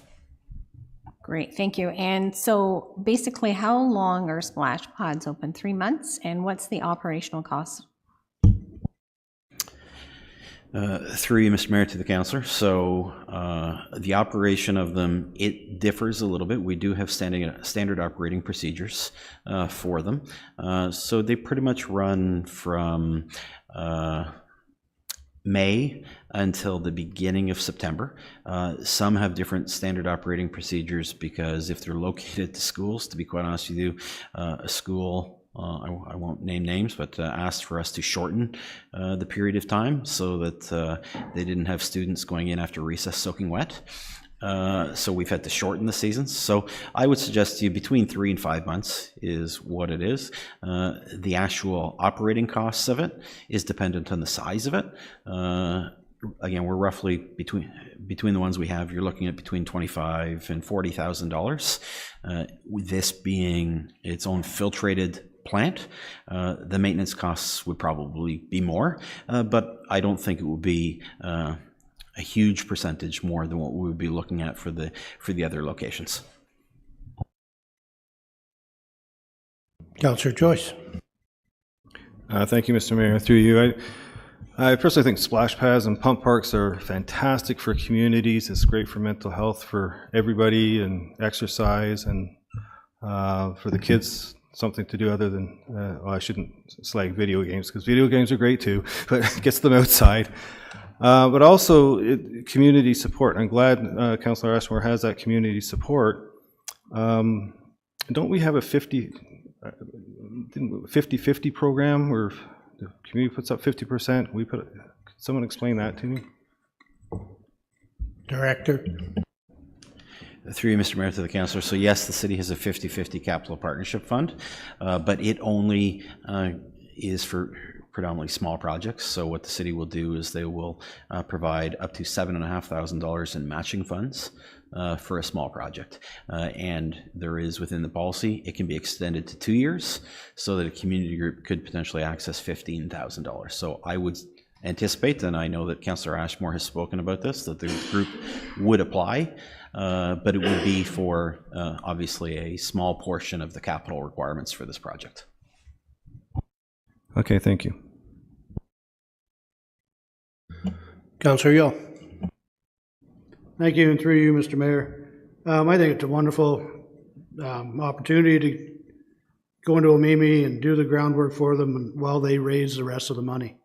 To say my community did this or my community did that, you can't go back in history and look at that.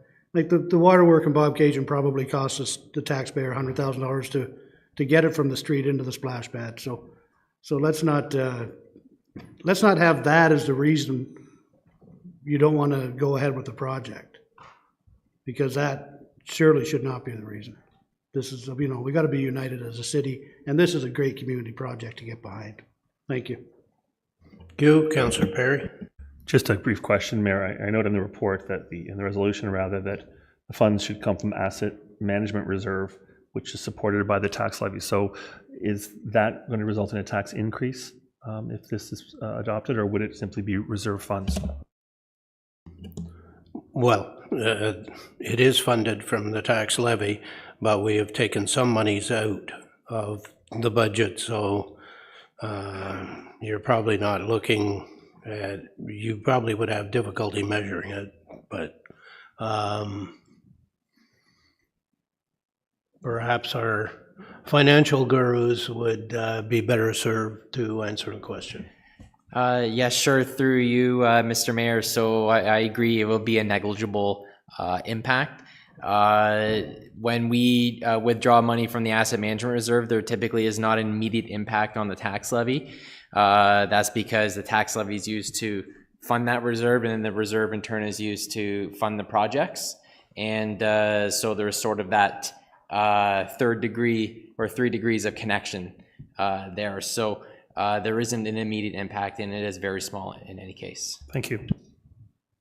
Before I go to you, Councillor Warren, for the second time, I'm going to speak in favor of this from the point of view, and I was very involved in the Fenland splash pad. I think Omimi is kind of in a different position than the other locations, in that there is a challenge with the water. And there's no point in doing a whole bunch of fundraising in a community if you don't know if it's possible. So I think we need to find out if it's possible once and for all. And when it is possible, I'm very confident that it will be, that we'll find a way to do it, then the community will raise the money for the splash pad. And like every other community where we have splash pads, the Parks and Rec Department look after them, and they look after them very well.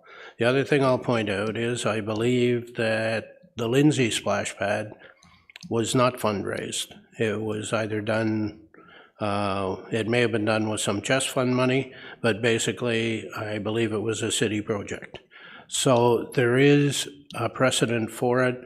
I think this would be a great project for Omimi. I think Omimi is going to be a growing community, and it's something they need to complement their beach park, and I speak in favor of doing it.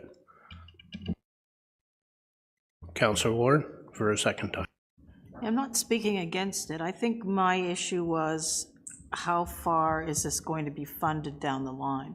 So if it's just the seed money up front and the figuring out how, if it can go forward, I have no problem with it. I was of the understanding that it was going to be funded more from the city than fundraisers. So if most of it's raised by the community, I have no problem with it.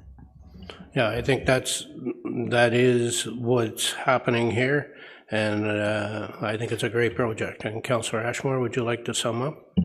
Thank you, Mr. Mayor, and fair questions. The site servicing is critical to the whole thing, and this initial seed money will determine whether we're going to be using our infrastructure in Omemee or we're going to be utilizing the water from the mill pond.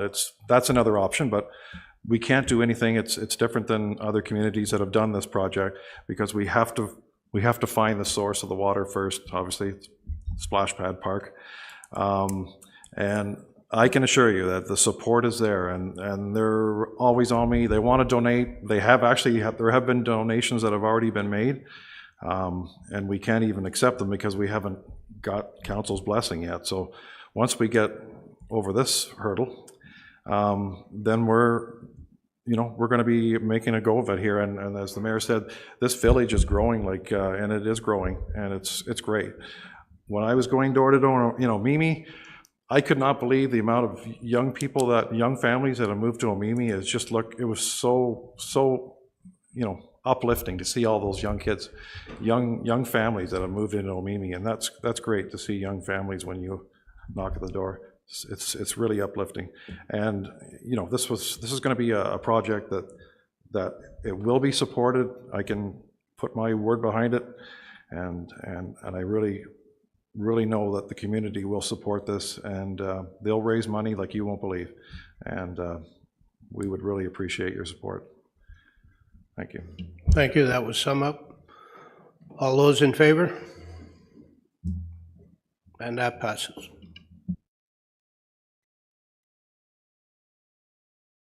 Our last item in decision units is the sandbag unit that was discussed earlier, whereby the motion is that we buy this sandbag filler. I think the cost is $36,500. Delivery time is about 3 weeks, and it would be here in time. Hopefully we don't have any floods, but if we do, it'll be here to be used this year. So, Councillor Warren, do you want to make a motion?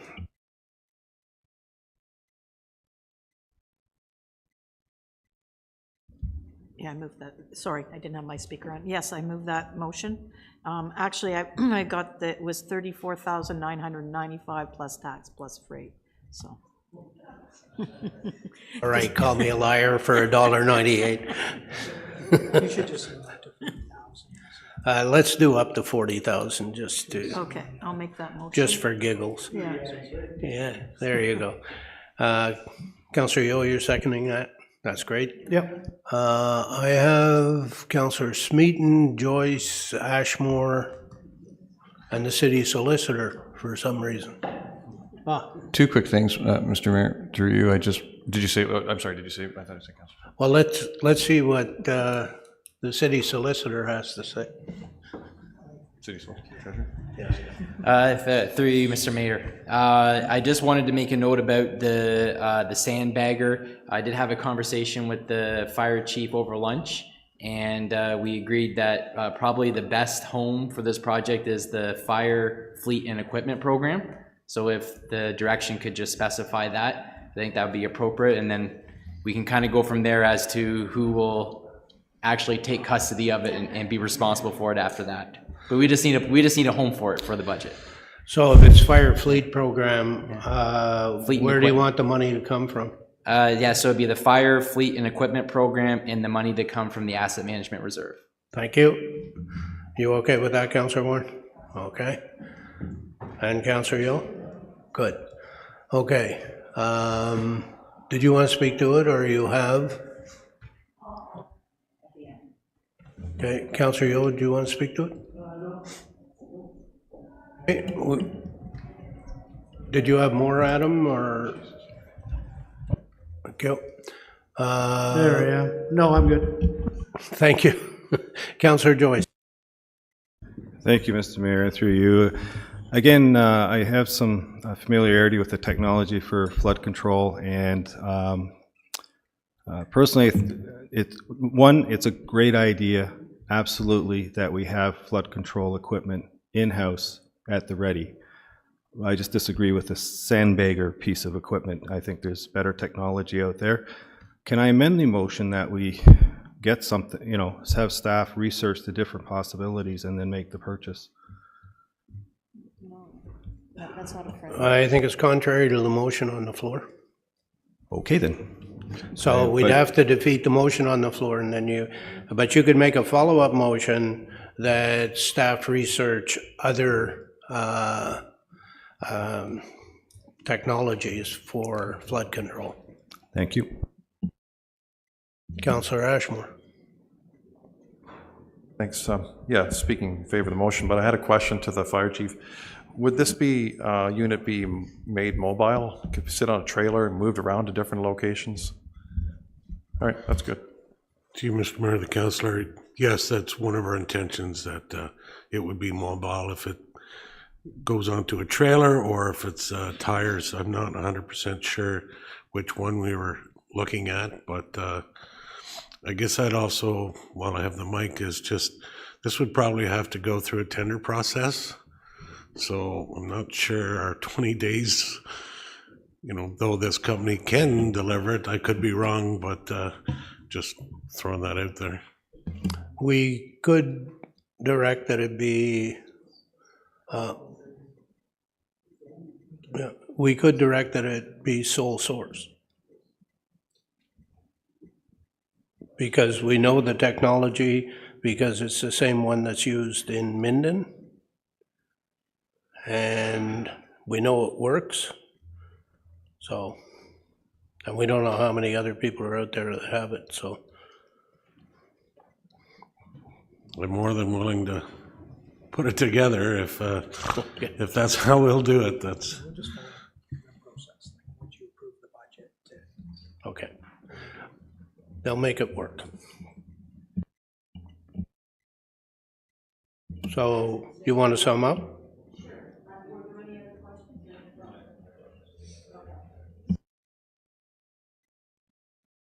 This flood meeting, and I actually talked to some people a week or two before the flood meeting, and they said, we really need this, and it's worked so well in Minden, can you bring this forward? So I think this is important. There may be other types of flood mitigation measures, but maybe we can have those also. Like Councillor Yeo was saying, well, maybe we need, more than one. We have to move into adaptation of the climate crisis, and so I see this as a first step. We're going to get rain events. We just are, and so we have to be prepared. And so maybe we can go forward later with a different technology also.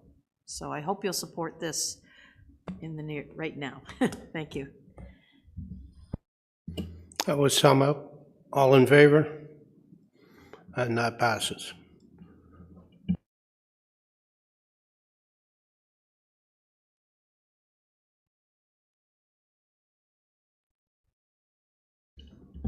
So are there any other decision units or other for the capital budget? Councillor Perry and then Councillor Yeo. There are, Mayor, and thank you very much. In terms of decision units, we all know that roads are top of mind and top of budget, and I've been consulting with staff and with you, Mayor, and other councillors in terms of what do we do about roads that simply won't obey a 5-year plan.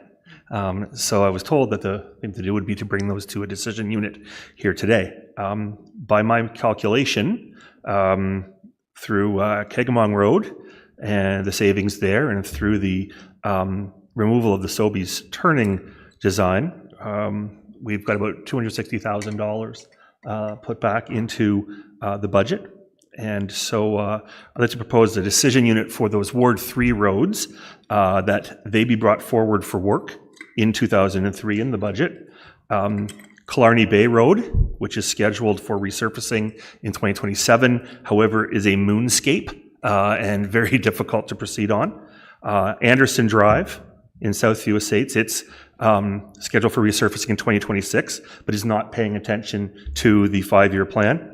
And thirdly, in Fenelon Falls, Lagoon Drive / Witchwood, which intersect each other, but are not in the 5-year plan. Lagoon Drive and Witchwood have side squares in them, almost like trenches. There was some patching done there this week earlier, which was very well received, but it really is in need of a permanent solution. So I would propose as a decision unit, and again, I have got these projects in consultation with the area roads managers, not in isolation.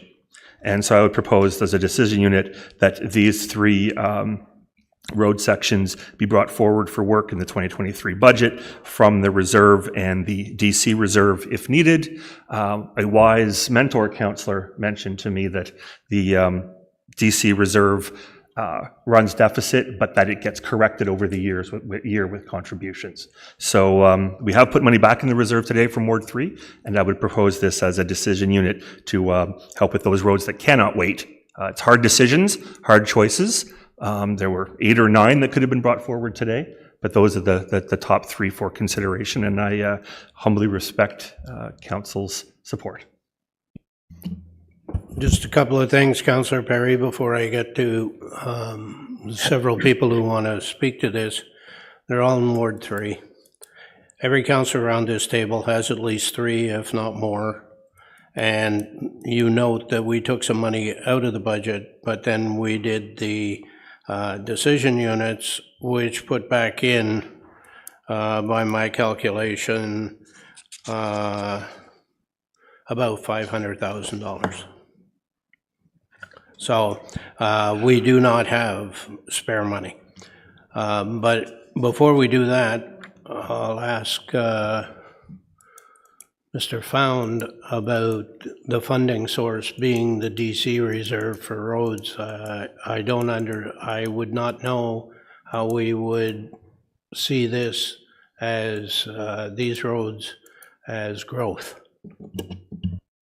So through you, Mr. Mayor, maybe I could just start by confirming with the councillor, what are the specific roads again? I don't think I caught them all. Sure, there were only 2/3. Okay.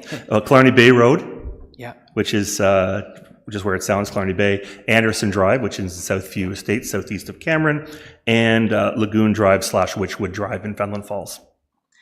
Yeah, so I can confirm that none of those are in the DC study as being identified as growth related, so they would not be eligible for development charges. So you as council would have to find a different source to fund those projects. So you have a motion. Let's see if we can get a seconder for it.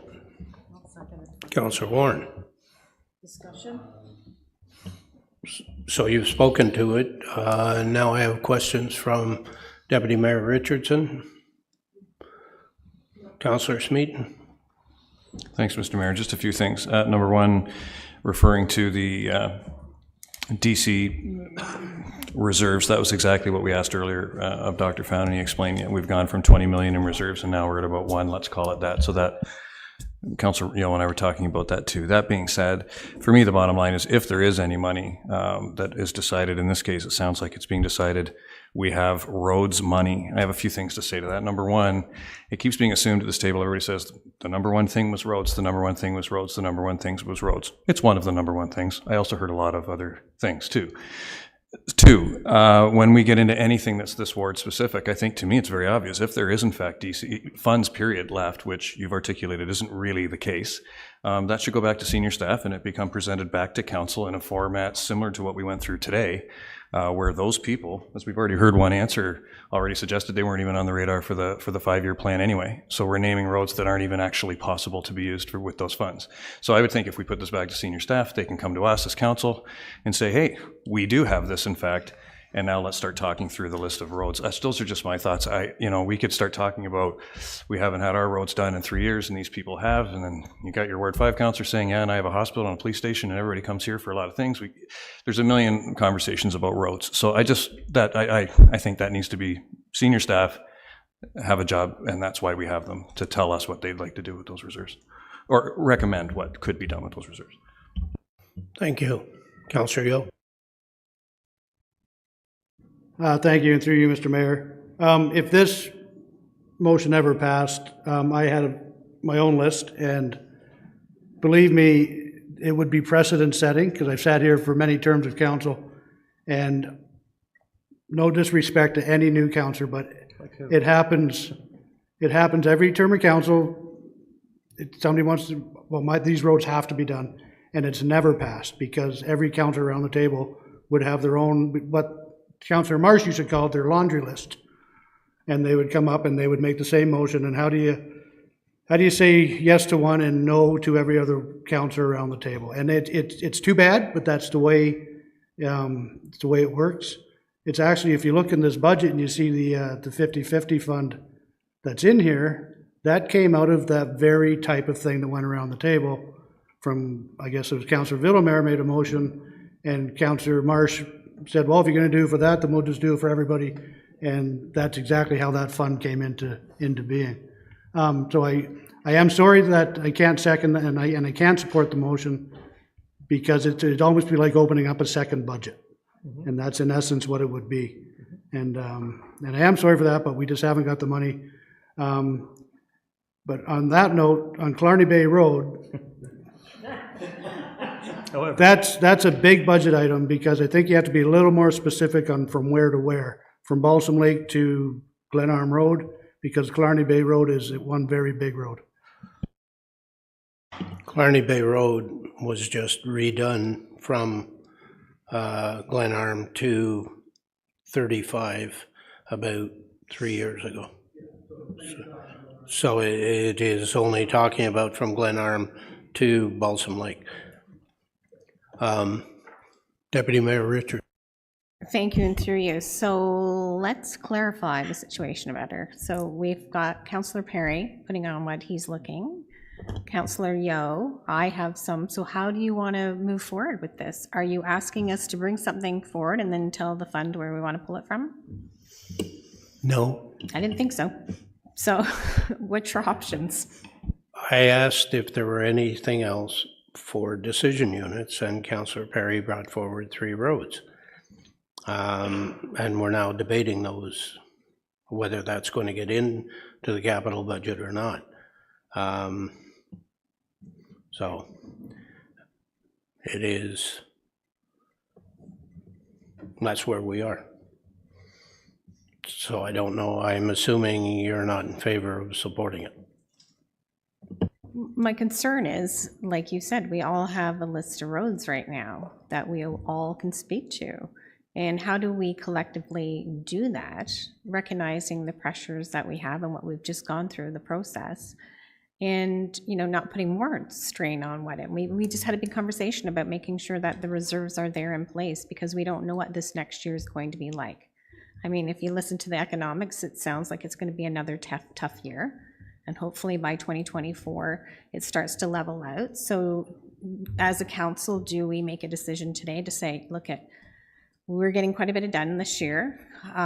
Do we stop and make that decision to say, you know what, we need to play catch up this year and then attack for 2024? And it gives us a whole year of working together to figure some things out. I think also after the winter, we can look at life cycle extension, and maybe some of these roads can be considered in that. In any event, Councillor Ashmore. Yeah, thank you. Through you, Mr. Mayor, that's how we do it here. Some of us bring memos to council. I brought a lot of memos last council to put different subdivisions and different roads on, and it got its way on the 5-year plan. This is another method of doing it. You put everything on the table, which is what Councillor Perry has done here. He's the elected official for Ward 3. He's listened to the people. He's been out, obviously, to see these roads, and he gave up funding for a certain part of Fenelon Falls to do this. So it's not like it was all, give me this. I gave money back into the budget, and now I'm asking council for their support legitimately, and it's on the table out in the open, and I think it's worthy of examining this and looking at it. It's not that, like, I hear you when you say we have roads, and previous mayor said that too. Other councillors have roads too. Well, if you have roads, then bring them to the table. Like, write these memos like I did and everybody else did, and like Councillor Perry did, and bring in a decision unit. So this is the appropriate, there's nothing inappropriate about this, I think. So he's done the right thing, and it's up to us to say yay or nay. And I think I'll support this. Thank you. Councillor Joyce. I just wanted to thank Councillor Perry for removing the intersection line item in the budget to allow us to these extra decision-making units for balance things off. And sorry, I can't support your motion. Councillor McDonald, go ahead. Wow. Thank you, Mr. Mayor. Through you, Mr. Mayor. Wow. A lot of conversation about roads, and I know that everybody in their own wards have roads to fix and so on. As being a new councillor, we have to learn the rules and what we have to do and so on. But again, like I don't know I know the one road that Mr. Perry is talking about, Carney Bay Road, which is just from the store to Balsam Lake, and I know it's really, really bad. And I'm sure everybody else has one in their area also, and I don't know the other two roads. But I think there's got to be a better system set up for all of us to work together to help each other out. And I don't know how we do that, because I'm new and there's a few more new councillors around the table.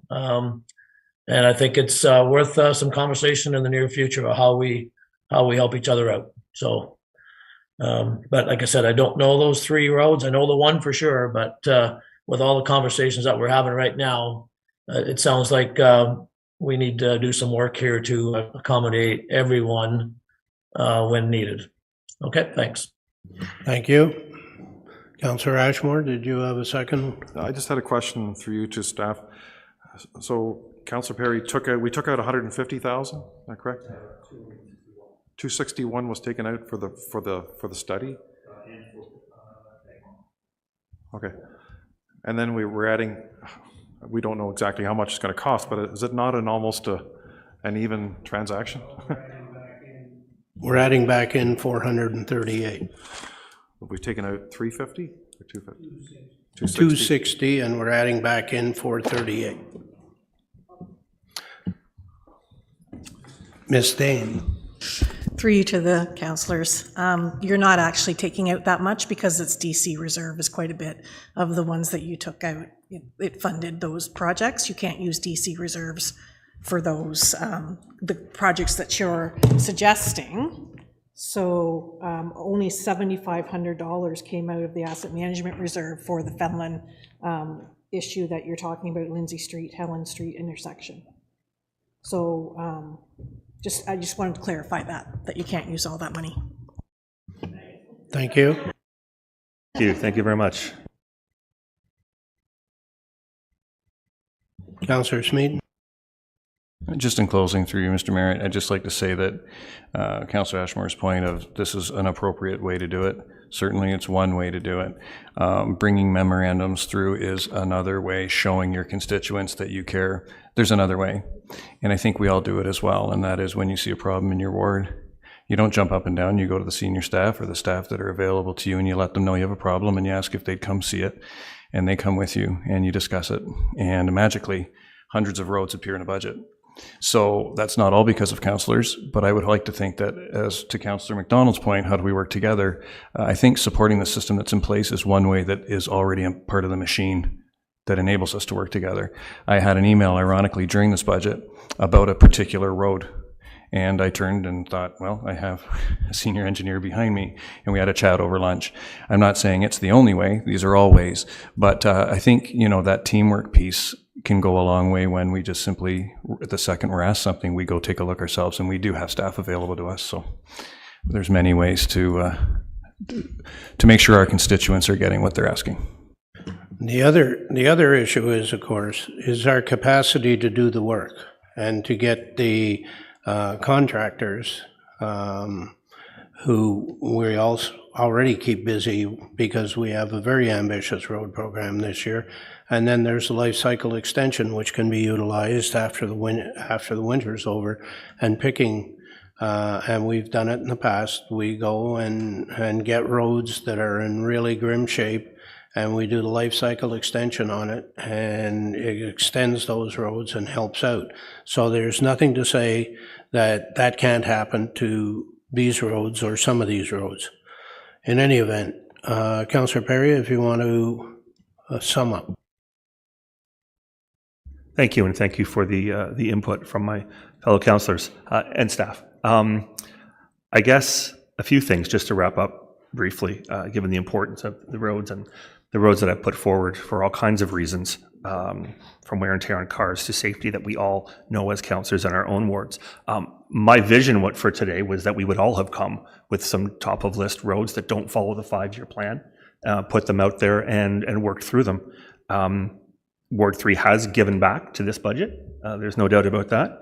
And just would like to say that this was a process available. I've been talking about roads since the day after the election and 3 months before, and was told this would be a way to address that as decision units, like we decided a few other roads today. And so I'm leaving the motion on the table as an advocate for Ward 3 and the residents. I can't offer anything because there aren't any other road requests being put on the table. And so I appreciate Councillor Ashmore's comments, and thank Councillor Warren for seconding it. And I put it to your approval for a vote. That was sum up? No, that was sum up. Clarification, if I could. There's no funding source or funding. No. There's no amount being asked for. So I don't, even if I wasn't going to vote in favor, I don't know what I'm voting for as far as monetary amount and funding source.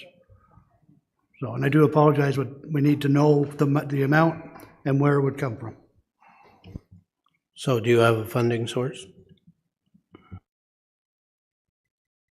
It would be from the Asset Management Reserve. And what's the upper end? Pardon me? Do we know what the upper end, the cost would be? I want numbers and figures. That would be up to staff to decide the scope of the work that was needed and cost it accordingly. Okay. So we have a funding source as the Asset Management Reserve, and we've had some up. So I'll put the motion on the floor. All in favor? That fails.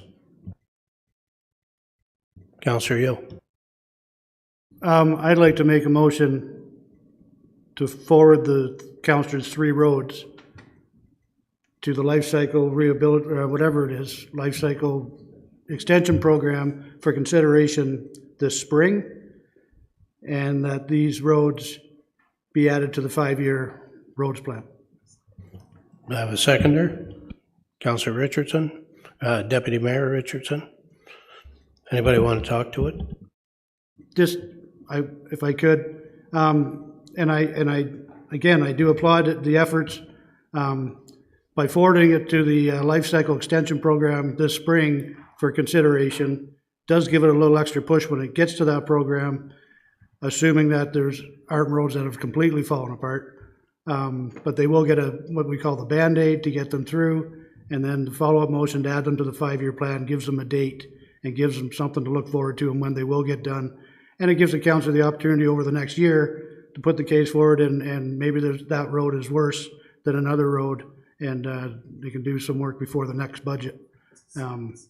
It's a big learning thing, so I appreciate the opportunity to make this motion, and I'll answer any questions the councillor has after the meeting and how we can move forward on getting stuff like this done. Thank you. Thank you. Deputy Mayor, do you wish to say anything? No? Councillor Warren? Yeah, I like this motion. I too brought up a road earlier, Mill Street. And I'm hoping that Life Cycle will look at that before it's scheduled to be resurfaced. So it's a good motion. Thank you. Councillor Ashmore. The Life Cycle Extension Program, it's an excellent program, and I think it's a little bit underfunded. I don't know where we could get more reserves from, but my question is through you to Carolyn. Last year, council passed a 1.5% capital levy, and those funds were to go directly to road rehabilitation. Like, how much is in that fund right now? Would we have like an ongoing fund of that levy? Is it separate when it comes in for the taxes? Because that was specifically earmarked for infrastructure, and this is infrastructure, roads and everything else that we're talking about. Just wondering if you had a number of what we actually, do we set that amount aside, please? Through you to the councillor, actually the 1.5% infrastructure levy goes directly into the asset management reserve. The asset management reserve funds the capital budgets each year. There would be, I do have a balance of approximately 5 million, I believe, but there was also the resolution from the report, I think, that put let's say 800,000 in the capital contingency reserve for inflation. So I'd say we're probably closer to 4 million now in that asset management reserve. So is that 5 million or 4.5, 4 to 5 million? Is that earmarked for any road or any project yet, or is it just, it's there as a contingency? Through you to the councillor, if you looked at our long-range financial plan that we presented to the previous council, the buildup of the asset management reserve is necessary over the 10-year period in order to try to lessen our reliance on debenture financing in the future. So we really, the asset management reserve isn't something that we should be just using as, to finance projects throughout the year. It really should be centered on our capital budget each year. I was misunderstood that was to be used for like sooner than later, put it that way. Like not it's used in the year it's collected, but it's used through the asset management reserve. So the capital budget is pumped up by, as I understand it, by 1.5% in order to take advantage of that levy. Okay, thanks. Councillor Perry. Just briefly, and thank you, Councillor Yeo, for your motion. Colony Bay is scheduled, both and Anderson Drive are both in the 5-year plan currently. Just a point of information. Yeah. I'm familiar with these roads. I struggled with them for a few years.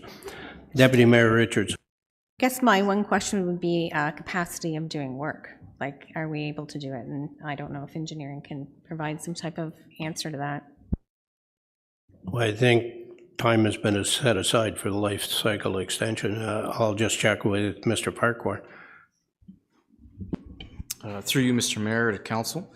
So the life cycle extension program, specifically the line that we utilize for this project would be the asphalt overlay.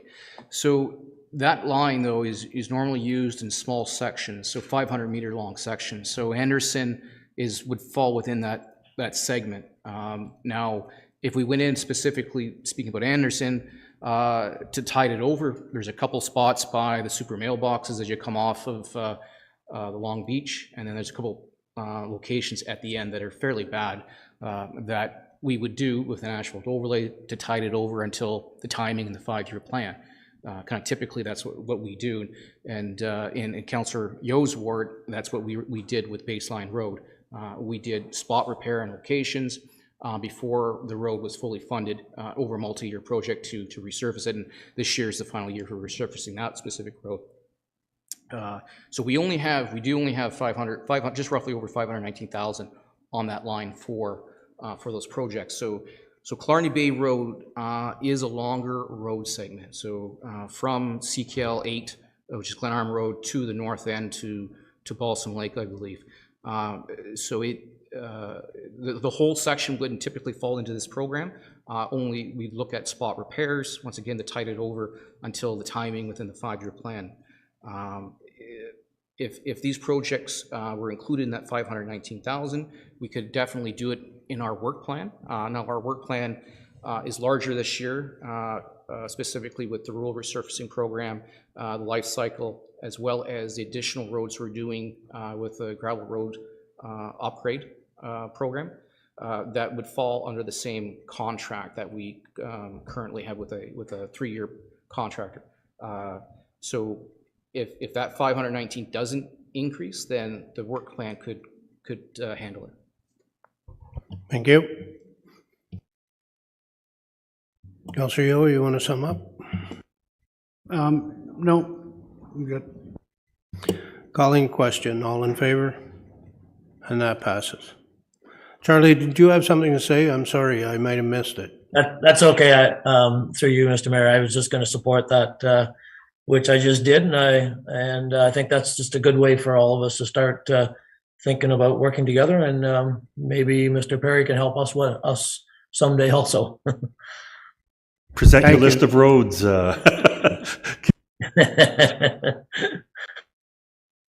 there anything more for the capital budget? Councillor Yeo. Moving from the road to the water. I do have a motion, and if I get a seconder, I'll speak to it. That the Coboconk Wharf project, which is part of the deferred projects in parks, site works, and facilities, be included in the 23 capital budget in the amount of $600,000 funded from the debenture. With a seconder, I'll speak to it.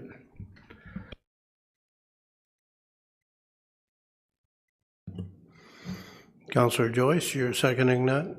Okay. Go ahead. And I thank you. I can speak to it. The wharf in Coboconk is basically falling apart, and there was a project approved by council, I'm going to say 3 years ago, and director can correct me if I'm wrong, and the design was done for the wharf, and we were going to do the wharf project, and then lo and behold, the MTO came along and decided they were going to pave Highway 35, and they said, please hold off on doing your wharf project because we want to do the bridges next year. And so staff said, okay, we're going to wait a year. And now, contrary to what they told us, they're actually not going to do the bridges next year. They're going to do them the year after. And by that time, Coboconk Wharf would be basically a death trap. And so I'm asking that the project, in fact, come back and get done as previously approved, but unfunded. And it'd be funded through debenture, which I look at our report on page 4 of 6, and it looks like we have just over $4 million of debenture room left to do it. And so I ask that we get the project, the previously approved project, done next year before it falls apart and Coboconk is without a dock at all. $600,000. To be included in the 2023 capital budget. Yes. Is there a seconder? We have a seconder, and Councillor Joyce, do you wish to speak to it? Yeah, I'd like to hear from what department would wharfs fall under? I'm sorry?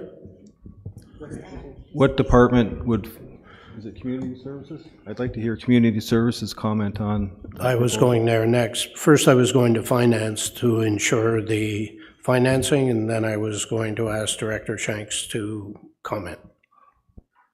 Okay, sorry. Okay. So, Ms. Daines? Through you to the councillor. I actually, Councillor Yeo reached out to see where a funding source would be. So debenture really is all we have. We don't want to use the asset management reserve. We don't have any other reserves that are sitting there waiting for, a new project. So debenture is all we have left for financing. And that doesn't increase the capital budget, is that correct? Exactly, yeah. Okay. Sorry, it doesn't increase the tax levy on the capital budget. Yes. Director Shanks. Through you, Mr. Mayor, to the councillor. So Councillor Yeo is correct. This was a previously approved project in 2021. There was a funding source of $60,000 that was approved to do the design and assessment of the wharf, with the understanding that once it was complete, a capital project would be brought back for the rehabilitation of the wharf. During the pandemic, that was one of the projects that was deferred a year. So it was in fact just completed, but it is completed, and we've got, or it was completed just before we finalized our budget submission. So we know what the cost estimate is. And again, Councillor Yeo is absolutely correct. At that time, the MTO had approached us and advised that if we had work being done ourselves specifically on South Water Street to defer it by a year, because they would need South Water Street for some purposes in relation to the Highway 35 and bridge move. So we deferred it ourselves, so you won't see it in the deferred list that you have, because we were able to defer it ourselves prior to that submission to council. If MTO had not come forward to us, it would already be within our budget requests for this year. The MTO has come to us now, again, Councillor Yeo is correct, and said they will not be moving forward this year.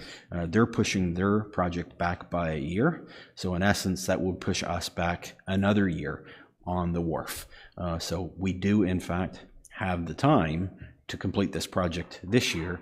The question is the funding, and if we don't have it this year, again, it will probably be in all likelihood a 2025 project, which, again, Councillor Yeo is correct, it would create potential significant concerns with the wharf use for the next 2 years. Do I take it from that you're supportive of this motion? To you, Mr. Mayor, I am supportive of it, but certainly I understand the financial realities that council is facing. I know that Councillor Yeo is, I don't want to put words in his mouth, but he's not been a huge supporter of using debenture in the past himself. So I imagine if that's what his request is here, it's because it is a last line of resort. And listening to Ms. Daines, that was correct. Thank you. Councillor Ashmore. Through you, Mr. Mayor, to Ms. Daines. When we debenture, can we debenture, what's the maximum amount of years we can debenture to stretch out these payments to make it more cash flowable for the municipality? Can we go like 10 years, 5 years, 10 years? Through you to the councillor, we normally look at the project and look at the life cycle of that asset to determine how long that the asset would, would not require any more remediation. So we do most tax levy projects, we do over 10 years, water and wastewater we do over 20, and housing we do over 30. That is not to say that we couldn't go longer. You're just delaying the pain, I suppose. Want to sum up? Yeah, and I approached staff and I thank staff for their answers, and I do hate debenture, but there is times you have to use it. Debenture is not always a bad thing. I once had credit cards myself and cut those up, so when I was young and foolish. But it's a generational project, and that's why debenture isn't a bad thing in this case, because it's something that's going to last for a long, long time. The current wharf that's there has been there for decades, not years. It's decades, and but it's fulfilled its life, and it needs to be something needs to be done before they can't use it at all. So I appreciate council's support in this, and ask for a vote. Thank you. Everybody good? That was sum up. All in favor? And that passes.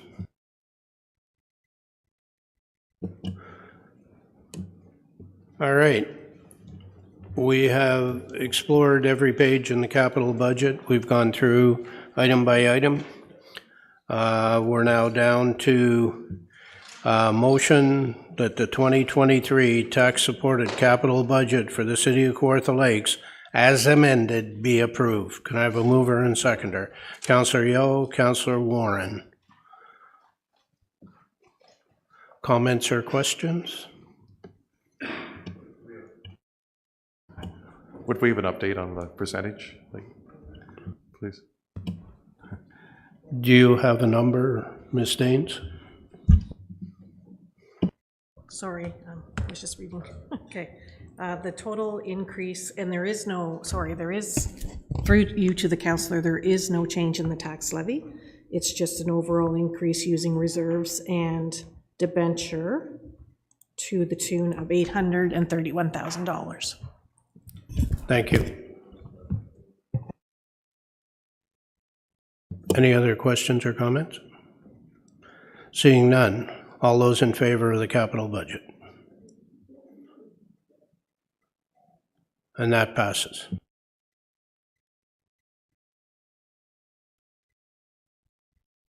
I need a confirming bylaw. Bylaw to confirm that the proceedings of the special council meeting of February 14th, 2023. Mover and seconder. Councillor Joyce, Councillor McDonald. All those in favor? And that's passed. Motion to adjourn. Councillor Perry, Councillor Yeo. All in favor? And that's passed. Thank you. Thank you all. Good work today. And we don't have to come back on Thursday.